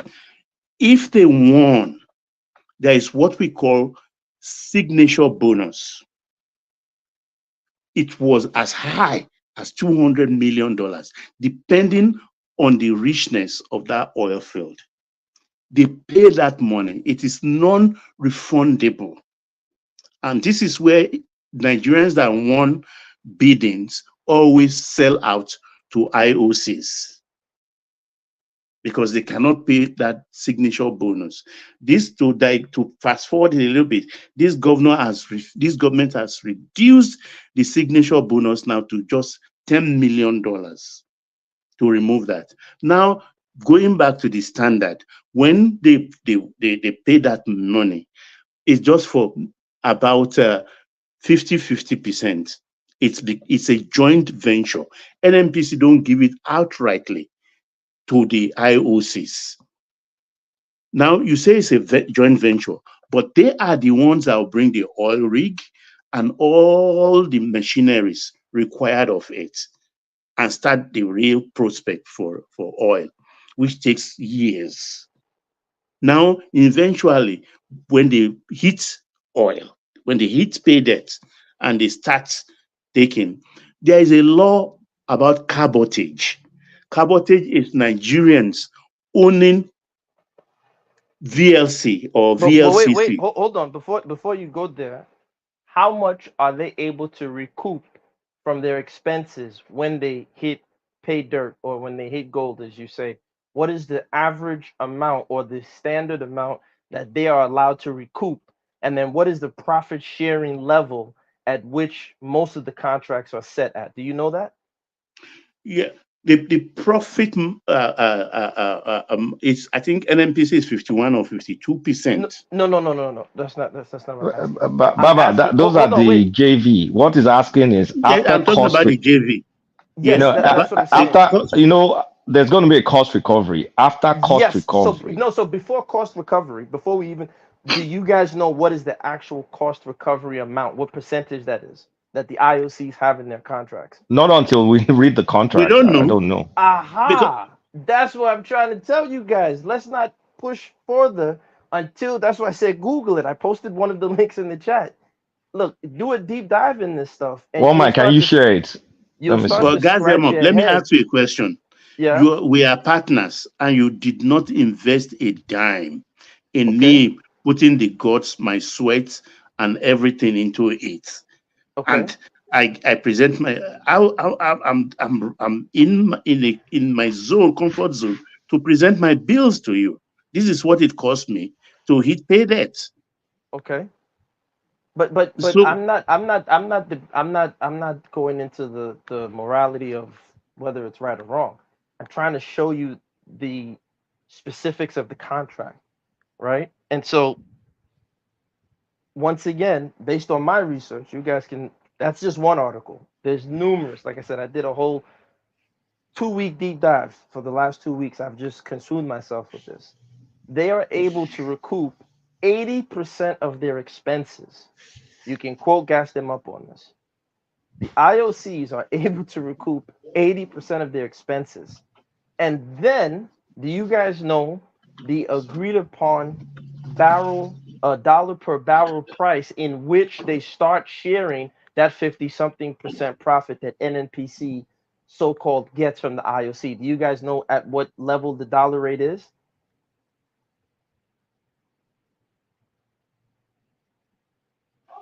It's not. Is it fixed? It can't be fixed. It's fixed. $20 a barrel. That's when they start sharing. Wait. Say that again. That's $20 insane. a barrel. So once it hits $20 a barrel, that's when Nigeria starts sharing the profits. So we've Hang been on a second. fortunate that we've had. So I'll cost. post. Yeah. So they that's part of recuperate their cost. cost. No. They recuperate 80% of their cost, and then profit is shared at the $20 a barrel and above mark. No, you mean 80% is the cost? No, I'm saying 80%. If an IOC, whatever they spend or whatever they tell you they spend, whatever they present to your NNPC must compensate them 80% of whatever they present to your NNPC. Until they recover their cost, 80% of their cost. Yes. And then the profit is now shared at $20 a barrel and above. That's when the NNPC gets their 50%. Okay, so that the first $20, where does that go? That's why I'm still doing more of a deep dive. Listen, Because guys, if the first $20 is part of the cost recovery, after recovering the cost, then they should get to the 55-45 or whatever they do. But that's why from I'm what saying I heard, it has to be yeah, go ahead. the biggest scandal is we don't have a way of measuring whether it's 55-45. We just base it. We don't have any equipment that we It's own. what they tell us. We Is just what they said. tell us. Exactly. That scared me. So we're getting ripped off we're getting ripped off. Look, guys, when I came on here a few weeks back and I told you guys that Awolowo, Zeke, and Balewa, a bunch of clowns, signed a document from the British that didn't even tell them they were independent, you guys came at me with aggression. Not you people on the panel. People were so angry with me.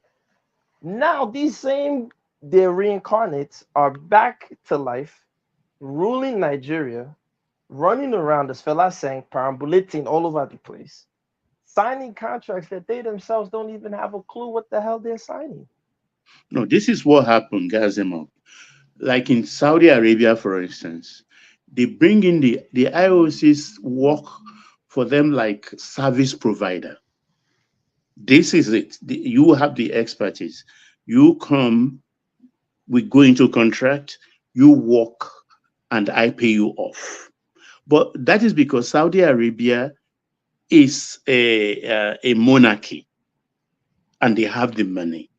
But hold on, let me stop you there. Let me conclude that my point before I lost. Go ahead. I can show you but something about Saudi Arabia. In our own case, for instance, we do a joint venture because we don't want to. Let me just put it like that. I want to say, in the beginning, we don't have the resources, the kind of funds to put down as equity. So we just say, okay, you take the 50%, we take the 50%, let's go into a joint venture, but you would do all the work. So that is what happens. And we did not change it. We did not tweak with it. But Baba, listen, I get what you're saying, and I will push back and say what you are giving us is the standard model of explanation that we've always heard from the particular Kaduna faction, Northern Elite, in collusion with the Southern clowns that follow them, right? That's the standard explanation they give us as to their woe is me. That's why Nigeria is blah, blah, blah. I'm going to push back at you and say, throw their narrative in the trash can. Let's ask ourselves, forget Saudi Arabia. Do you know the first country that actually pulled the rug from under the IOCs to get a fair deal? Do you know the first country that did it? It wasn't even Saudi Arabia. Do you know the first country? U.S. I think. No, it was, U.S. is With an Standard IOC. Oil. No, that's an IOC. But the first country to pull the rug from the IOCs was Venezuela. Venezuela. I was going to say that. It was Venezuela in 1946. And when Saudi Arabia saw what Venezuela did, that's when they now said no. Because if you look at the original contract that Saudi Arabia, look, this stuff gets deep. First and foremost, Saudi Arabia only exists as a British creation because they were trying to destroy what? The Ottoman Empire. So they went to this former ragtag, group of wanderers, desert wanderers, and said, House of Saud, Yeah, let's Ibn give you Saud. exactly. So Saud owes their existence to the British. But when the original leader of the House of Saud signed the first contract he got, it was a crappy. It's similar to the contract we got in Nigeria, but he was crafty enough to always do what he took advantage of the leverage that he had. So when he saw what Venezuela did, he did the same thing. Then in the 70s, when the Middle East, because when the creation of Israel, now Saudi Arabia becomes a strategic place of importance to where they say, listen, if you want our support for Israel, which the West agreed Israel must be supported, this is what you'll do. You'll give us a fairer contract split. And so you can see how a wise person negotiates. Keep in mind, these are Muslims. Our northern elites, let's just keep it real. I'm not saying they're the only ones destroying the country, but they're, for the most part, historically, that Kaduna Mafia faction has ran the country. What's wrong with you? You guys go to the same mosque that they go to. You can't use your sense the way they use their sense, but you don't want to use your sense. You just want to exploit and steal. So I'm trying to say to you guys that let's stop following these standard narratives they give us. The NNPC today is on their second loan. They just borrowed however many billion from Afram Exim. Now they're looking for another one from a different organization. They're telling you that they're broke. This is what they're doing. Meanwhile, they've mortgaged many of the oil that is coming out of Nigeria, many of the barrels for at least the next 7, 10, 15 years, already pledged to debt that was taken 12, 15 years ago, 7 years ago. Just doing a simple art. Like No, I said, guys, I've some been of you doing. exaggerating a bit. Not up to that. Let's say 7 years. Let's Okay, limit it to like okay, 75 years. listen, okay, sure. I'll give you. Let's say gas exaggerated. Let's say it's 7 years. No problem. I'll take you on your word. It's 7 years. My point is this: you can't have a country.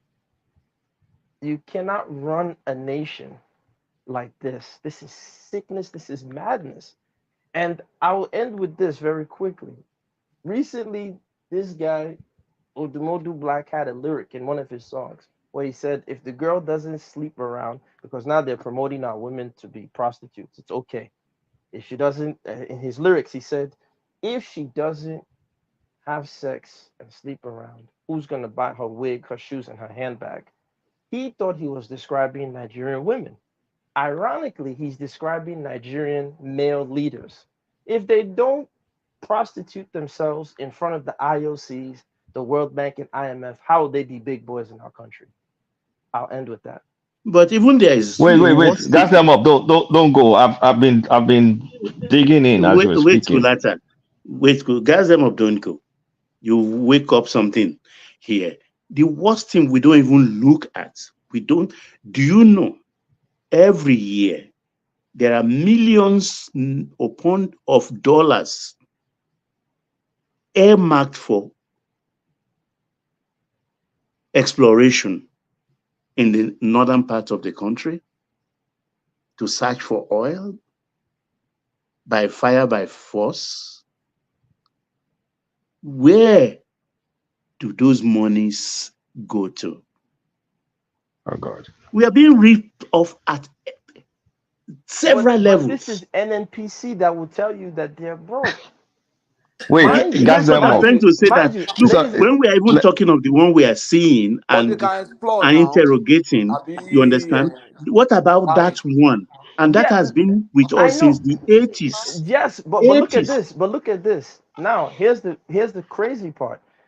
That's why I said it goes back 15 years, because remember, there was a time when what's this guy's name? The one that's fighting for emirship now, that's currently fighting Sanusi. Sanusi and NNPC were going back and forth, and they were opening their laundry in public. Yeah, about 40 So billion I that later started. turned into 20. Thank you. So I started to do a deep dive. Sanusi exposed them, but you see, Nigeria is not a country where exposure does anything. People don't care.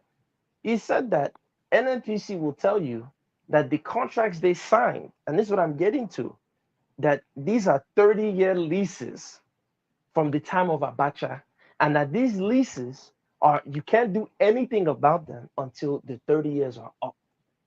So I said, okay, if it's a 30-year lease, I don't know how many people have actually, these are basically commercial real estate deals.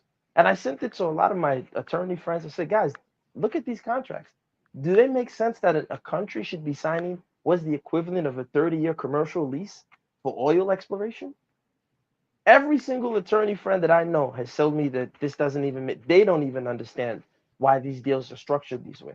So my point is this, is that Nigerian leaders don't want to do the real hard work of building the country. That's just a fact. Because you cannot run the country. Just a simple audit of the NNPC will show you that there's something severely wrong with the equation. So we can't see things like this and then turn around and tell people we should be a unified country, nationalism, patriotism. How? How can you be patriotic when you're seeing these things?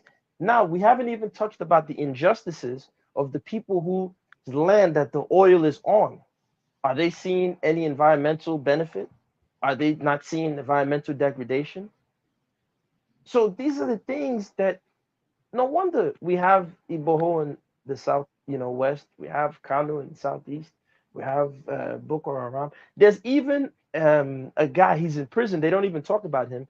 He is actually a Shia Muslim cleric. I forgot his name, but he's in the northern prison. I don't know if he's passed away, but I pray he's still alive.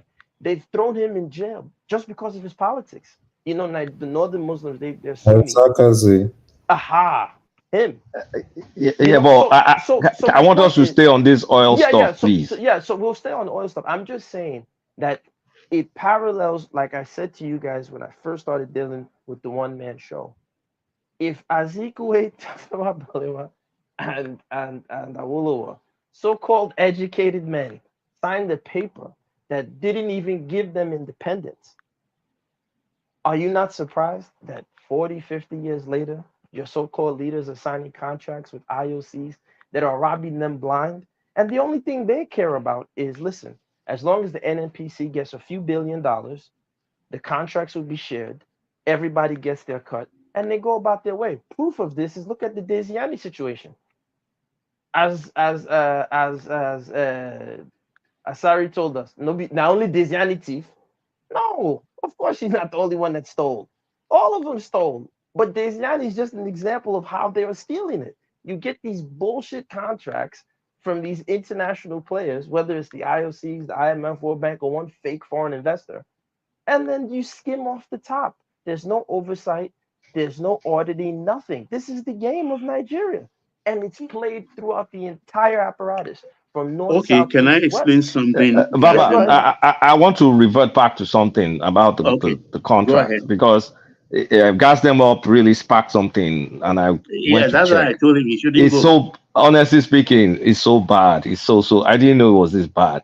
So when they start the JV, the cost recovery ranges from 50% to 80% of gross production. That's the gross production. Thank whatever God I didn't make it up, right? Because normally And then accuses me of making things up. I'm glad you said it, but go ahead. and then if they have unrecoverable costs, Yeah, correct. If they have recoverable costs that exceeds cost recovery, they are allowed to push it into the next period. So that means they can be charging cost recovery for God knows when. The worst part of it, NNPC is supposed to be the ones that audit and verifies the cost. What does NNPC, what tools do those NNPC have to use to actually audit and verify all this cost? And then after that, before you now start the production sharing. So it's so bad in many ways. First of all, all that cost recovery part, they're ripping you off. And then NPC has no freaking way of even verifying all those actual costs, and they can carry it forward. That's number one. Number two, by the time they get to production sharing, like, okay, we've recovered the cost, we're now sharing. NNPC doesn't have they're not using NNPC instrument to measure the 55 to 45. So is those IOCs just tell NNPC, okay, this is what I'm giving you. NNPC doesn't know. They have no way of even finding out. So you can see that it's a bad deal. At best. At worst, they'll be bribing an NPC to do all sorts of manner of things with all this stuff. Like, this is insane. Man, Now Okay, you see why. Kulata, Now you Kulata, see let me why come in. NNPC. Let me come Kulata, in, that please. was what usually happened because I have friends that work in NNPC. What they do is that they just give NNPC certain amount of money and then they distribute among themselves. I'm talking about their staff, and that's why people want to work in NNPC. Okay, God, man. Maybe when I should have Do gone to Desiani you know? Do came you know? in, Do you know that Buhari was what that exposed these guys? Buhari exposed them. You know, Malami also spoke about this thing that there is a particular area about $62 billion that these guys have not remitted to Nigerian government a long time. I think it's part of those costs that Ekolata was talking about. So you can and you know see the worst part, we at we the codified beginning. it into law in the okay, PIB bill. okay, panelists, Yes, it wait. was yes. When Desiani, hold on, please. When Desiani became oil minister, she meant well by starting this PIA bill thing. I think originally it was called PIB or something like that. The basic thing for that, what do I put it, policy, the basic thing it's supposed to achieve is to put for Nigerians to have their own IOCs. And do I mention names here? I don't know. But most of them you will Mention know. their names. Say their names. The Swiss guy, the Nigerian Swiss guy, Aluko, the Omoko race, and da da da da da da da da. They were beneficiaries. They were supposed to be our own IOCs. But what did they do? They took advantage of it. They were taking this tanker load outrightly, selling them and keeping the money, and then corrupted Aso Rock and Desiani. And they never realized that what they were giving them, just peanuts. They dazzle them maybe with $10 million and they think they've gotten something, while those men, our own local IOCs, will go away with hundreds of millions. That's why on this panel, I've always said that. That is who we are. We are selfish, and that is what you see. Every Nigerians want us to take advantage, and that's what you see. We are not patriotic. That everybody. We are not patriotic, and that Exactly. is where. Very unpatriotic Let me human tell beings you, that we let are. me tell you the one of the Swiss guy. They even bought some couple of aircrafts, deceived Desiani that they are floating this airline basically for NNPC and high government functionary to hire in when they are not flying commercial. And Desiani consistently for years was shattering this plane and junketing all over the world, charging the bill to NNPC. This thing is too dirty, I beg. Carry on. But this is what I'm trying to say. So the question is, look, listen. This is just NNPC. We haven't even looked. Look, I did a deep dive into the Nigerian ports. If you guys take your time and study the Nigerian ports, you'll see there's another mafia that's running the Nigerian ports as well. So there's different mafias. The truth of the matter is this: is that what is the number one cause of corruption? When you look at so-called developing nations, the cause of corruption boils down to you're not able to separate revenue and commercial activity from state efforts. So you all know, and everyone on this panel knows, in Nigeria and Africa in particular, if you want to be rich, that is generationally wealthy to where you won't have to worry again, you have to be tied to the state. Now, it's the same way in the US to a degree. Don't get me wrong. Tesla got rich because he was able to get government contracts. There were other um, electric car manufacturers, but he was plugged in, so he got the breaks. The Oracle, MIC too. Microsoft, The MIC. yeah, of course, right? Oracle, Microsoft, all these other countries, I said countries, all these other companies, they make billions of dollars selling to federal, state, and local governments in terms of cloud, storage capacity, and other services they provide, even to departments of education, Department of Defense. Everyone's using some sort of Microsoft laptop or Apple sells, So when you get to a certain level, you have to be tied into government. Don't get me wrong, but there's still enough, even though it's being squeezed away, but there's still enough of a middle ground to where you might see, let's say, a smaller company that is doing very well in like a Texas or a Louisiana or North Dakota that's not really tied into the government. They provide services, and they're able to make enough money. So, is there corruption in the US and Europe? Of course. But they understand in their system that if you create enough commercial activity away from government activity, you'll be able to have enough people pursue those activities as opposed to just relying and waiting upon the government. So the Nigerian elites mentality is they're not prepared to do the hard work that it's going to take to generate commercial activity. Um, I think, as I've said before on this panel, what has to be done with immediate speed, they have to open up all the ports in Nigeria. And even the other ports that they say are dredge ports, blah, blah, blah. I don't care.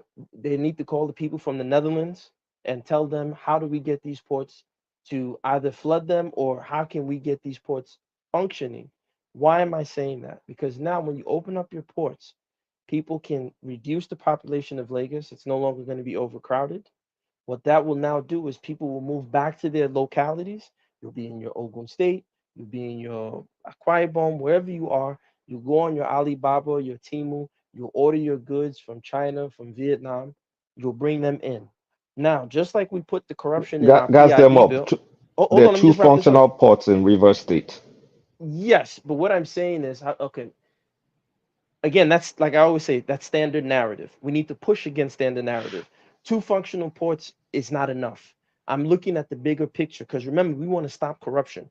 We don't want to just put a band-aid on it. So now, when we open up the port activity to the point that it's thriving and bustling and it's decentralized and there's no politics, there's no ethnopolitics involved, what will we see? We'll see a situation where people go back to their localities, start importing their goods. Now, I'm not a fan of an import driven economy.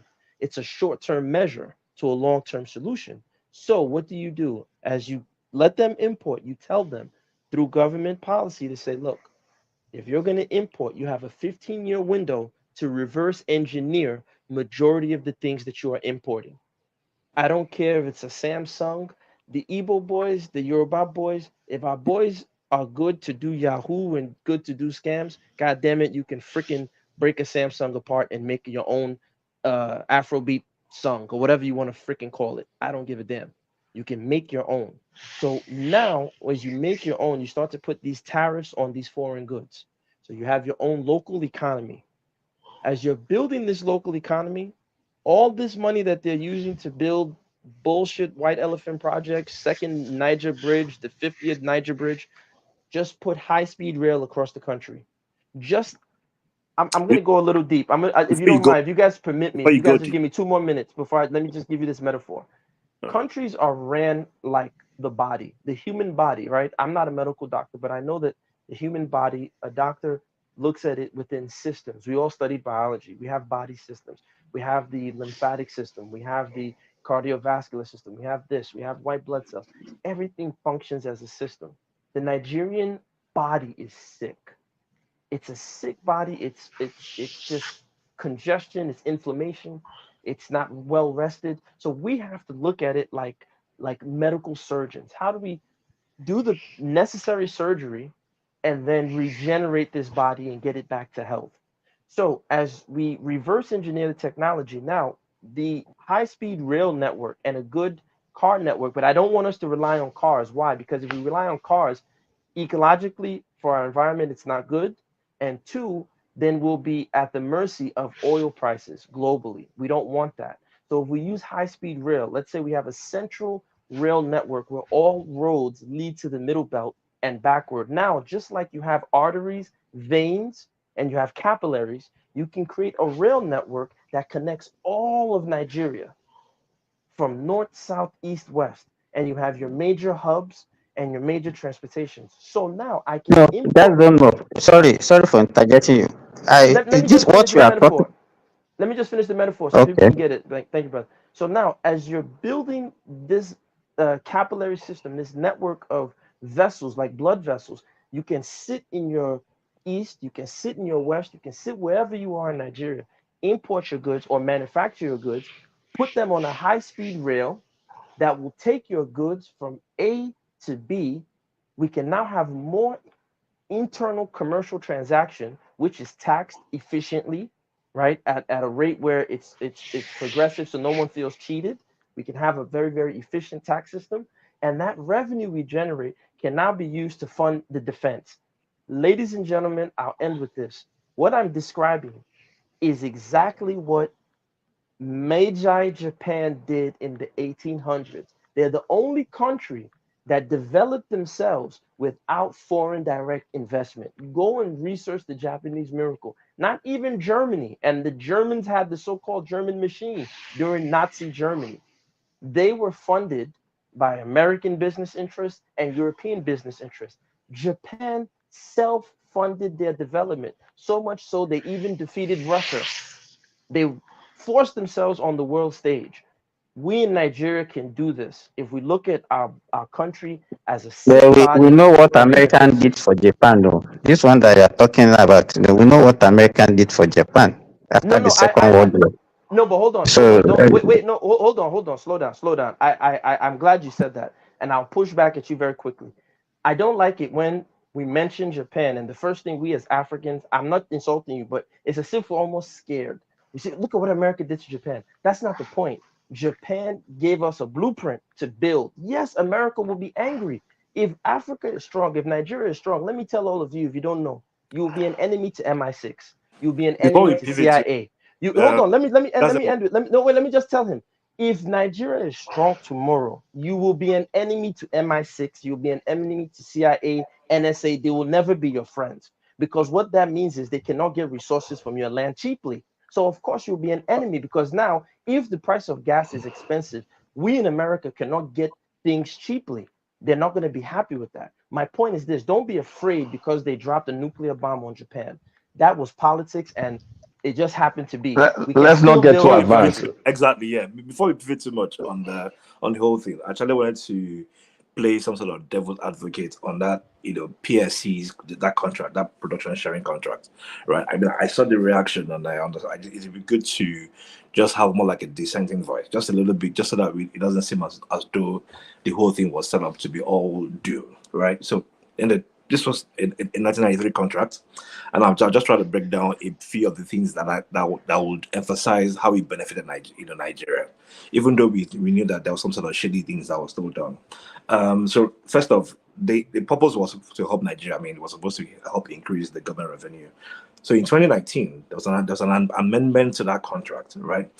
Which had like a flat rate of about 10% royalty, and on all offshore projects. I think especially over about 200 meters deep. Now that's to drill oil, and then there's also about a 7.5% royalty. On anything frontier within the inland basins.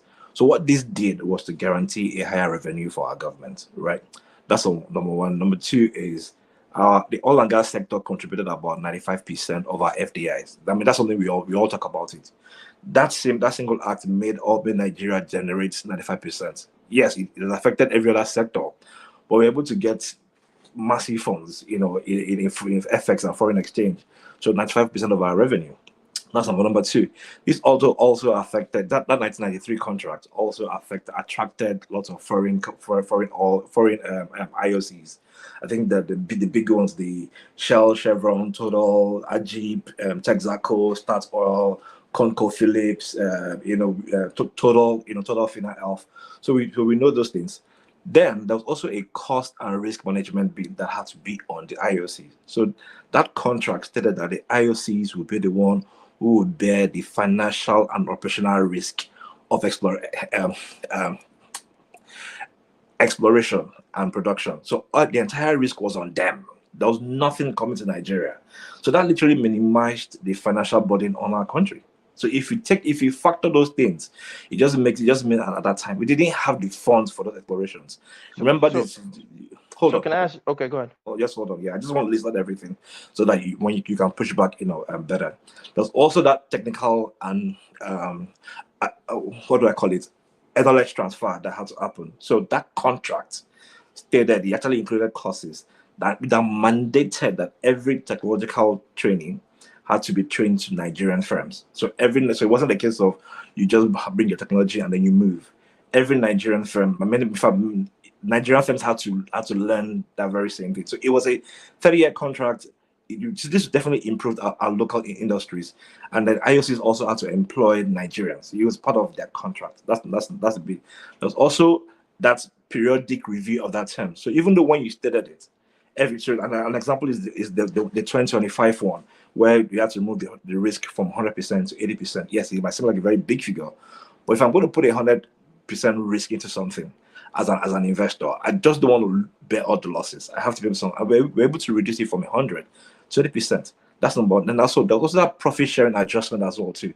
So meaning that as the oil price, and here's even where you favor Nigeria, when oil prices were increasing, that agreement did not change. So Nigeria was making more money as oil prices was increasing, irrespective of, because the contract was already tied. So let me ask you. Percentage. So listen. In conclusion, right.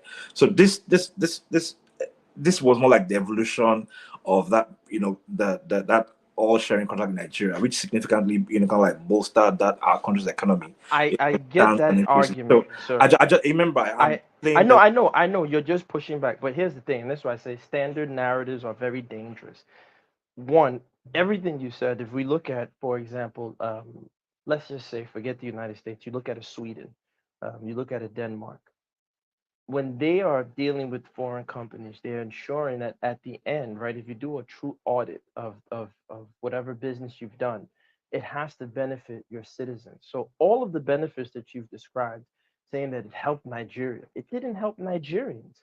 It may have helped Nigeria, whatever that means, didn't help Nigerians. Nigerians will tell you it's even worse. Nigeria has gotten worse from the time of the contract till now. That's what Nigerians will tell you. Hold on. So here's the thing, right? Here's the thing. If you're telling me you've gone a long tangent. No, I'm not going to tangent. No, let me just tell you quickly, because I want to address I just want to address the point you just said. Believe me. No, but wait, you just said a point. I just want to touch that 10 point. 10 seconds, or 5 seconds. 5 seconds. But I got to touch the point you just said, if you don't mind. 5 seconds. Oh, just hold on. Because I don't want you to forget your point. No, I won't forget. Just 5 seconds. Before it's still part of what you were talking about. That involvement, that income, that inflow of IOCs was the beginning of the middle class in Nigeria. So just go ahead. And that's where I think we'll just have to agree to disagree.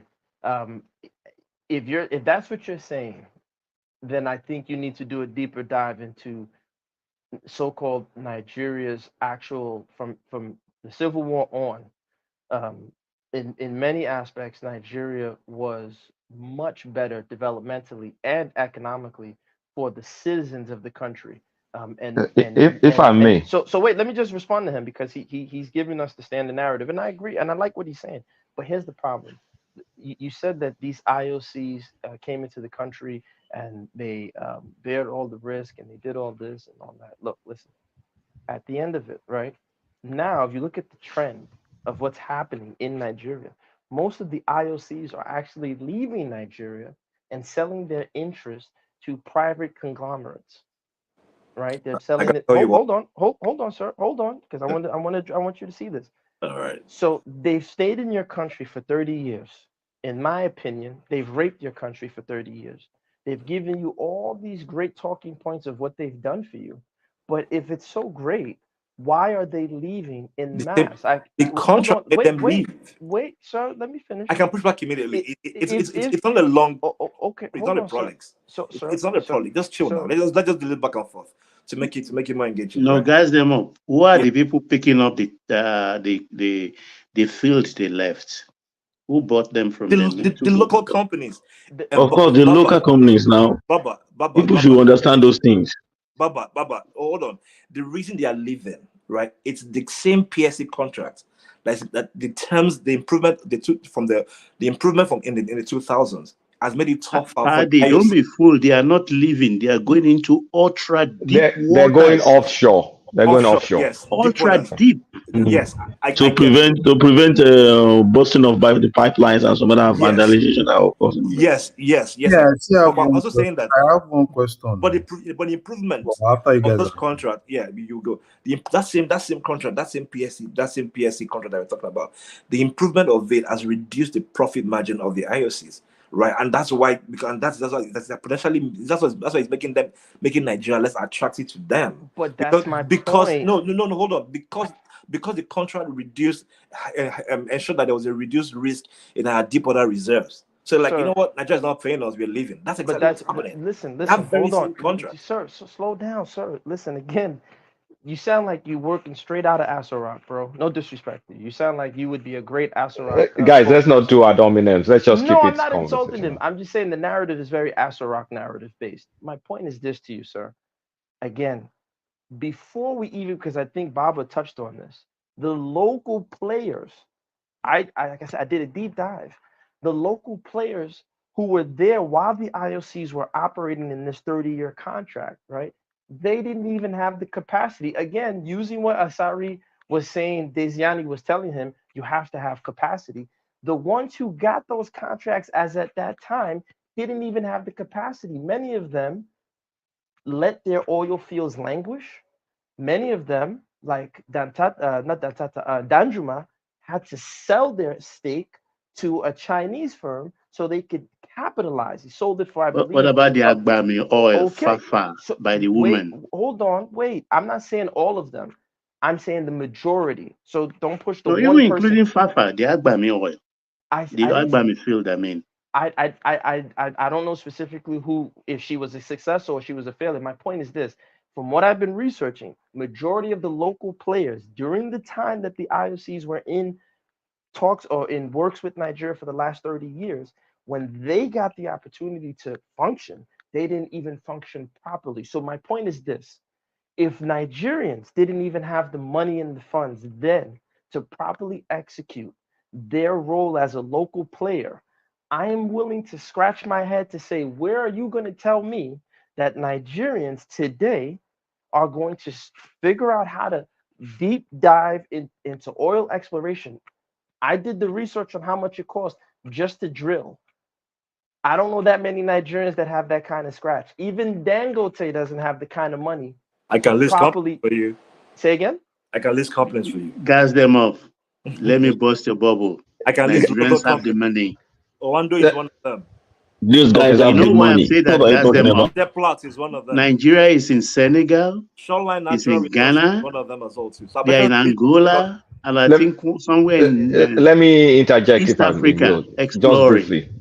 So I think what gas them up is saying is kind of like the normal narrative, Nigeria should have built enough technical and financial capacity to replace IOCs, because NNPC actually does have a company called NPDC. It's supposed to be the Petroleum Development Company to create smaller companies, which their role is to do exploration, development, and production. But when you look at that standalone company, they still don't have the technical expertise or the financial muscle. At least they should have one of them. Either they have the financial muscle, they can hire Oyinbo people, or they have the technical expertise, or they have the technical expertise, they can go look for loan. And because I mean, if you have rich fields, you can use the fields to back up the loan. So because we did not build that capacity, we still need to rely on these IOCs, and then we are stuck with this production sharing formula. Unlike in Saudi Aramco, where what they do, they structure their contract in a way where they just contract one aspect, like, okay, well, I'm bringing you Shell, You just come and drill. This is your money. Once you don't drill, find out. We don't pay you your money, come they go. Then they will now be producing. So we're still stuck on stupid, is essentially it. Even though that stupid is the only way we get Forex. But assuming this NPDC could actually do the end-to-end of it, and NNPC is kind of like standing on their own, they can do, they're fully backward integrated, forward integrated, they can control everything, then we will be making the kind of killing that Saudi Aramco and all these other they're making, because this reliance on you talk about capacity. Who dropped that old rig in Marina in Lagos? Yeah, but that, see, I was going to go there. No, what I'm trying to say tell that you here is Nigeria has capacity. They rip off this country. All of them. They are not unknown. And that rig in front of Marina in Ghana is a chap that I went to school with. Is a chap that I went to school with that borrowed money from First Bank. And the deal went all right. I don't want to mention his name because it's going to be. That's what I'm telling you. They rip off. Now they're developing oil fields in Ghana, in Senegal, and Angola. Let me give you. Okay, you're making me remember stories that I don't want to share. He worked in one of these. It makes me want to weep. He worked in one of these. Because these people make me look like idiots. This is what he did. He looked at what is Schlumberger doing that Nigerians cannot do. And he was working in an investment, I think he was working in an investment bank then. And then he gathered a few people, they organized and started that company. They gave him a deal. They borrowed money from First Bank. First Bank wasn't supposed to approve that kind of loan. One thing or the other, it didn't go well. That's why we have the rig still parked in front of. That's the old story that I'm remembering. That's why that rig is still telling me.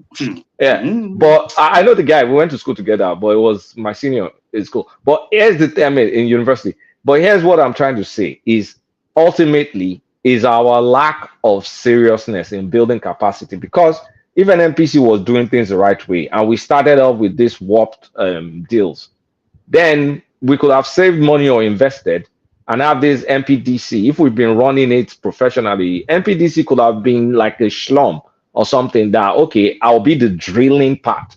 Because those IOCs still use the likes of Schlumberger and Baker Hughes, and I don't know if that still exists.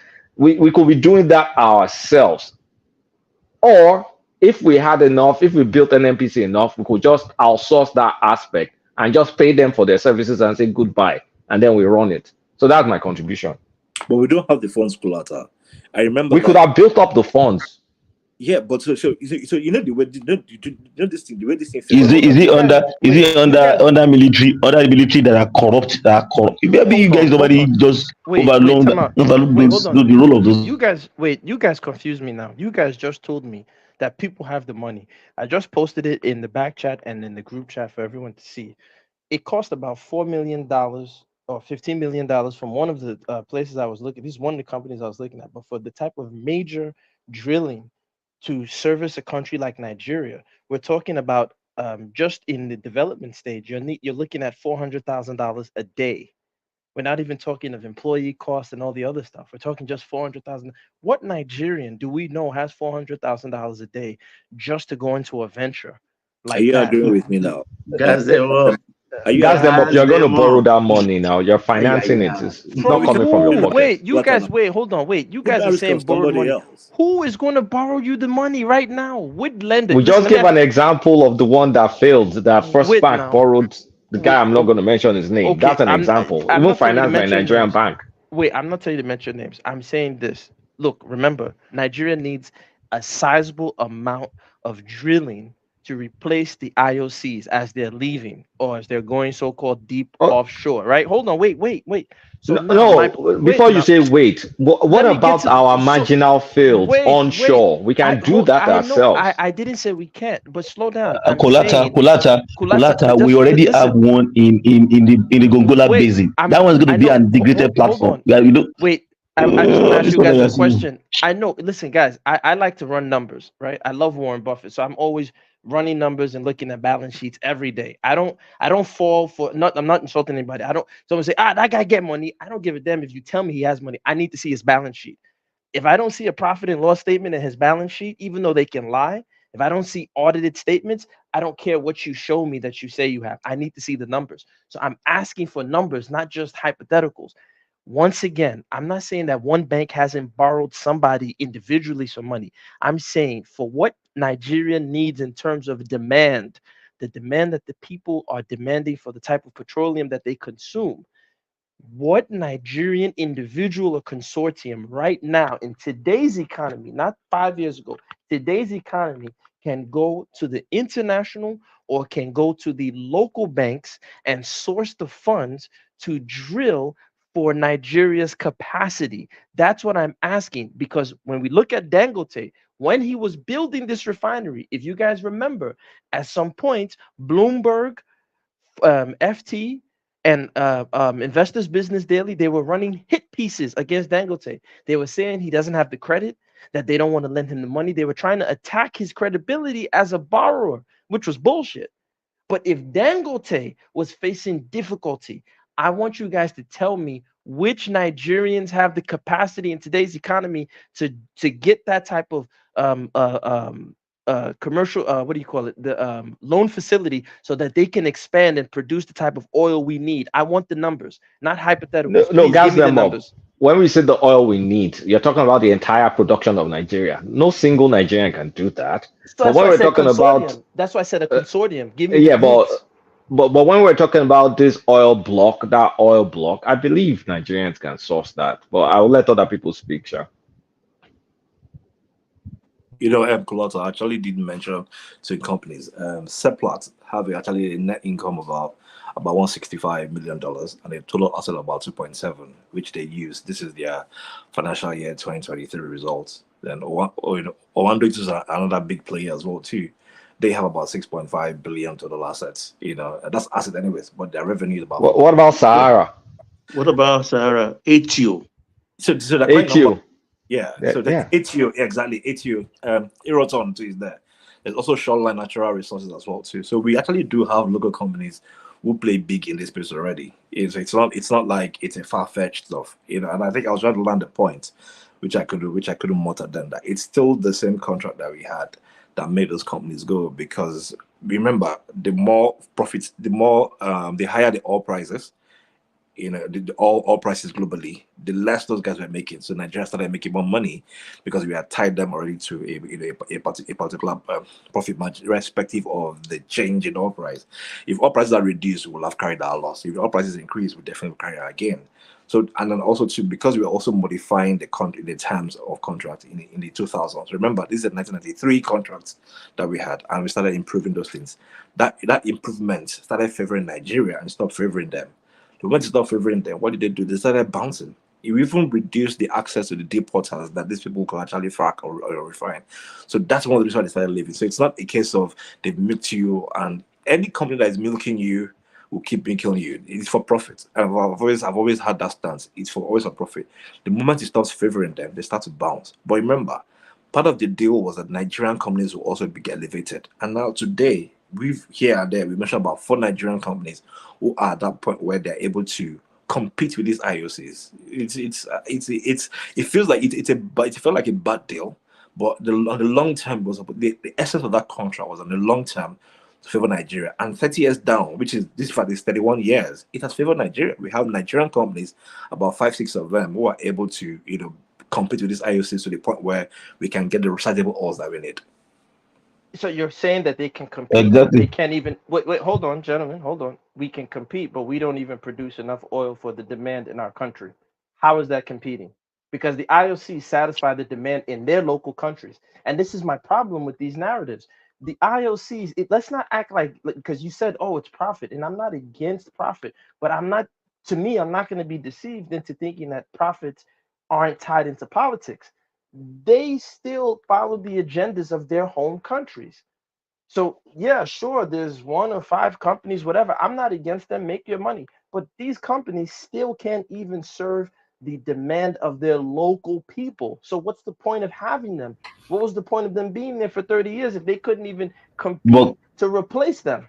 But gas them That up. is a Gas them Nigerian up. thing. Don't These forget. people are Gas them up.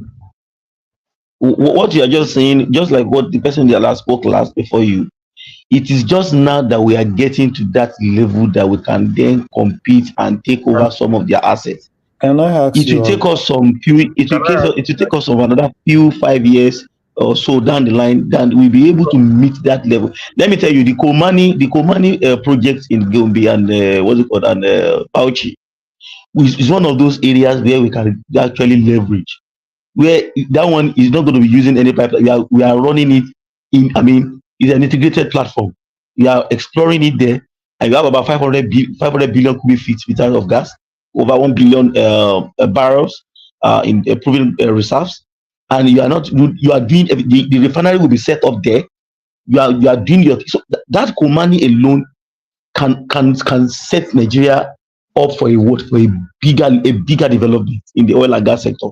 So that we will just know that the other ones that we use it for other things to run our the other developmental projects. But the one that will feed our own need back home, and it's already secured one way or the other. So I think in the next few years we will see that. You don't forget, like in Lagos was not was not having oil before now. It took some guys, I think Oando and Co, to continue to, and in conjunction with Lagos State government, Yinka to continue to explore with that Baba Babagboyo and Co, Folawiyo. Yeah. to continue to explore. And in 2017 they hit that point. And that's one thing. That's one of the things that I like about Lagos. If other states in Lagos, in the country, are behaving that like those guys, look at what they did. They sank money into that exploration. People were doing human to them that be disturbing yourself. You not get anything. But today, do you hear Lagos talk about oil money? They are getting the money, but they won't even talk about it because they already did their homework. They already built other areas, and if you get to that level in Nigeria too, we are just coming up. Do you know that right now there are a lot of Nigerian oil-owned companies? In fact, do you know AFCTA and some other stuff? Energy Bank is coming to Nigeria. Nigeria just won it, $5 billion. That's true. Afrexim Bank That's true. is coming to Guys, Nigeria. So all this one that I'm talking about. So we are going to see, fund that project. So Take if it you for walked take in me the for creek for before, guys, Demo. guys, No, one Larry, question. please let me just go. If you walked in the creek before, like I have, doing supplying bunker fuel to vessels that come in to load, you will want to weep for our country. The things I saw, they steal every day. And at times I sit, I get goose pimple. Why? Because I ask myself, what do I want to do with this kind of money? Daily money. We're talking of millions of dollars, right from even topping. When you go beside a vessel, an LCC, for instance, large crude carrier, you know when you take the gross from the net tonnage and you see the manifest, you know the difference in payload is quite high. And when you, with the figure you have in your head, when you look at that day's price of Brent crude oil, you just shake your head. Customs, NNPC, Explorer, whatever, or IOC or the Nigerian partners, they are all involved in this, including Nigerian Ports Authority pilots. Even immigration. Every day, that country loses about 400,000 barrels every day. Who will rescue us? I don't know. The country is bleeding.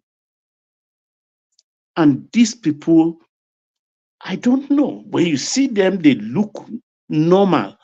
But when people like me see them, I see somebody who is abnormal. They are there, like Kulata said. They are known. So I don't own. It's how we started. The foundation, when the foundation is wrong, the building, the standing of the building will be wrong. The foundation of our country is faulty. People have hijacked the country finances, and I don't know who will rescue us. Like people were talking about Abakari being fired, and I tell a lot of people I converse with, I say, look, Abakari is like a mosquito that perches on your scrotum. You don't hit it with anything. You just have to carefully blow it away. If not, you will hurt yourself. That's all I have to say. Carry on, please. So my question is: did anybody follow the meeting that federal government had with the IOCs today? I didn't even know they had a meeting. Yeah. I didn't follow them. I didn't follow you. So they had No, the federal government said every month they should publish exactly how much they took from each well, and the model refineries should also report how much oil they receive and how much they refined every month. Yeah, and that's the new rules. But Transparency. they obey. Hey, God. They also need to publish the monthly price quotes.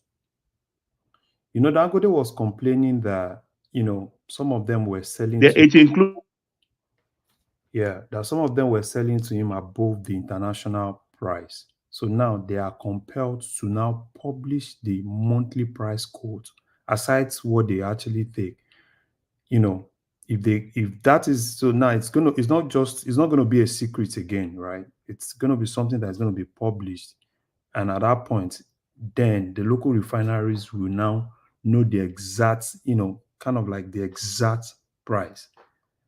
So at that point, I don't see them changing the local refineries. So most of all those things are not, you know, I know you guys have said there are a lot of things. Most of all those things are not things that can actually be changed in a day. It's a gradual process. Yeah. And I totally agree with you. And I think that because Tinubu has worked with some of these oil companies in the past, I think he knows their antics also. So that is why it's good to have a business executive as your leader sometimes.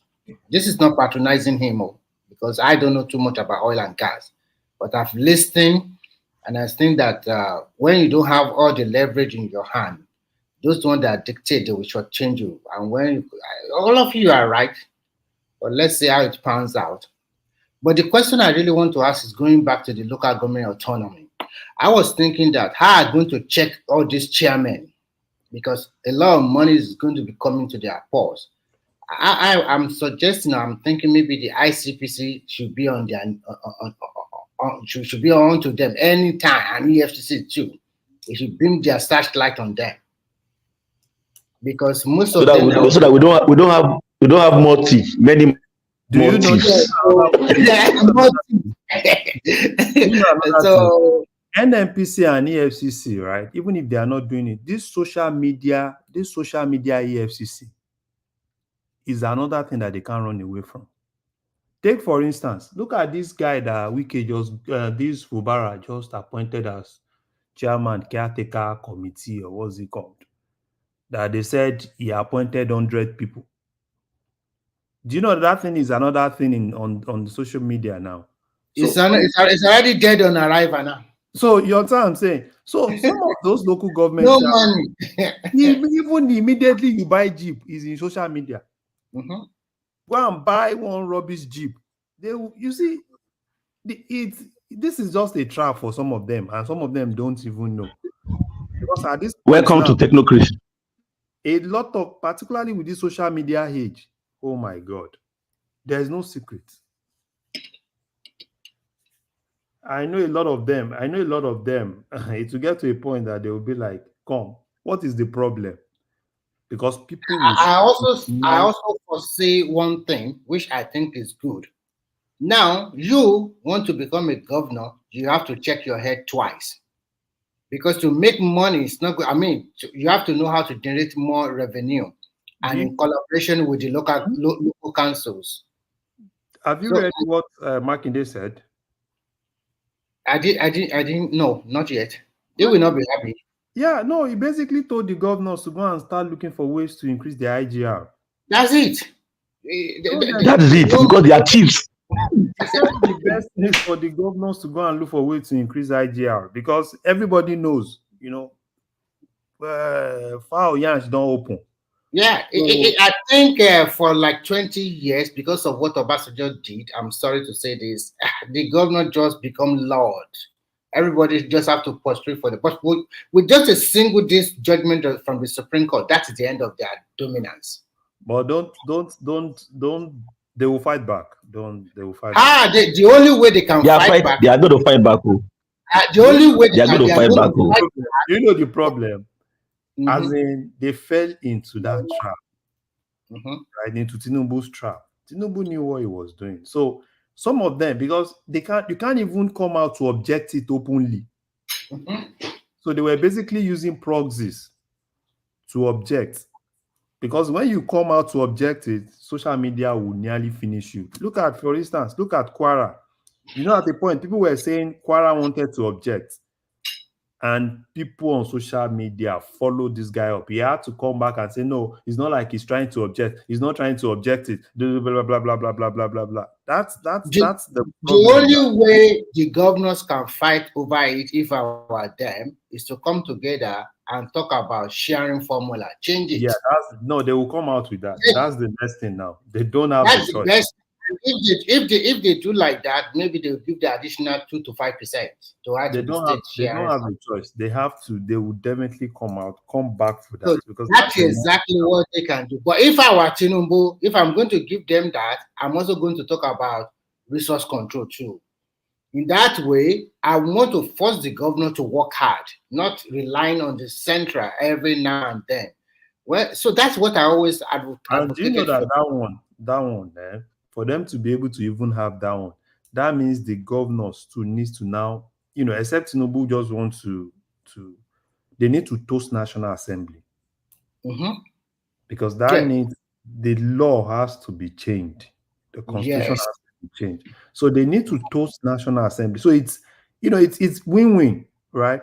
National Assembly. But the governors presently are the ones that are not allowing this autonomy. It's this autonomy. National Assembly they've done what they are supposed to do, but the governors sabotaged it.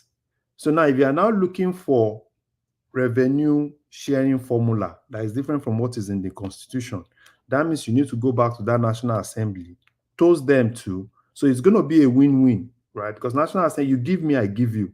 So it's something that is a little bit dicey. So I think what some of them will try to do is to, meet the president, complain, do all sorts of things, and probably the president himself, right, can now raise that bill, through some of his proxies to National Assembly, and let it have a quick reading and everything. Before you go for Larry, it will not go. It will not just go like that. No, that's what I'm pushback to. It's going to give them. You know what's going to happen. I was speaking to a guy that used to be a colleague. He's also into a few politics like that. And see, let me tell you, in the next 2 to 3 years, in the next 1 to 2 years, the confab report, there is a very big plan right now to make sure that most of those confab reports from Jonathan's time stylishly will come to everything that you just said now, every one of you just said now, is what is inside that confab report. The major taking, those are the things. They are going to reject that sharing formula. The regional thing will come. Do you notice that yesterday, Northwest Development Bill came on board? Southwest is also pushing its own, I think, since under Buhari. Northeast already had one. Everybody is trying to push something. So whether we like it or not, their regional thing will find a way of coming in. So it's going to be one of the buy-in of the governors too, to get that new formula, new sharing formula. And Before we go too far, at the end of the day, before we go too far, at the end of the day, it's going to be a win for the Nigerians. I just want to ask you guys a quick question. You all mentioned that the governors will react, right, to have to develop their internal revenue that they generate. Now, we all know with most states, the first thing that the state looks at is to find ways to raise taxes. If they can't raise taxes, they try to put levies on all manner of things. So, for example, in the U.S. in larger cities, for example, like in New York, um, you know, particularly on the East Coast, you see, for example, they have like meters all over the place. They have all types of ordinances. Um, you get speeding tickets, parking tickets, this.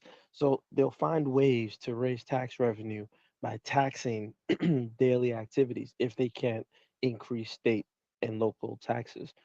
Because I know that the Nigerian constitution allows only the FIRS and the national body to create taxes. So if you guys are saying No, that, the states They already collect do, yeah. States, personal income yeah, tax. yeah, okay, yeah. so now, if that is the case, what's stopping a governor from saying, hey, you know what? You guys want to do this? We're just going to raise taxes, income taxes across the board. And No, not only, hold on, wait, not only going to raise taxes, but we're now going to start putting levies on all type of manner of activities, from parking to driving to collecting fees for, and raising the fees for, a driver's license, or the fees for, a simple, These are federal. say that I again? think that one is Some being are handled. federal, some are states, some are LGAs. So the examples you gave here are already broken into 3 tiers. So like in Nigeria, the driver's license are handled by the federal, not like states as you have in America. The parking taxes that you mentioned are handled by local governments, not by states, like the same way you mentioned. But anyways, I want to quickly land this point before I leave the stage. I think somebody had mentioned before around the oversight that might happen to the LGAs. Should these jack allocations that enter into the hands of the local government. And I wanted to just emphasize on what we currently have on ground, that I feel like those things will just be reinforced. So number one is the state oversight. That hasn't changed. States will always have oversight over the LGAs. There's also a JAC committee that's always been in place. So that's the Joint Account Allocation Committee, which is already always in place. Those ones to also retain. Let's also not forget that our there's also that legislative oversight that comes in from the State National Assembly and also from the councillors. So the local councillors are the ones who will also be able to put their local governments in check. And then let's also not forget our civil society and media. Somebody gave I think it was Larry, or so I don't want to be wrong. That gave an example of Quara, maybe not Larry. Somebody else gave the example of Quara, where they were trying to oppose. So we know how social media and that civil society will definitely help. Town halls, people will become much more accountable. Then we're also going to have ICPC, EFCC as well too. Will definitely be in place to ensure that these local governments. And then there's also something also called the Local Government Service Commission. That also was also set up by states, and maybe I think the federal government too is also part of that committee to an extent. And then their role is to ensure that every of these funds are being accountable for.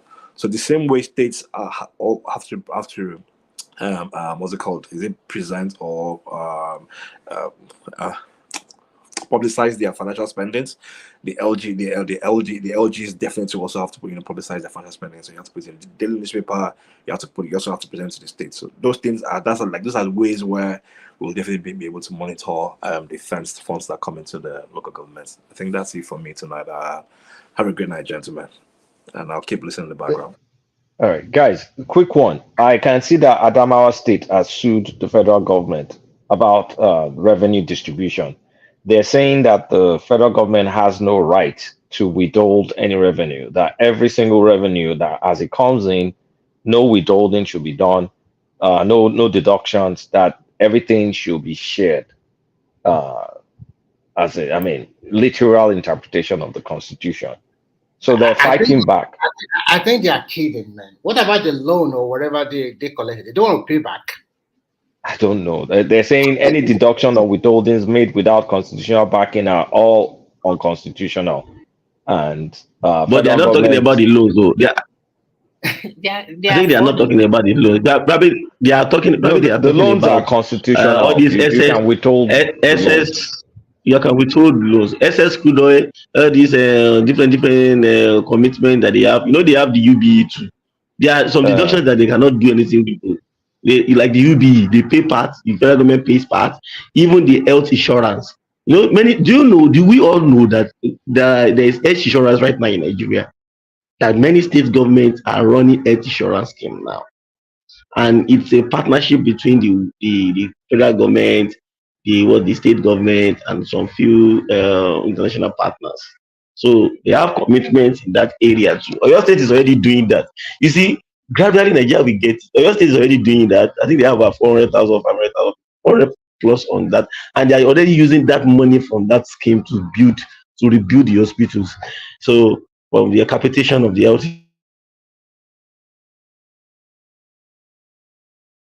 There is no migrants. Chicken money that they are trying to raise their fight back on. So, but do somebody also please do we still talk about this? I got an information like that the northern guys, they are planning seriously against Tinubu, as in because of this one, all this one thing that he's trying to do. These guys they are really, and I saw it that one.